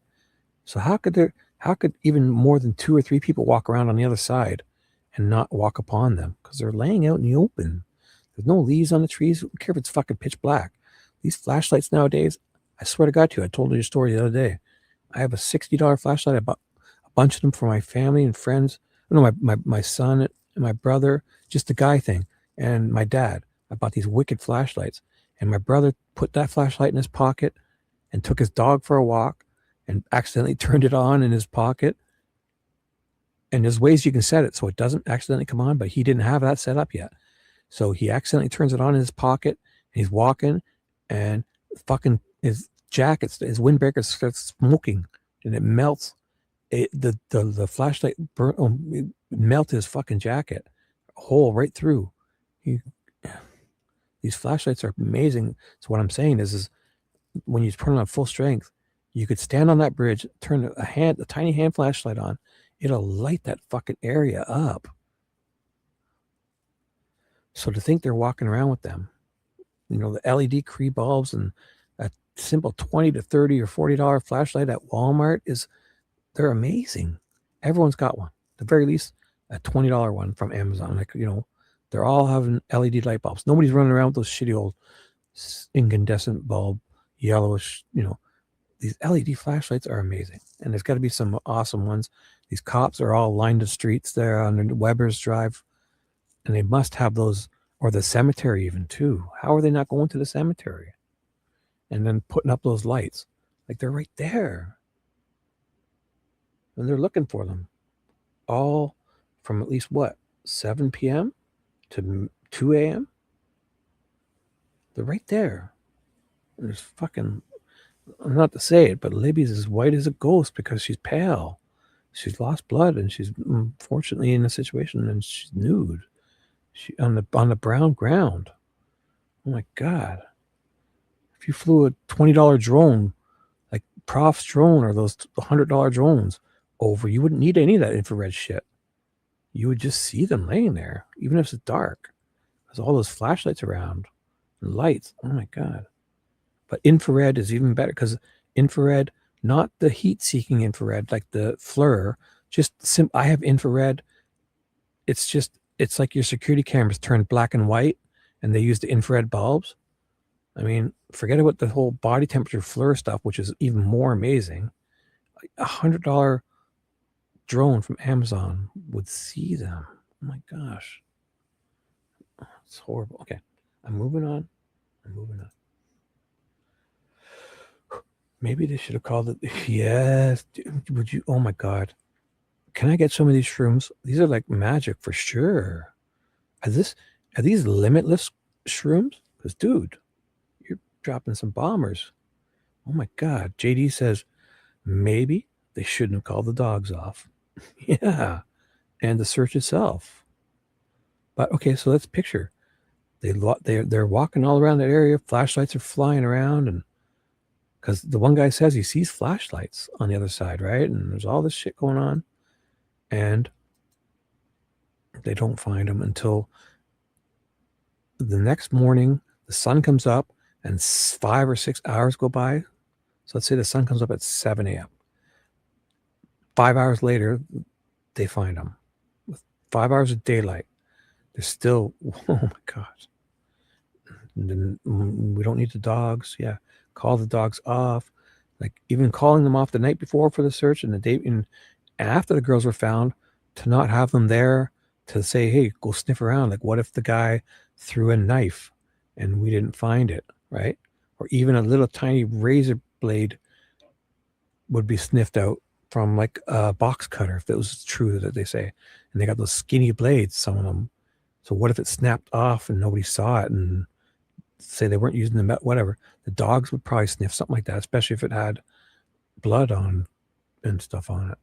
So the dogs, why aren't even some guy's pet poodle or a beagle or just a man's, the guy down the street could walk around with his dog. Like, I mean, not that he would find anything, but maybe you'd see him sniffing away and you'd be like, holy fuck.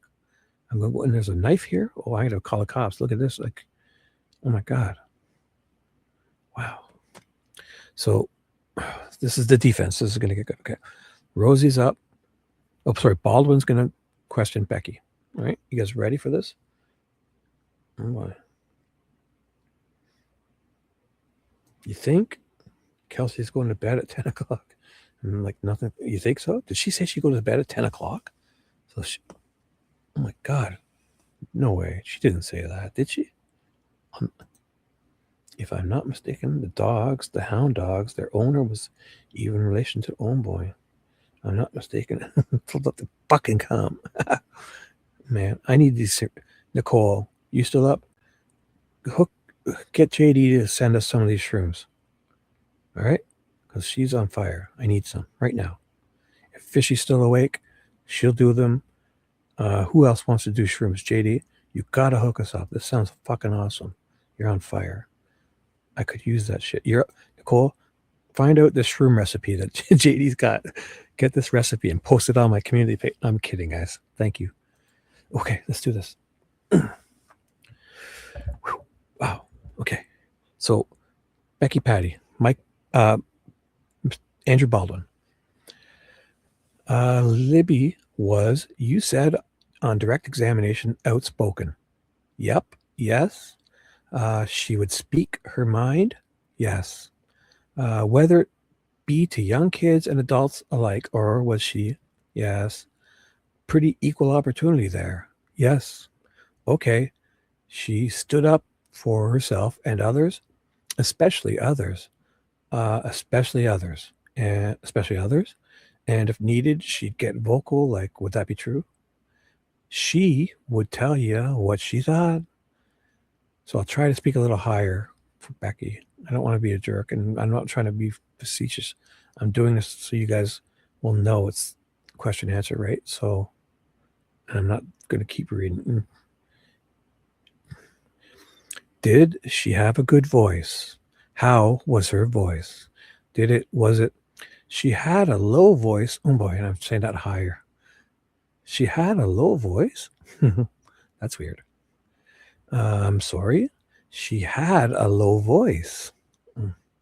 A low voice, like kind of like mine, but not as. It's weird that before I got into this, I was thinking, in my head, I was just thinking, try to do Baldwin lower and Becky higher. And the next thing Becky says is she had a low voice, and I'm trying to say it higher. And then this guy comes in and says, she answers again. I'm thinking, okay, say this higher to let them know it's Becky. And she had a low voice. Like, I got to say low voice higher. And then he comes in, and I'm thinking, I got to say his voice lower. And his first thing is a low voice. Oh my gosh, that was funny. Now I got to say this higher.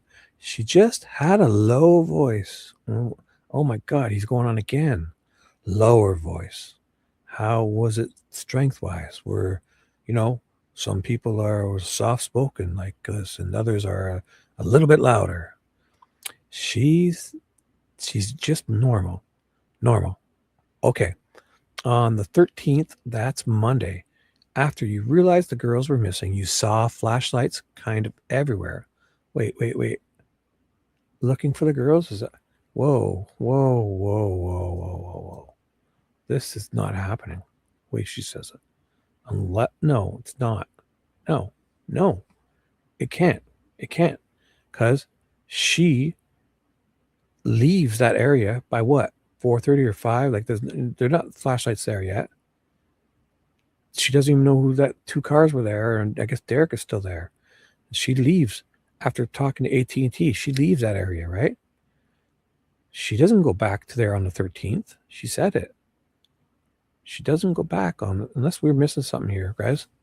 She doesn't go back on the 13th. She's at the police station till after midnight. So what flashlights is she seeing on the 13th? Because she left there at what, 5 or 6? She left there by 5 or 5:30 or 6 to go to Anna's house. From Anna's house, she goes to Anna's work, but doesn't get there because Anna calls her and says, go to the police station. And last thing she said, she was at the police station until after midnight. After midnight is the 14th. So unless they're leaving out that she left the police station to go back to look and then back to the police station, it sounds like Becky Patty said she's at the police station until after midnight, which is the 14th. But she's now saying he asked her on the 13th, which is still the Monday when they went missing. After you realized the girls were missing, you saw flashlights everywhere looking for the girls. Is that right? Yes. How could she? Because she was, unless they saw them, but it wasn't the 13th anymore because she's at the police station until after midnight. Okay. And you thought, wow, there's a whole lot of people out here helping now. Is that right? Yes. Did you ever learn, or were you ever able to get AT&T to start pinging? No. Yet she's okay. Fuck off. This is weird. So they wouldn't ping for her because she was talking to them at the trailhead at what 4:30 or 5. Then she gets off of AT&T and says, "Fuck it." Calls Mike. Call the police. Calls Anna. Goes to Anna's house. Not there. Grandpa says no. She's at work. She goes to go to her work.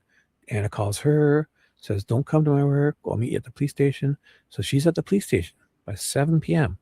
And are we thinking but Mike didn't call them and then they didn't decide to start pinging the phone? Or are they just not telling her? Because she's there. She's there sitting around for 6 hours. They can't remind her. They can't like, hey, don't settle down. We know you're in AT&T's wouldn't do it for you, but they're doing it for us. Did you ever learn or were you ever able to get AT&T to start pinging? No. She doesn't learn of this. Nobody says to her, oh my gosh. That's not true. It can't be true. Can't be true. Cannot be true. Can't be. Because she's at the police station from 7 to what? 8 to after midnight. She's there 4 or 5 hours. Because she goes there to meet Abby's mom. And she doesn't leave till after midnight. And then she loses her car in the process. Oh boy. Whew. Am I missing something? Am I off here? I think I'm going to make a meatloaf sandwich. You do it. You do that. You don't have to simmer down. You're awesome. But I mean, whatever you have to do, whatever you'd like to do, go for it. If you have to be at work, definitely don't be having any more shrooms. How's that? I got to go out to work at 8 o'clock. Oh my gosh. Don't take more shrooms. That's for sure. Bingo. Let's do this. You work at bingo? No, I'm just kidding. Ooh, I haven't played bingo in so long. That's fun. I'd like to play bingo. Okay, so this is crazy. That doesn't make sense. Did you ever learn or were you ever able to get? So no, she wasn't able to get them because they wouldn't just do it for some grandma calling up to say, hey, start pinging phones. No, that's not, obviously they wouldn't. Even if it's your damn phone. There's a privacy thing they don't do. But the police station, she's at the police station eventually, right? And Mike has called them. They know they get them told, whatever. Even if he has to get them to sign affidavits or whatever it is, I don't think they would have to do that much. But even if they got them pinging the phone, I don't know exactly what time they start doing that. But she knows she's there till after midnight. So before she's leaving there, they're pinging that phone. And why aren't they telling her? Is she that annoying? What's going on here? Oh, so you're all right. So you're good, yeah. Head shop. So you sell like bongs and all that cool stuff? Are you in Canada? Where, you don't have to say. Because up here in Canada, weed's so legal. There's shops everywhere. I remember you used to have to go to like a flea markets to buy like a bongs and stuff, but now it's everywhere here. You must be in the States. Which one? You don't have to say.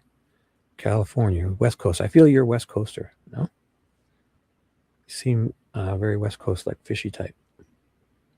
Big fishy and big JD.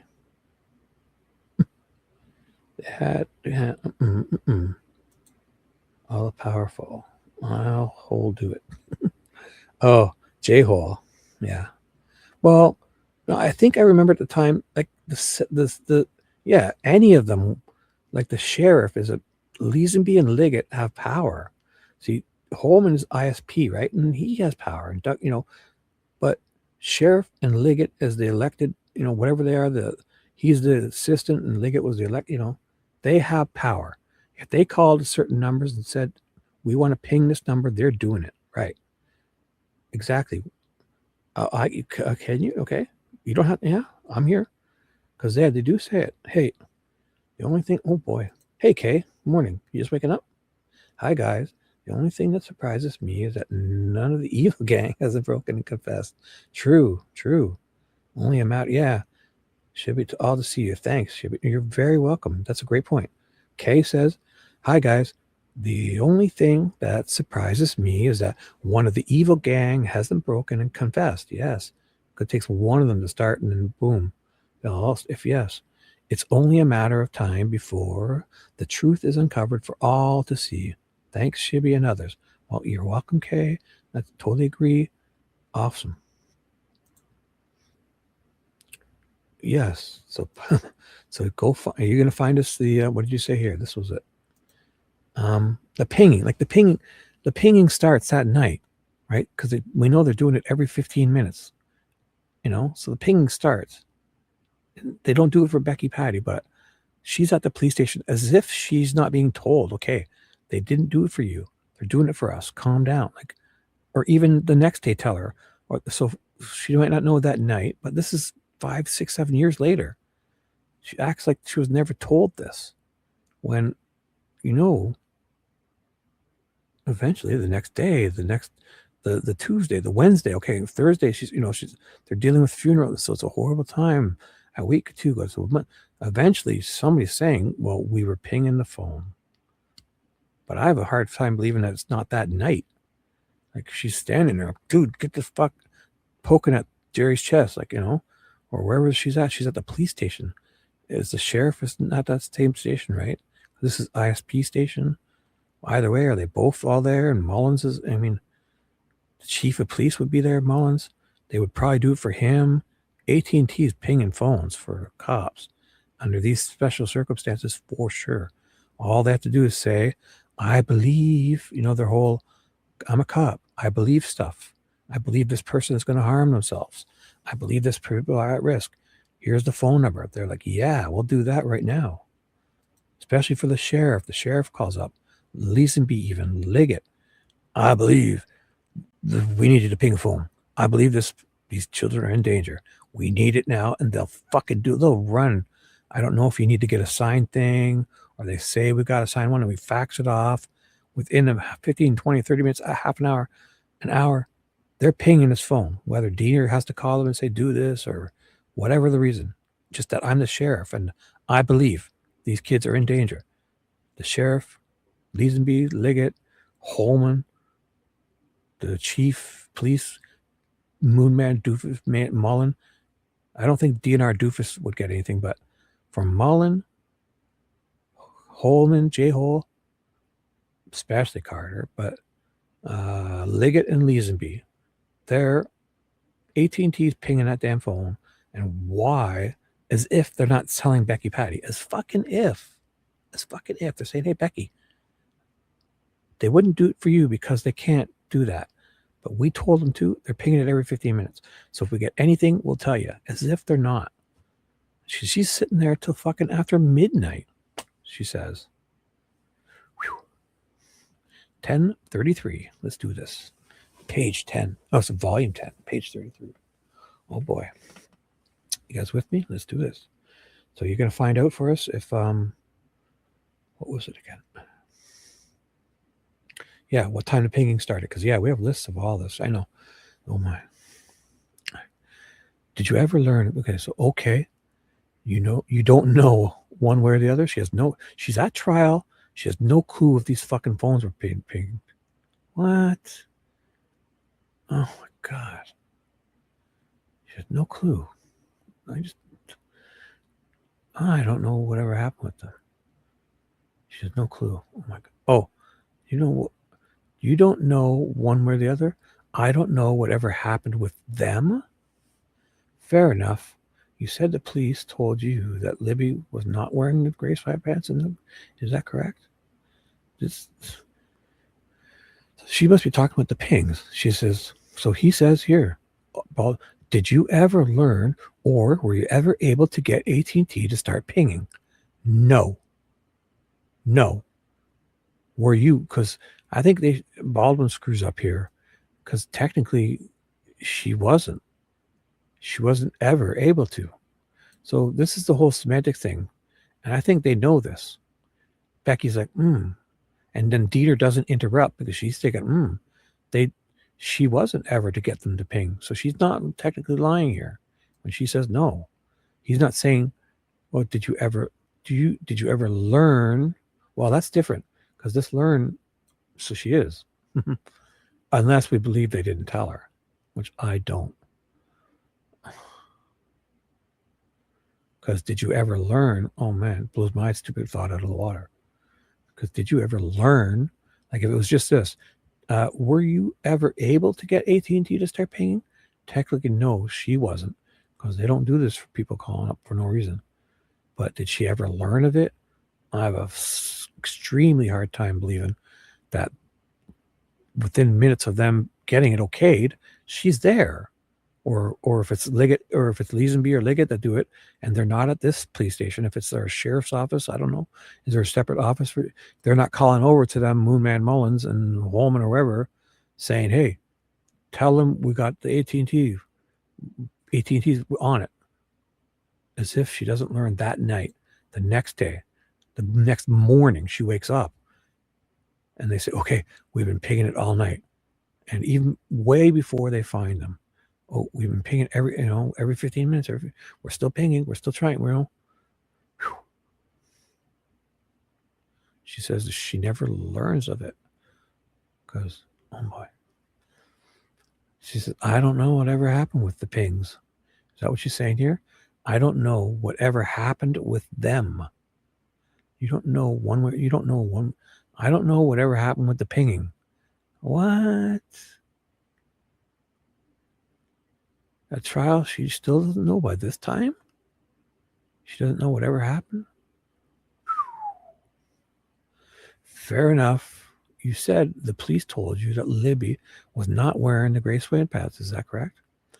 It was much later. It's almost like, do they really jump into the clothes that fast? Or do they skip a question here and he maybe asked her about the jeans or something? And it's like, I don't know what happened with them. Because is she implying the pings, which it could be? And then they just jump in.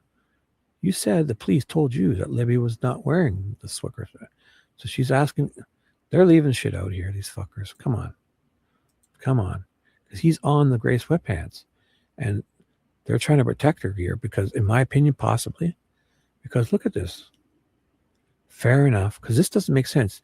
Do you answer the pinging? No. Okay. So forget the pinging. You don't, like something's missing, it feels like. You don't know one way or the other if they pinged it or not.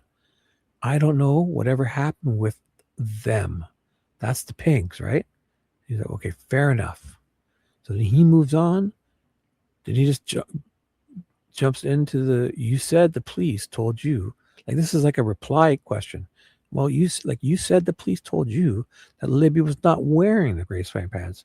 Is that correct? So he's like, this is a reply. This is a question. Because he would say, did you say, like he would say, did you say that Libby was not wearing gray sweatpants? But he's saying, you said the police told you. That's not how you start a question. That's a response that we're missing something. Like somebody in here, there's something about them getting it wrong, or that they were, in my opinion, because this is fair enough. If it's with this, I don't know what happened with the pings. There's probably something in here about the pings, and this is, he asked him about the gray sweatpants, and this to me sounds like an answer to the gray sweatpants. The question we don't see, I'm guessing. So you don't know one way or the other about the pings, but then maybe she's, it's weird. I don't know whatever happened with them. So if that's about the pings, and he's like, okay, so that ends, fair enough. But you said the police told you that Libby was not wearing the gray pants. Is that correct? It was much later. No, something's not right. I knew it. I should have kept reading. Something's not right there. That's not the answer. It was much later? What do you mean much later of what? Because he's asking you this. Fair enough. This is not right. We needed this fixed. Boy, oh boy. So here's the questions. So I'm here thinking something's not right? And then Obviously, something's fucked up here. They've changed the order of these, or they've left something out, because this doesn't go together. This whole starting here. So the pings, fine. Did you ever learn, or were you ever able to get AT&T to start pinging? No. Okay. You don't know one way or the other. I don't know whatever happened with them. So to think she would answer that about the pings, them, I don't think so. You don't know one way or the other? So I think here they're leaving out a question like, what happened with the gray track pants or something? Or the jeans or something. I just feel something's missing here. And here's me thinking the first time of all of this, something doesn't really make sense, right? And then this question here, fair enough. You said the police told you that Libby was not wearing the gray sweatpants. Is that correct? Like, was Libby wearing gray sweatpants or not? Was she? Was she? The answer to that is, it was much later. What? That's an answer to a whole other fucking question. What's going on here? What the fuck? Why isn't people freaking out about this? What answer is this to?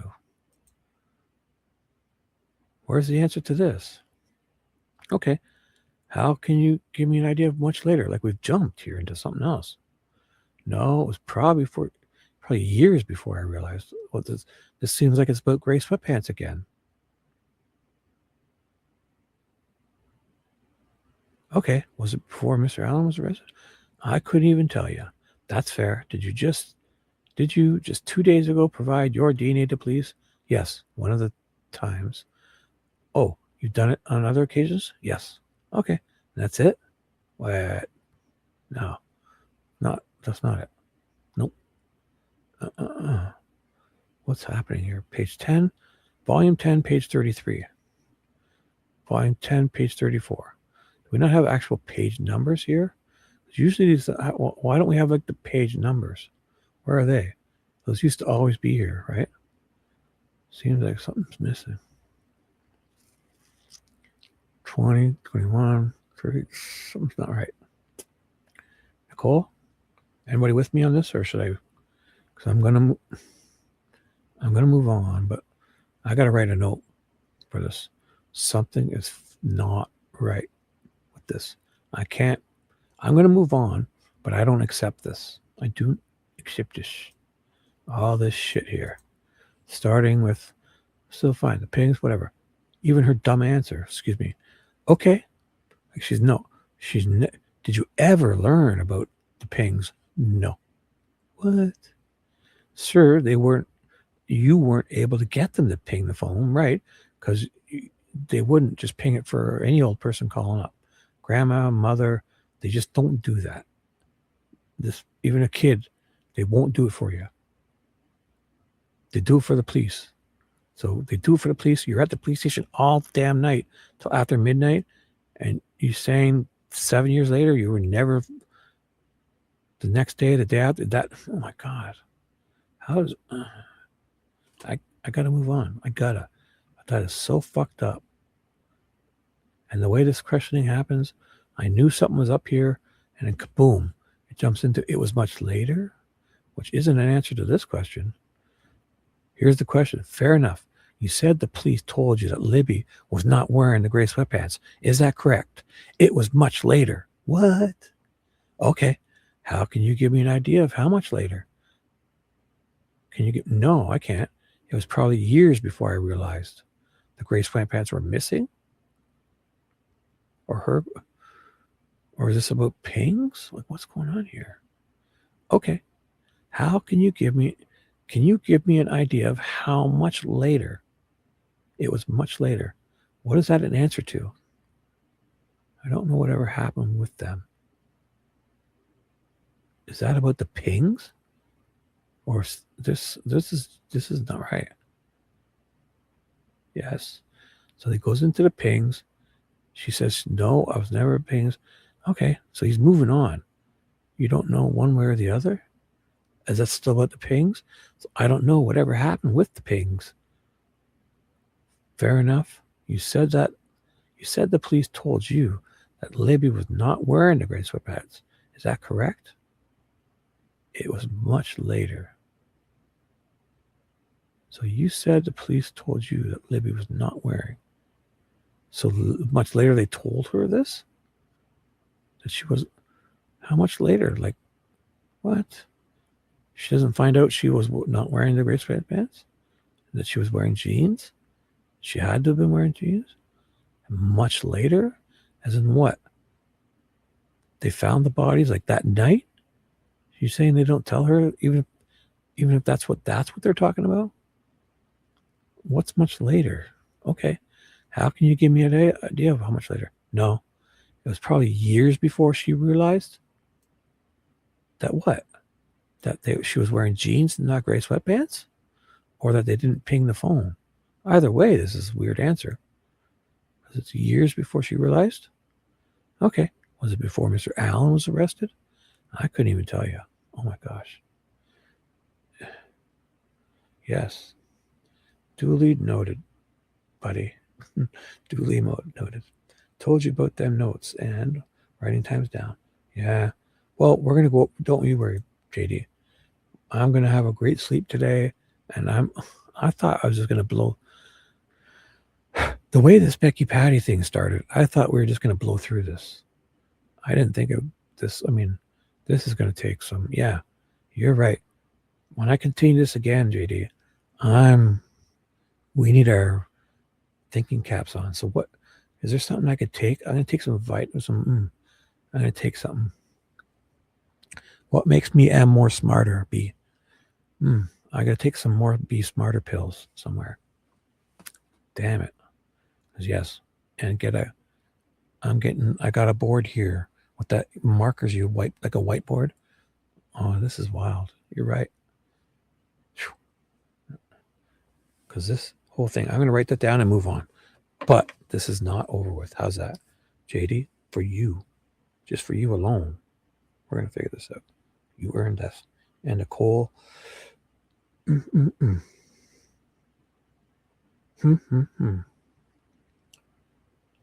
just for you, just for us, for everyone who's still, for this meatloaf eating, beautiful sweet southern tea star Nicole too.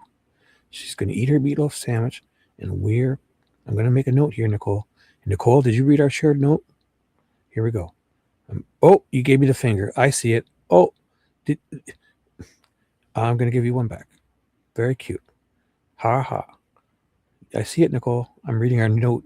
I just saw your update to our note. It's a finger emoji and a crying face. Here's my reply. Take this. Take this. Take this.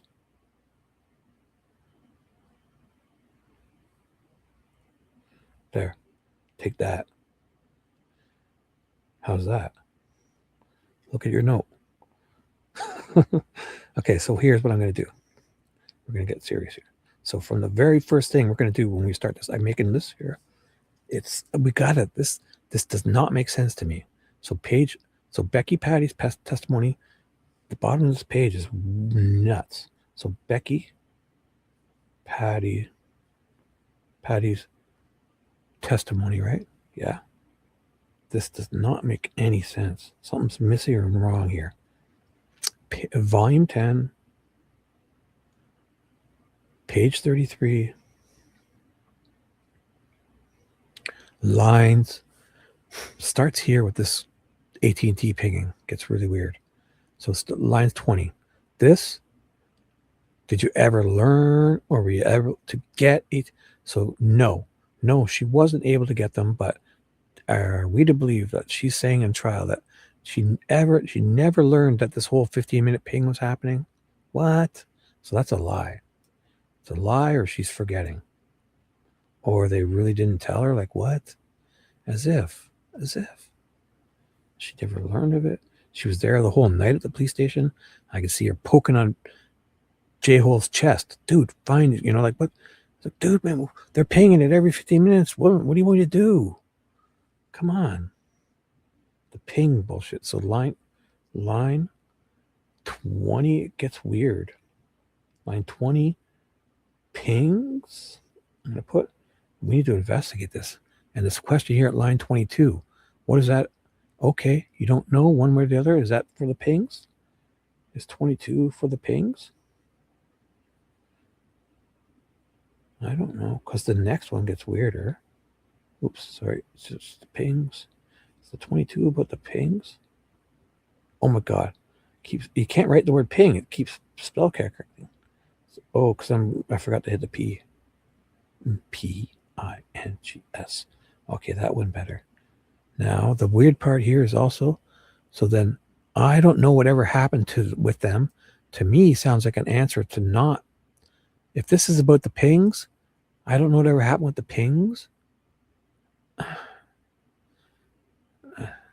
She was so freaking out with AT&T about the pings. She spends 6 or 7 hours at the police station at night when they would be the type of people that initiate this whole pinging. She doesn't learn about them or know anything about them ever again. Pings are just done, and she loses her car in the process. Oh boy. Oh boy. Oh boy. Question. This is wild. 23 is, oh boy, this needs to be, this is for more smarter or most smartest people above me. This needs to be investigated. Number 23, what is this an answer to? And this, sorry, what is this an answer to, dude? And so the worst one here is, okay, so fair enough. You said the police told you that Libby was not wearing the gray sweatpants. Is that correct? It was much later. It was much later they told me? Like, how much later you didn't know that this whole jeans sweat? Like, what do you mean much later? Don't you find out that day? The next day? The next week? How much? Okay, how can you give me? It was probably years before she realized that they were wrong about the gray sweatpants, and she had no clue that Abby was wearing Libby's jeans. And what's happening here? Or is this about the... No, it was probably years before she realized. Okay, can you give me an idea of how much later? So let's assume they're talking about this, the answer to this question. Fair enough. Okay, so you said the police told you that Libby was not wearing the gray sweatpants. Is that correct? Well, they told me she was not wearing the gray sweatpants. She doesn't say yes, but she says, let's assume she's agreeing with this. That's correct. It was much later. The police told me that she was not wearing the gray sweatpants. Okay, so let's assume it's much later. He's like, okay, how can you give me an idea how much later they didn't, when they like basically say to me, I'm guessing, I may be wrong. This is one of the possibilities. Can you give me an idea of when they told you that she was not wearing the gray sweatpants? No, it was probably years before I realized she was not wearing gray sweatpants. So nobody tells her, because first they don't tell her about the pings that were happening every 15 minutes. That would make sense why she said on Web Sleuths they weren't, because they kept her in the dark. But to think she doesn't look like the type of woman who's left in the dark about anything. She's poking chests and bugging these motherfuckers. Right? That night, she's there till after midnight. She's like, fuck, dude, you fat asshole, man. Get the fucking AT&T on the phone and get them fucking pinging that goddamn phone. You know it. And then she's pretending like she doesn't. Okay, whatever. And then then after all this, okay, so let's say the funeral's over and they're kind of like coming to terms, and I'm not saying they're upset. A month or two. Okay, so let's tell you the story. Like Abby was wearing Libby's jeans. Libby didn't have gray track pants. The ones you found in her room were yours. I don't know what's going on here. This is weird. So she never. It was probably years before that she realized. Like nobody told her that Abby was found in Libby's clothes, and they both had jeans on. Is this what she's answering, or is this the pings? I don't know. It's so convoluted. Either way, it doesn't make sense. There's no way there's years later that she's not learning about either of both things they were talking about, the pings or sweatpants. There's no way. There's no way. She knows that night they're pinging the phone every 15 minutes. She knows. I insist. And if she doesn't know the day, like they find about, if she doesn't learn that, oh my God, there was two, they're both wearing jeans, because maybe they don't want to tell her. She's up, I understand. It's a horrible time. They're upset. The next day they're upset. And I guess the funerals would probably have been pretty soon. I guess by the end of the week, I don't know. I can only assume the funerals would be. So this was Monday. They find him on Tuesday. Wednesday they're doing. I was freaking out, consoling. It's a hard time. Thursday, Friday. When are the funerals? Got to be. They're going to probably want to have funerals.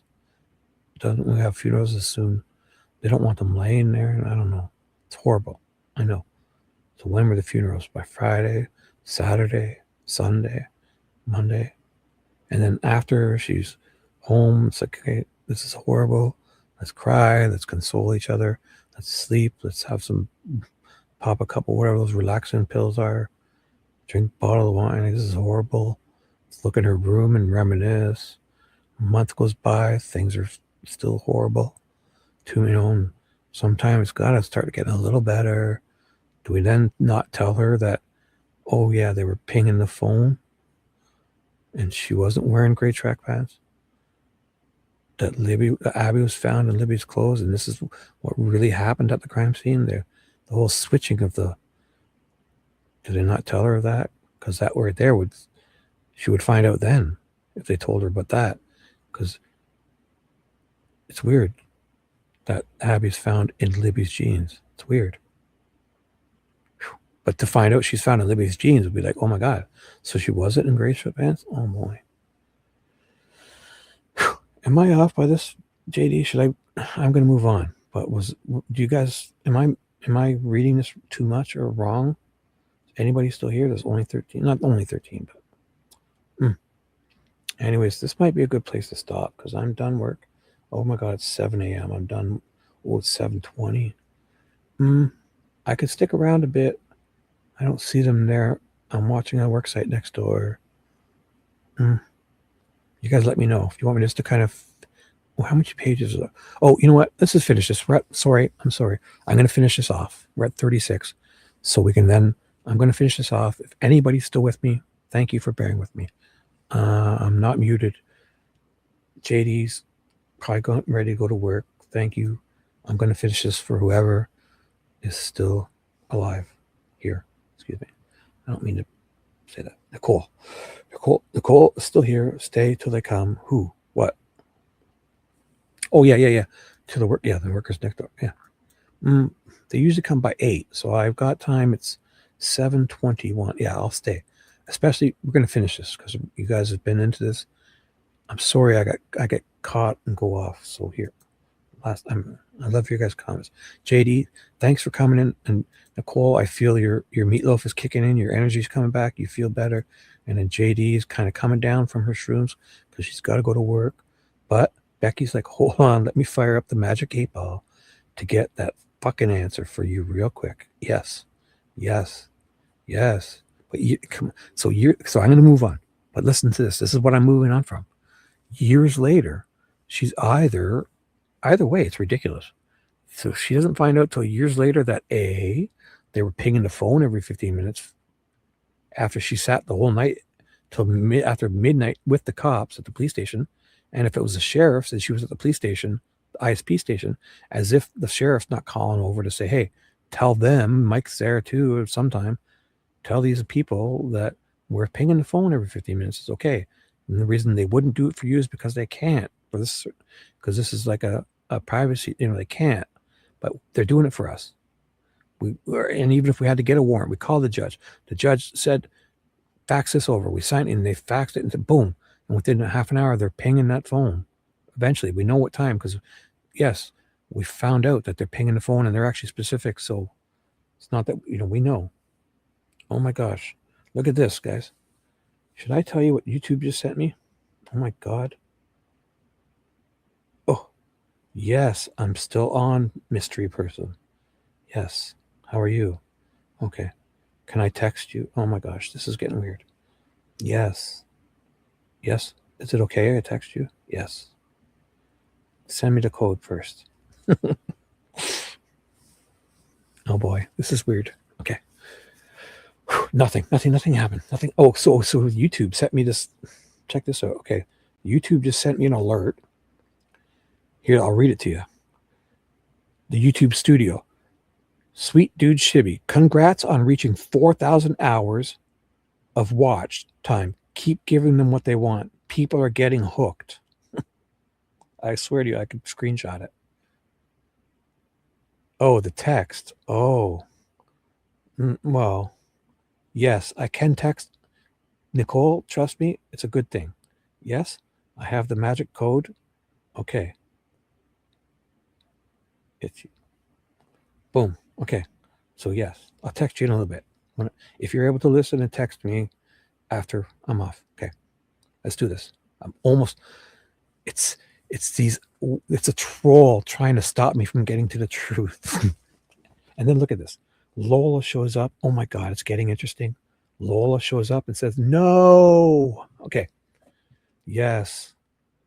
It's not a good idea. It's too late. It's too late, Nicole. I texted. I'm waiting for this person to text me after I get off here. But I got 2 pages left. Look at this. Page 37. The trolls are not going to stop me. You're not, you troll. You and your butterflies could go away. Let's do this. So I've written this down. We're going to move on. We're going to move on.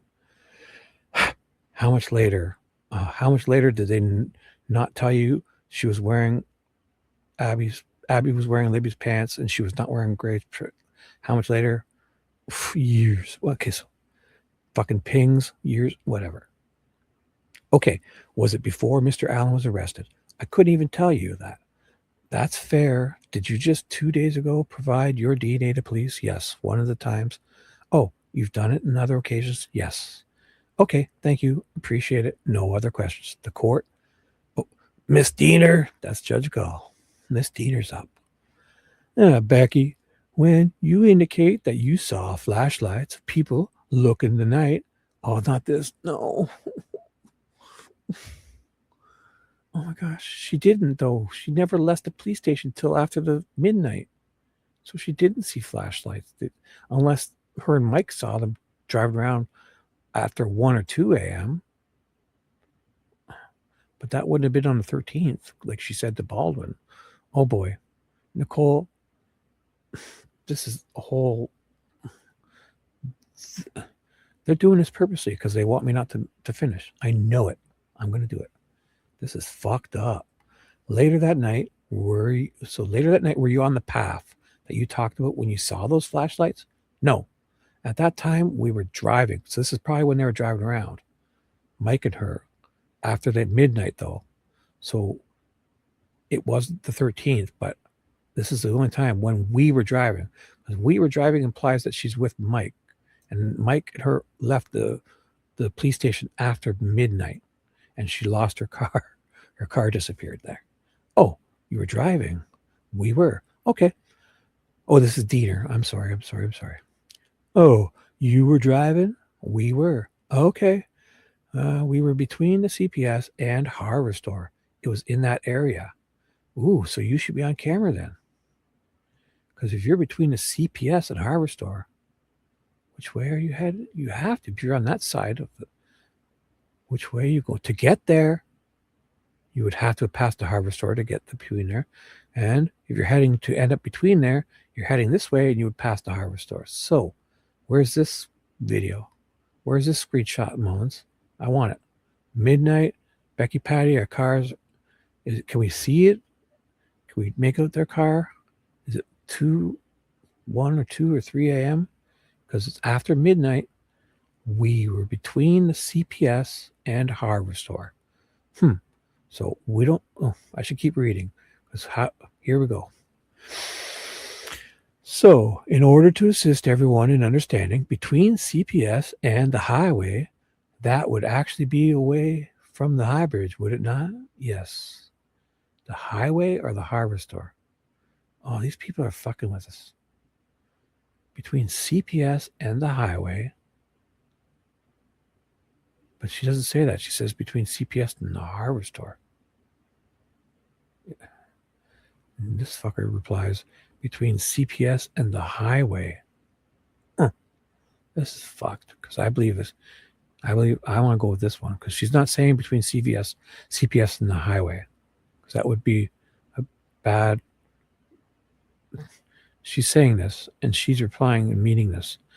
So, executive decision. So, in order to assist everyone in understanding, let me fucking get this wrong here. Between CPS and the hardware store, that would actually be away from the high bridge, would it not? Yeah, away from the high bridge. Yeah. Yes. Okay. And Judge, I have an omitted question if I could have permission to ask. Oh my God. This is weird. I gotta write this down. Sorry, guys. That doesn't make fucking any sense. One of them's wrong. We're making. Oh boy. Yep. Take that. Take it. Take it. Yep. I'm writing this down in my note. 22 on 1034. So Vol. Sorry, guys. I just have to. This is gonna make me nuts. Page 34 is fucking nuts. Makes no sense. Something's not right. Question 22. Or line starts at line 22. The CPS hardware store is something's not right here. All right. Written down. Oh, hey, Marissa. Good morning. Good morning, Marissa. Did I miss anyone? Kay is here. Oh, Becky, you are not behaving the normal. Yes, yes. I possibly can to find answers grammar. Yeah. Yes. And Big JD's coming down off her shrooms. The codes. Fuck the police. Right. Boom. Have I missed anyone? So we got Lola. Lola says hi. Lola says Shibby. No. And lastly, we got Marissa. Hello, everyone. Well, hello, Marissa. Just in time. But the show's about to start. We're at 8 hours and 30 minutes in.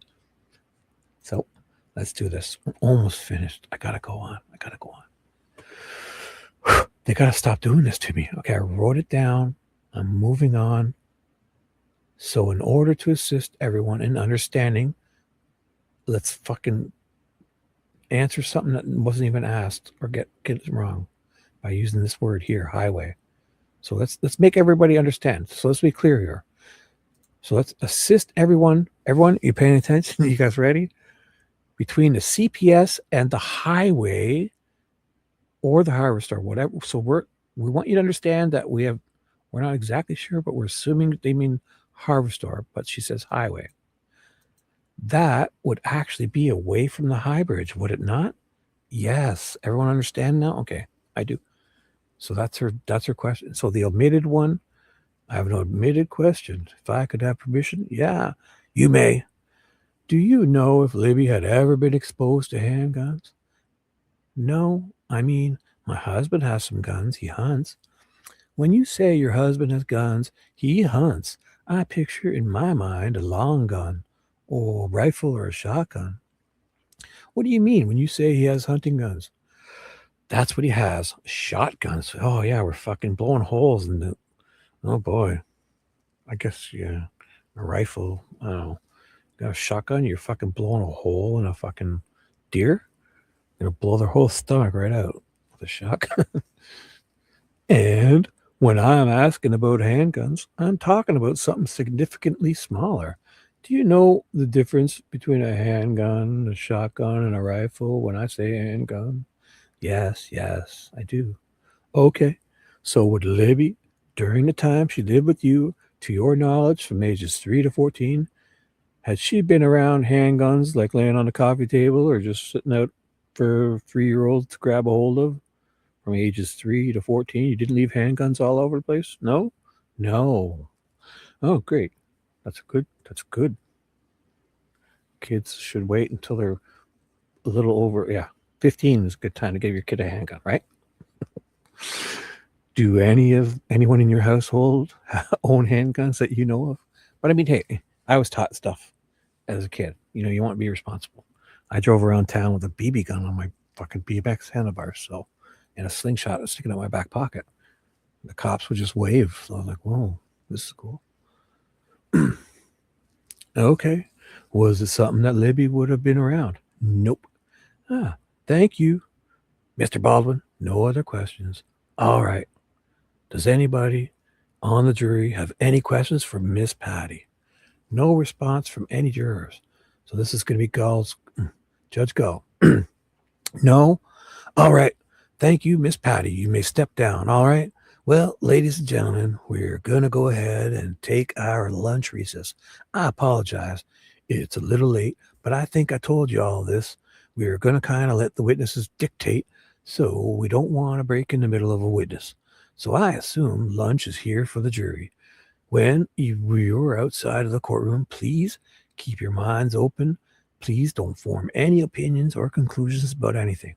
You may discuss the evidence that you've heard so far, but please only do that if all 16 of you are present. Sure, they did that. Yeah. 2 people go to the washroom, they're all silent in the jury room at the same time. And then please don't deliberate. And you may take your notebooks if you wish. Gentlemen, all rise. All right. So they're coming out. All right. Let's resume at 1:30, ladies and gentlemen. Jody, you can go off the record. 12:20 off record. 1:30 back on. Court, Judge Gull, they're back on an hour and 9 minutes later. All right. Are we ready to bring the jury back in, folks? Yes? Okay, gentlemen. So here we're going to get into this. Is about to have this will be going into Kelsey's, but I've already read it. So